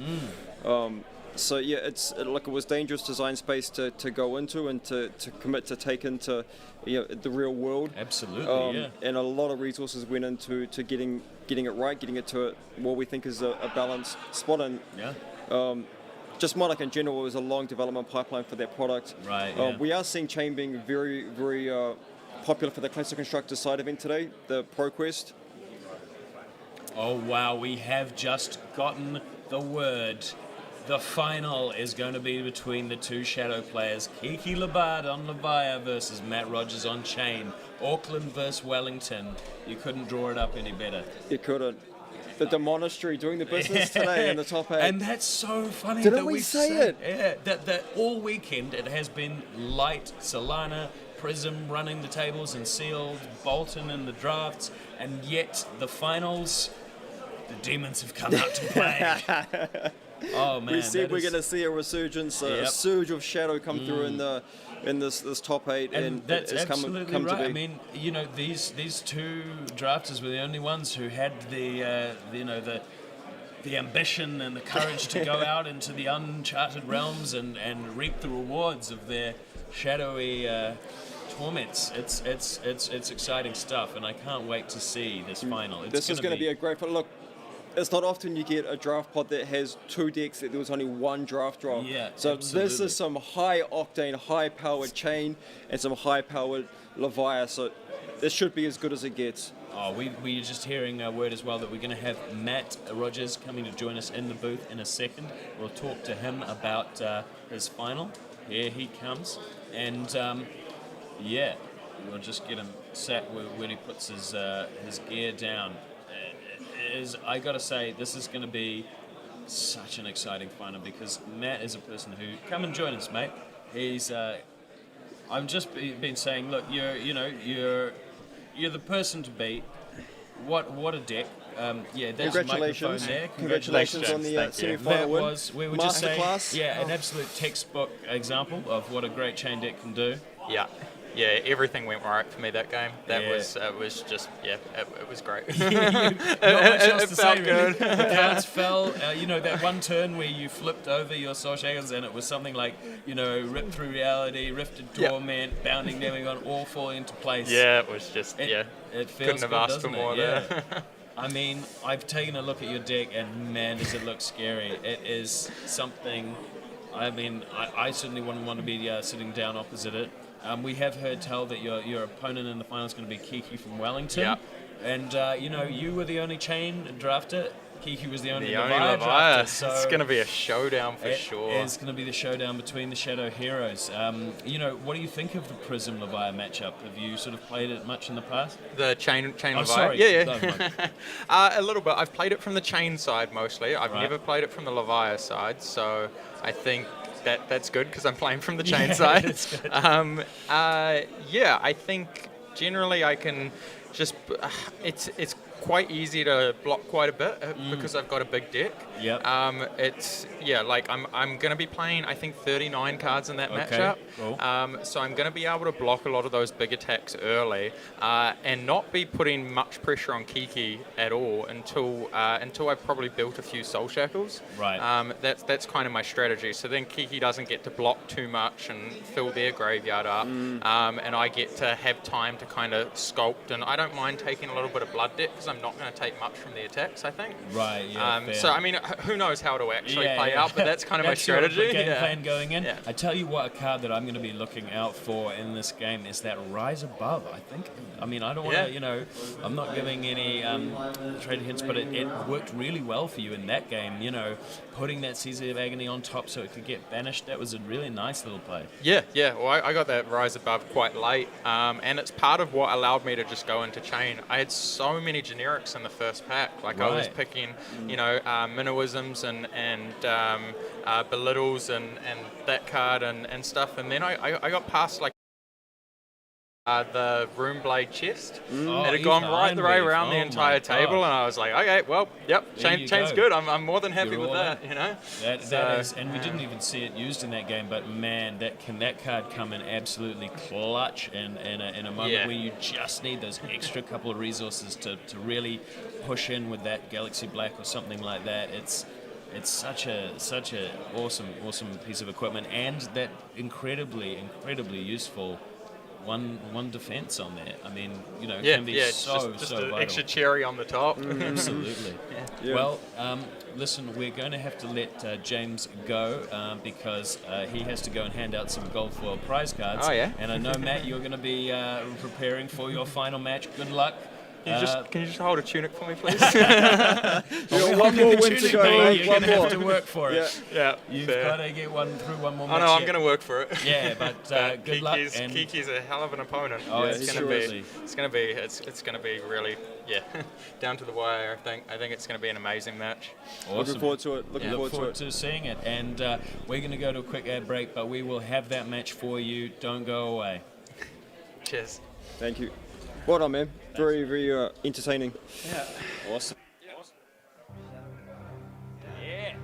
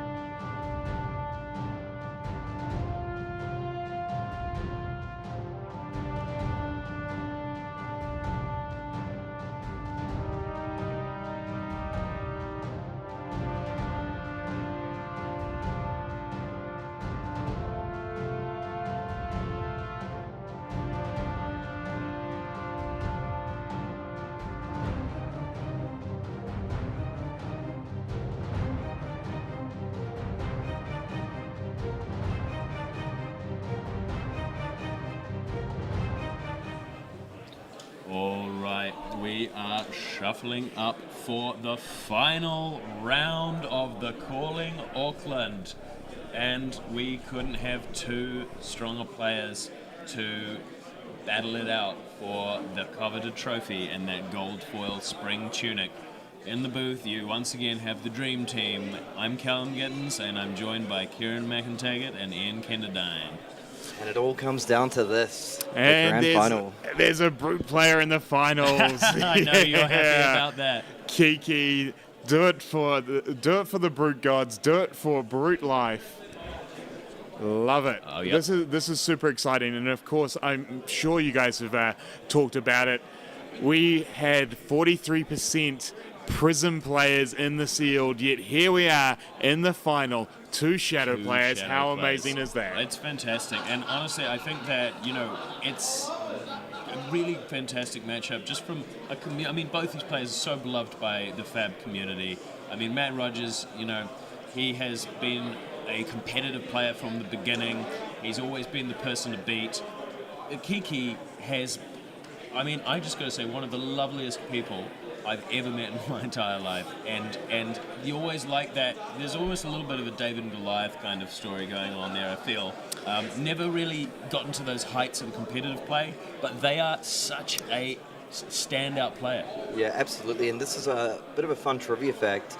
This is a rematch of a final of a Road to Nationals from Wellington from last year. So these two, they may have faced off since then, I know, but they did meet in the final. It was their Dash Mirror. Matt Rogers managed to come away with the win on that one. So can Kiki get revenge? Will we sort of crown a new superstar in the Fab community? Oh, absolutely. I just cannot wait. I'm tingling with excitement to see what is going to happen. I think that we've got word that Matt Rogers has gone to the bathroom, so that's an important update. We'll be waiting on the match for a little bit.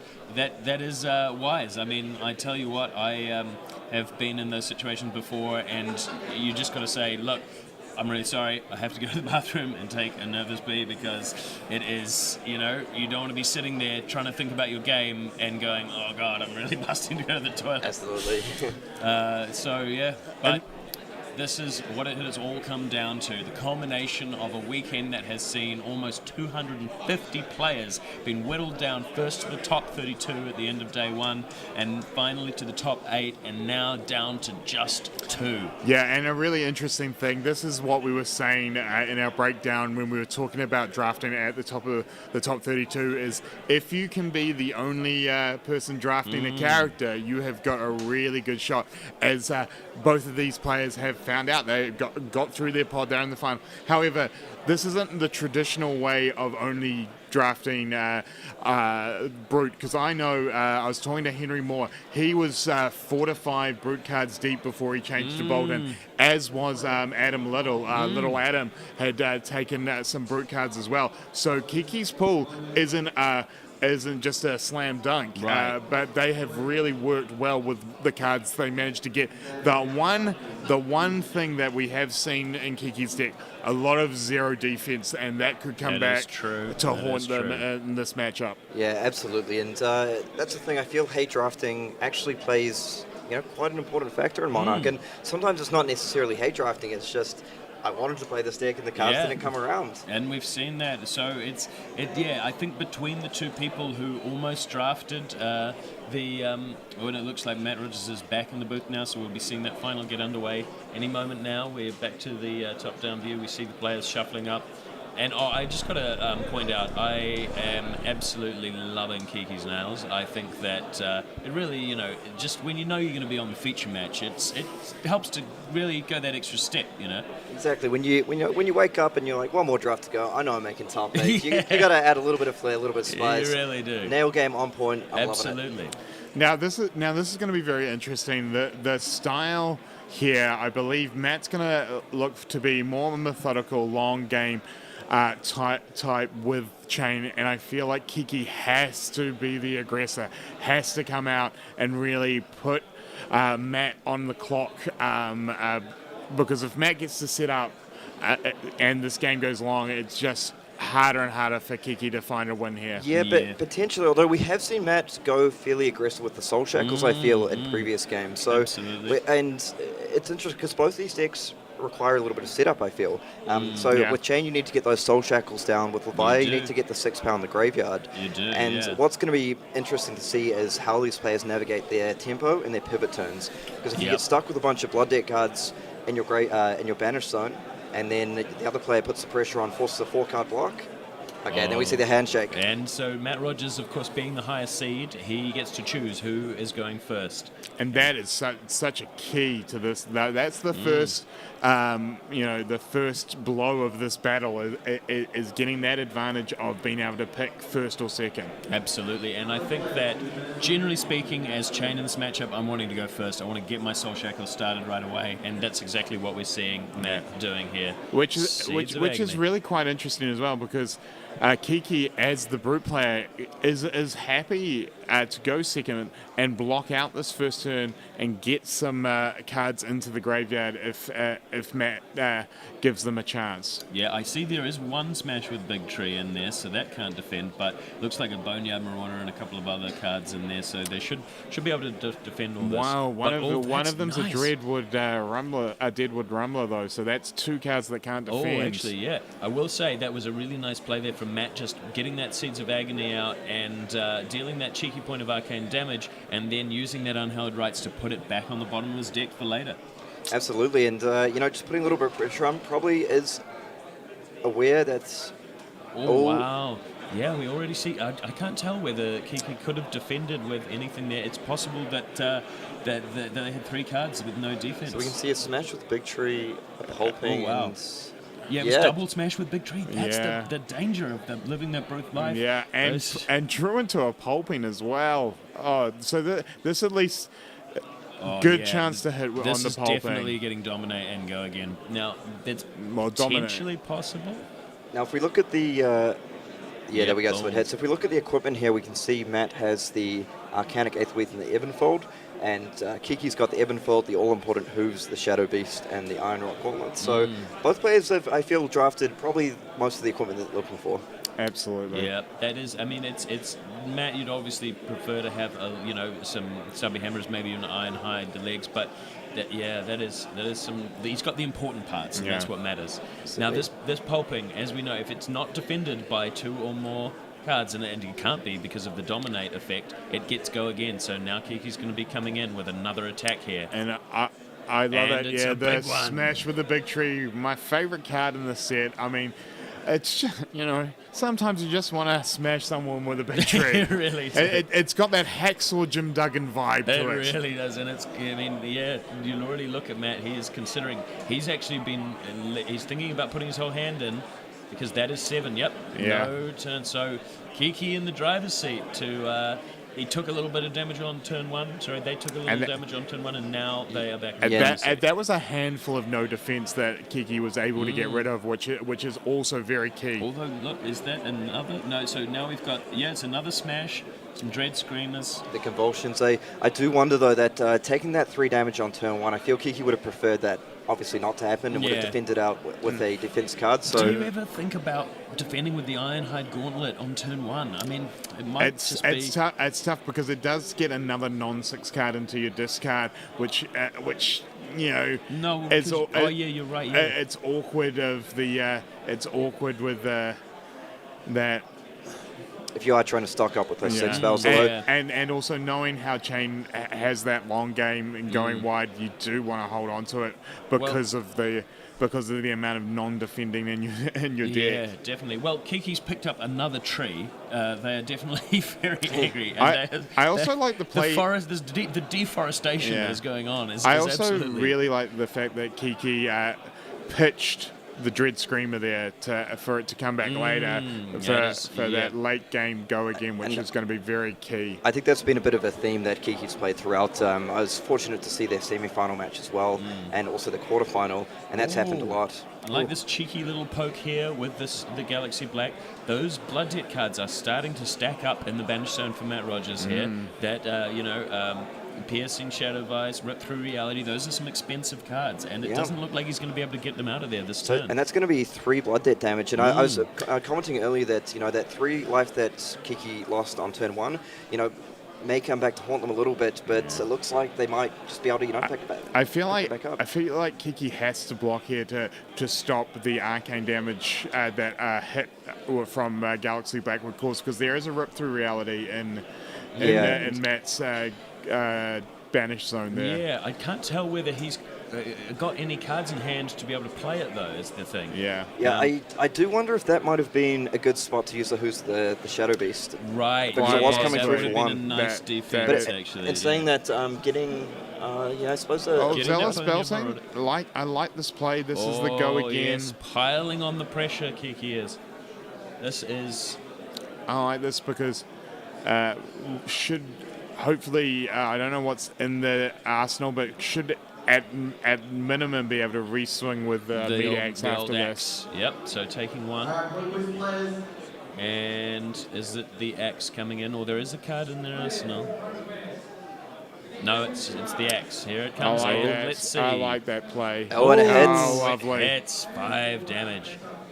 This is great. I mean, I tell you what, both players, they're the demons of battling. They've been both blessed. And what's really tough for Matt here is that by blocking with cards out of his hand, and he's going to take 3 Soul Shackles next turn, that blood debt is actually starting to mount up in his banish zone, and it's not the cheapest of stuff to get out. Yeah, because I feel like Matt may look to potentially keep at least a blue in hand here. That would enable their Seeds of Agony into Rip Through Reality and Galaxy Black. Galaxy Black, that's a nice turn. So Matt electing to keep 2 cards in hand here. He's not unhappy about banishing yes, he only 1 blood debt added, but I don't think he's unhappy about that.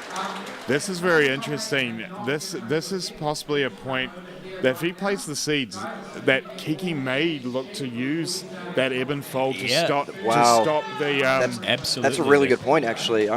We'll be interested to see how this plays out.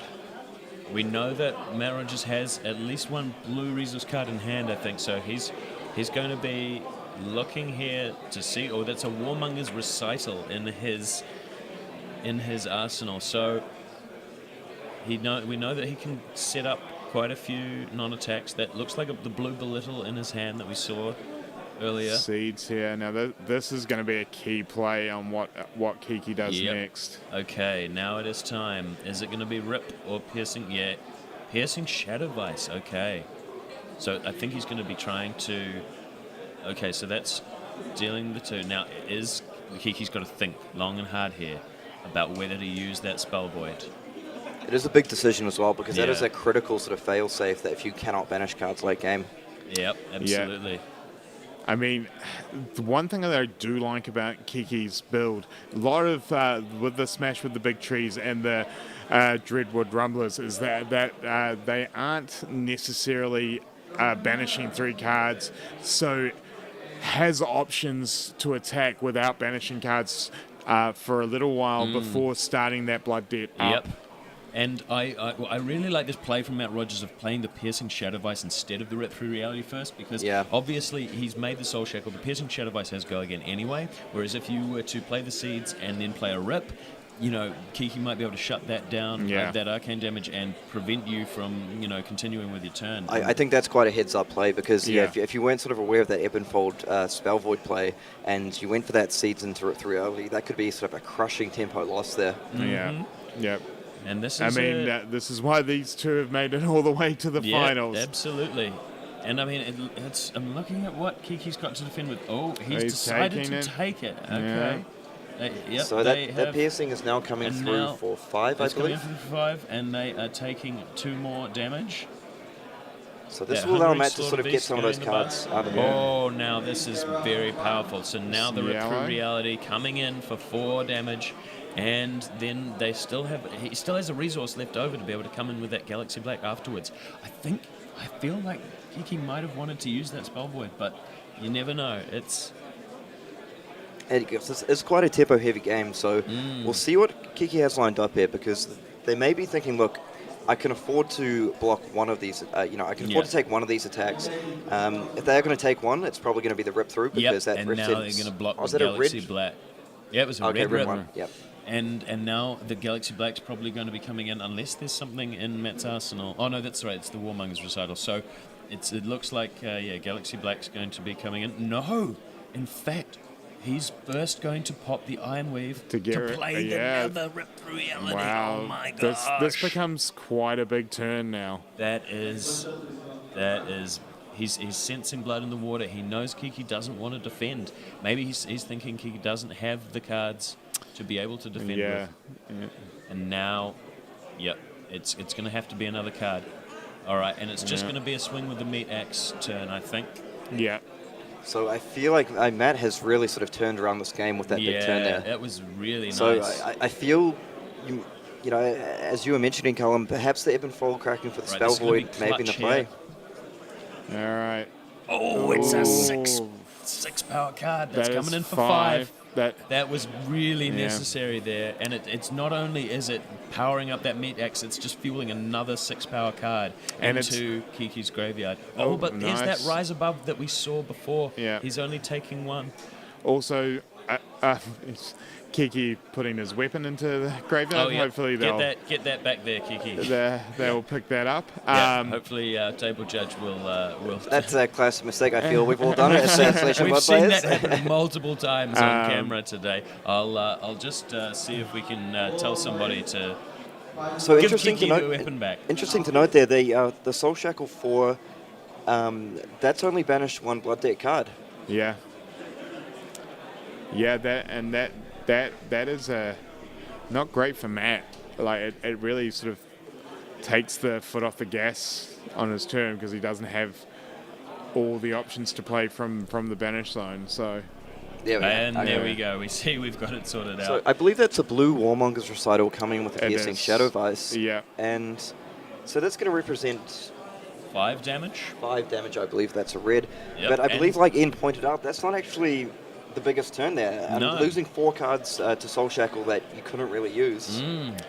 And Kiki's got is that 2 Dreadwood Rumblers. I do wonder here, like if Kiki might be thinking, is this a turn where I take the damage and go for tempo? Because it might be the Hooves turn. Because there's a Dread Screamers in there, Hopefully plus they two remember to Rumblers use that and Hooves. a Boneyard Marauder. Yeah, absolutely. Because look, if you take 5 damage here, it's Kiki. You go down to 4, so you are playing it a little bit risky. But Matt does have 5 Soul Shackles at this point. If you use the Hooves to block, that prevents 1 of the damage. If you can represent something like, which you usually can on the buyer, taking it. If you can represent like 14 damage here, it's going to be a lot. Oh, that Yinty Yanti is going to present lethal. No, he's always thinking about whether to use it or not. It's big. It is. If I tell you what, if he comes in with that, then I think the Hooves under the bus might be the way to go. Yeah, he has to play the Hooves here, knowing that. Yep, look, and there we go. There we go. Going down to 1. That's dangerous though. That is a very risky play. Now the Ebb and Fold is available. It is a risky play, but you know what? it only I love stops it. 1. They are coming in here. This is what. This is what's known in the wrestling business as high risk, high reward. Yes, absolutely. So hopefully Kiki can come in from the top rope and finish this off. Absolutely. Okay, a critical Dread Screamer here. Yep. Absolutely critical. It is only a blue, but this is what you talked about earlier, Ian, putting the foot on the NOS. Yeah. The Blood Debt is about to get banished, and here we go. Yeah. First of all, we'll see. Is this going to banish the 6 power? I mean, it's a well-stocked graveyard. There we the go. first card you see. Done. Now you want to see not as many 6 powers, which is good. Kiki also crack the Hooves here? Is this the turn to get the extra action point and try and swing 3 times? Potentially. I mean, that see, might be. Because I believe one of the Redwood Rumblers in Kiki's hand was a blue. Didn't crack the Hooves. No, So but maybe you might have another opportunity potentially, but yeah, we'll see. Oh man, going down to 1 against a chain deck and only having the Ebb and Fold as your only defense against arcane damage. do they Ebb and Fold here to try and get a different card? That is probably what they're thinking about right now. But, I mean, it's that Spell Void is so important that if it goes to next turn... Yep. Oh, there's the Dreadwood Rumbler for 8. All right. Oh, and it hits a 7 power, so he's thinking about banishing. Oh, if he puts... Yeah. This is so interesting. They're going to banish a Blood Debt card. card. A card with Blood Debt into Matt Rogers' banish zone. Or is he going to banish one of his own 6 powers and then crack that Hooves and potentially... I think they may have to consider going for the Hooves I think it has to be a Hooves play because you will get you'll be able to swing. But do they? The problem is, do they have any more resources? What color is that? Yes. Oh, they only have 1 resource, so I don't actually know if they have any resources. It depends on what. That, it was double blue in the pitch. 1 resource. I don't know. Yeah, no. So the Hooves were not cracked. So that's. Oh, that's okay. What's happening here? Yeah. Okay, now that is interesting because there's no follow-up to this. So Matt could Matt very easily go down to 1. Matt could absolutely go down to 1 here and then present what is likely to be a completely unblockable attack on the swing back. He's looking through his graveyard. Probably trying to work out how many seeds has come up, how many have gone. Oh. There he is, the methodical Matt Rogers going through the graveyard. Do we know what's in Kiki's arsenal? We don't, do we?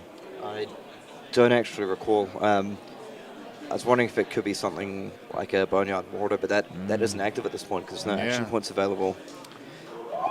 And we are sort of wondering here, like, could not using that ebb and fold there. And there it is, going down to 1. Here it comes. This is very likely going to be the final turn of the game. Both players on 1. And boom, one Blood Debt. Oh, that's a Seeds of Agony. Oh, those Minnowisms. And that's 2 Seeds of Agony. I think that might be it. That may very well be it because, interestingly, even though the Evenfold has Spell Void 2, each of those seeds count as an individual source, and you can only use them to prevent 1 of them. Yeah, that 3 damage on turn 1 really sort of coming back to bite Kiki here. Oh, we've got the judge here coming into... it looks like Kiki accidentally drew an extra card. So... I feel it may not be super relevant in this instance, but of course, it does need to be corrected. It does need to be corrected, yes. So as we'll see, the penalty for this is all 5 cards are revealed, and your opponent gets to choose 1 to banish face down. That is punishing.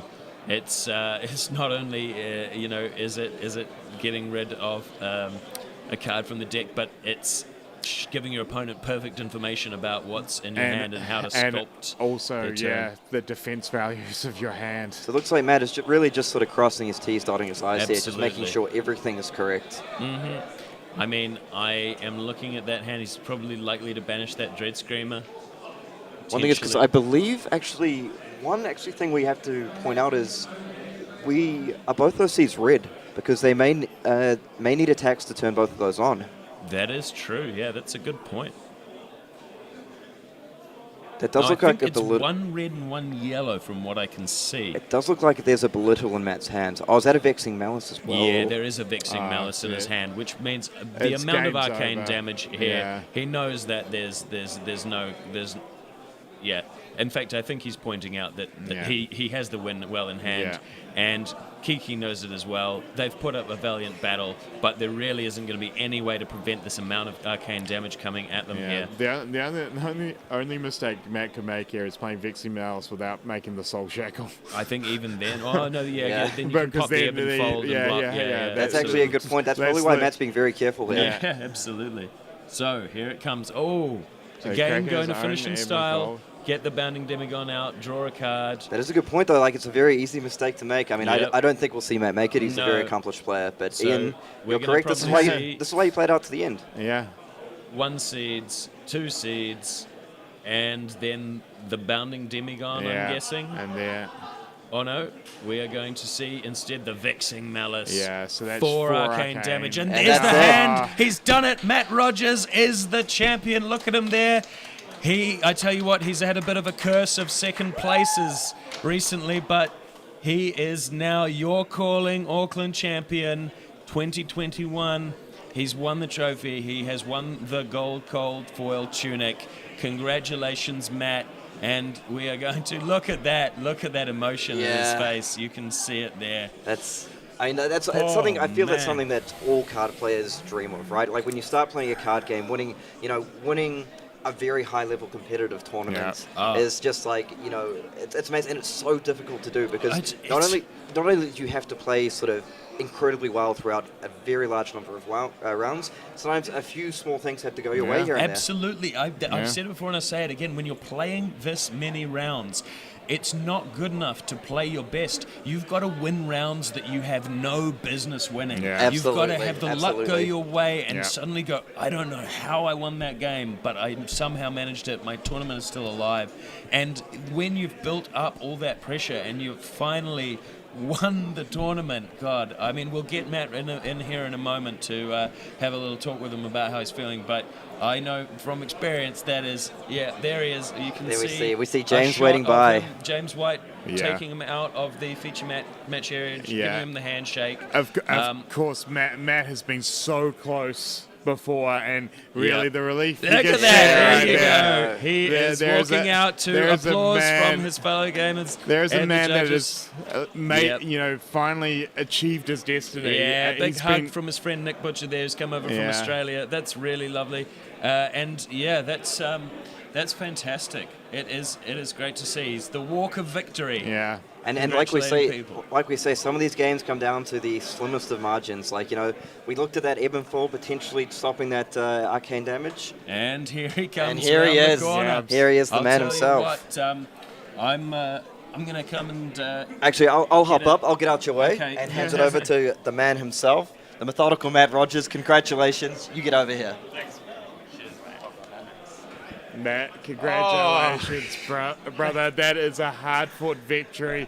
I know the emotions right now must be boiling over, but what a match! What a great opponent in Kiki. Absolutely. You two have you've gone at it before, like roads to national finals. Always a great match. How did you feel that last game played out? Can I swear? No, please don't. I was very scared. I mean, look, you ended both on one life, as so many games of Fab do, and it's fitting that the finals did as well. What a game. I was so scared that the Arsenal was another attack, and on that big turn, the Hooves would get sacked, and the other attack comes in as well. Marauder or something like that would have just been absolutely deadly. The amount of damage that was possible that turn was just unbelievable. Well, you've done it now. Congratulations. Thank you. The second place curse is no more, clearly. I left that behind a long time ago. long time ago. Left that behind with old Magic. Remember that game? That game got left behind too. Am I allowed to say that? Never heard of it. Never heard of it? No. But Matt, obviously, quite the accomplishment. You were first national champ. Now you've got a calling victory. Now this is just, you're going to get asked what is next for Matt Rogers. You just obviously back-to-back national champs. Is that the next focus? Yeah. Definitely, that's the next one. But I got my heart and my eyes set on the big one. Yeah. I want to be the first ever world champion. So that's the big goal from here.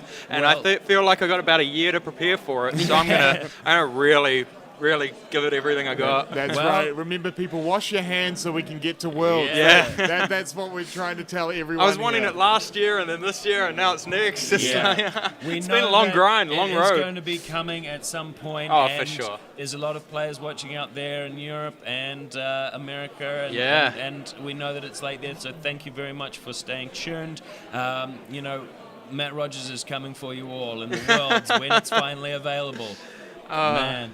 So, and I also want to take a moment to point out that you've been organising this amazing charity event, which is going on at the moment. Lots of people all around the world. Some may even be watching now who are getting the chance to play. We got 170 people in it. That's amazing. I was blown away.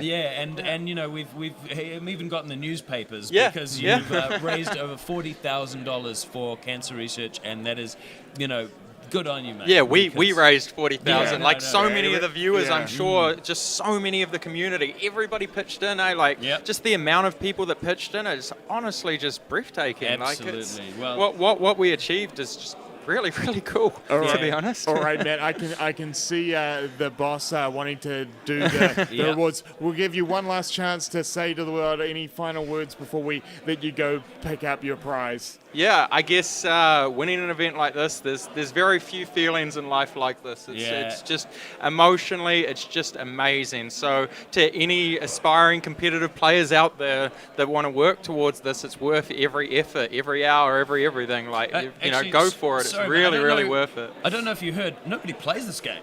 Oh, what? Oh, yeah, it's a bubble or something. That's It's gonna it. pop. That's what I hear. Again, Matt, congratulations. A historic win. Matt Rogers, well done. Thank well you. Done. Thank you so much. Thank Don't you, get your everybody. prize, mate. Cheers. Cheers. All right. Thanks, guys. Oh, well, look. Straight to the pool house with that trophy. It has been a phenomenal weekend, and it has finally come to a close. I mean, not finally. We are going to throw to James. I believe we're throwing to James doing the award ceremony now. Oh, but fantastic, from yep. us, what a stream it's been, Callum. You've done a great job. To the crew behind the scenes, wonderful job. To everyone, thanks for watching. It has been a wonderful time, and we are looking forward to more Fab in the future. Absolutely. See you then.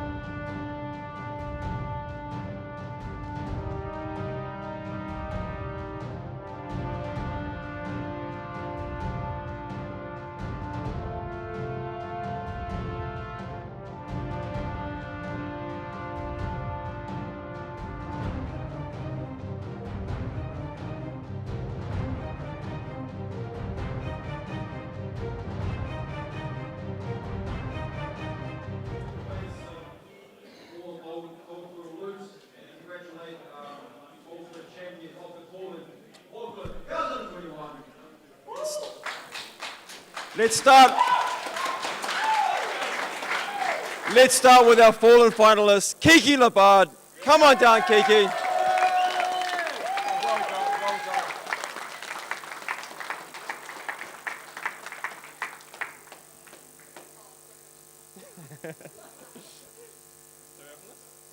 Please do. What have we got?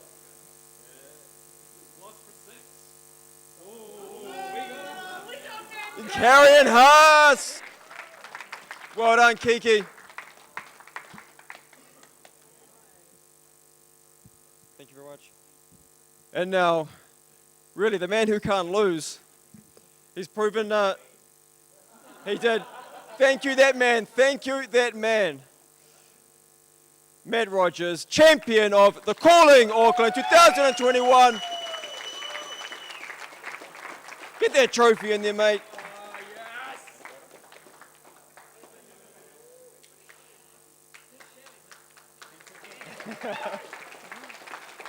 Maybe I just get one with handing in the trophy.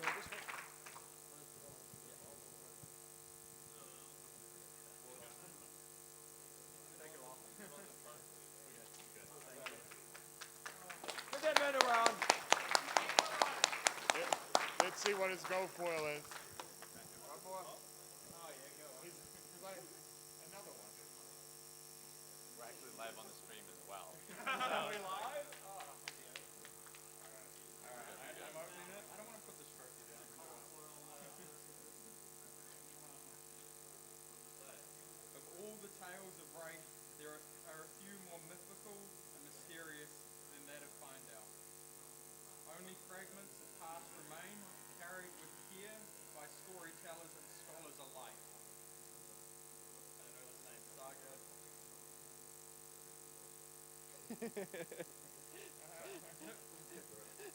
says that? Saga Skulder. I don't know, it's a new one to me, mate. Oh, something to be discovered.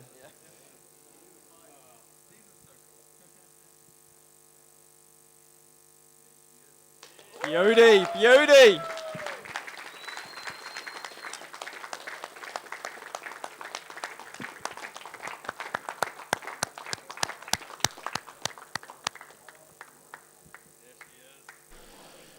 Well, that's it, folks, for the calling main As you event. can Congratulations hear, again to James Matt White Rogers, is and calling thank you the all. calling. It is all over. Matt Rogers has won his gold foil prize card. Thank you very much for sticking with us for this weekend. We know it's been a long one, and that the time zones are not the greatest, and some people are staying up way past their bedtimes. But thank you very, very much. It's been a fantastic weekend. We hope that inspires everybody around the world to go out, play some cards in the flesh and blood. This is Callum signing out, and we'll see you next time at the next big event.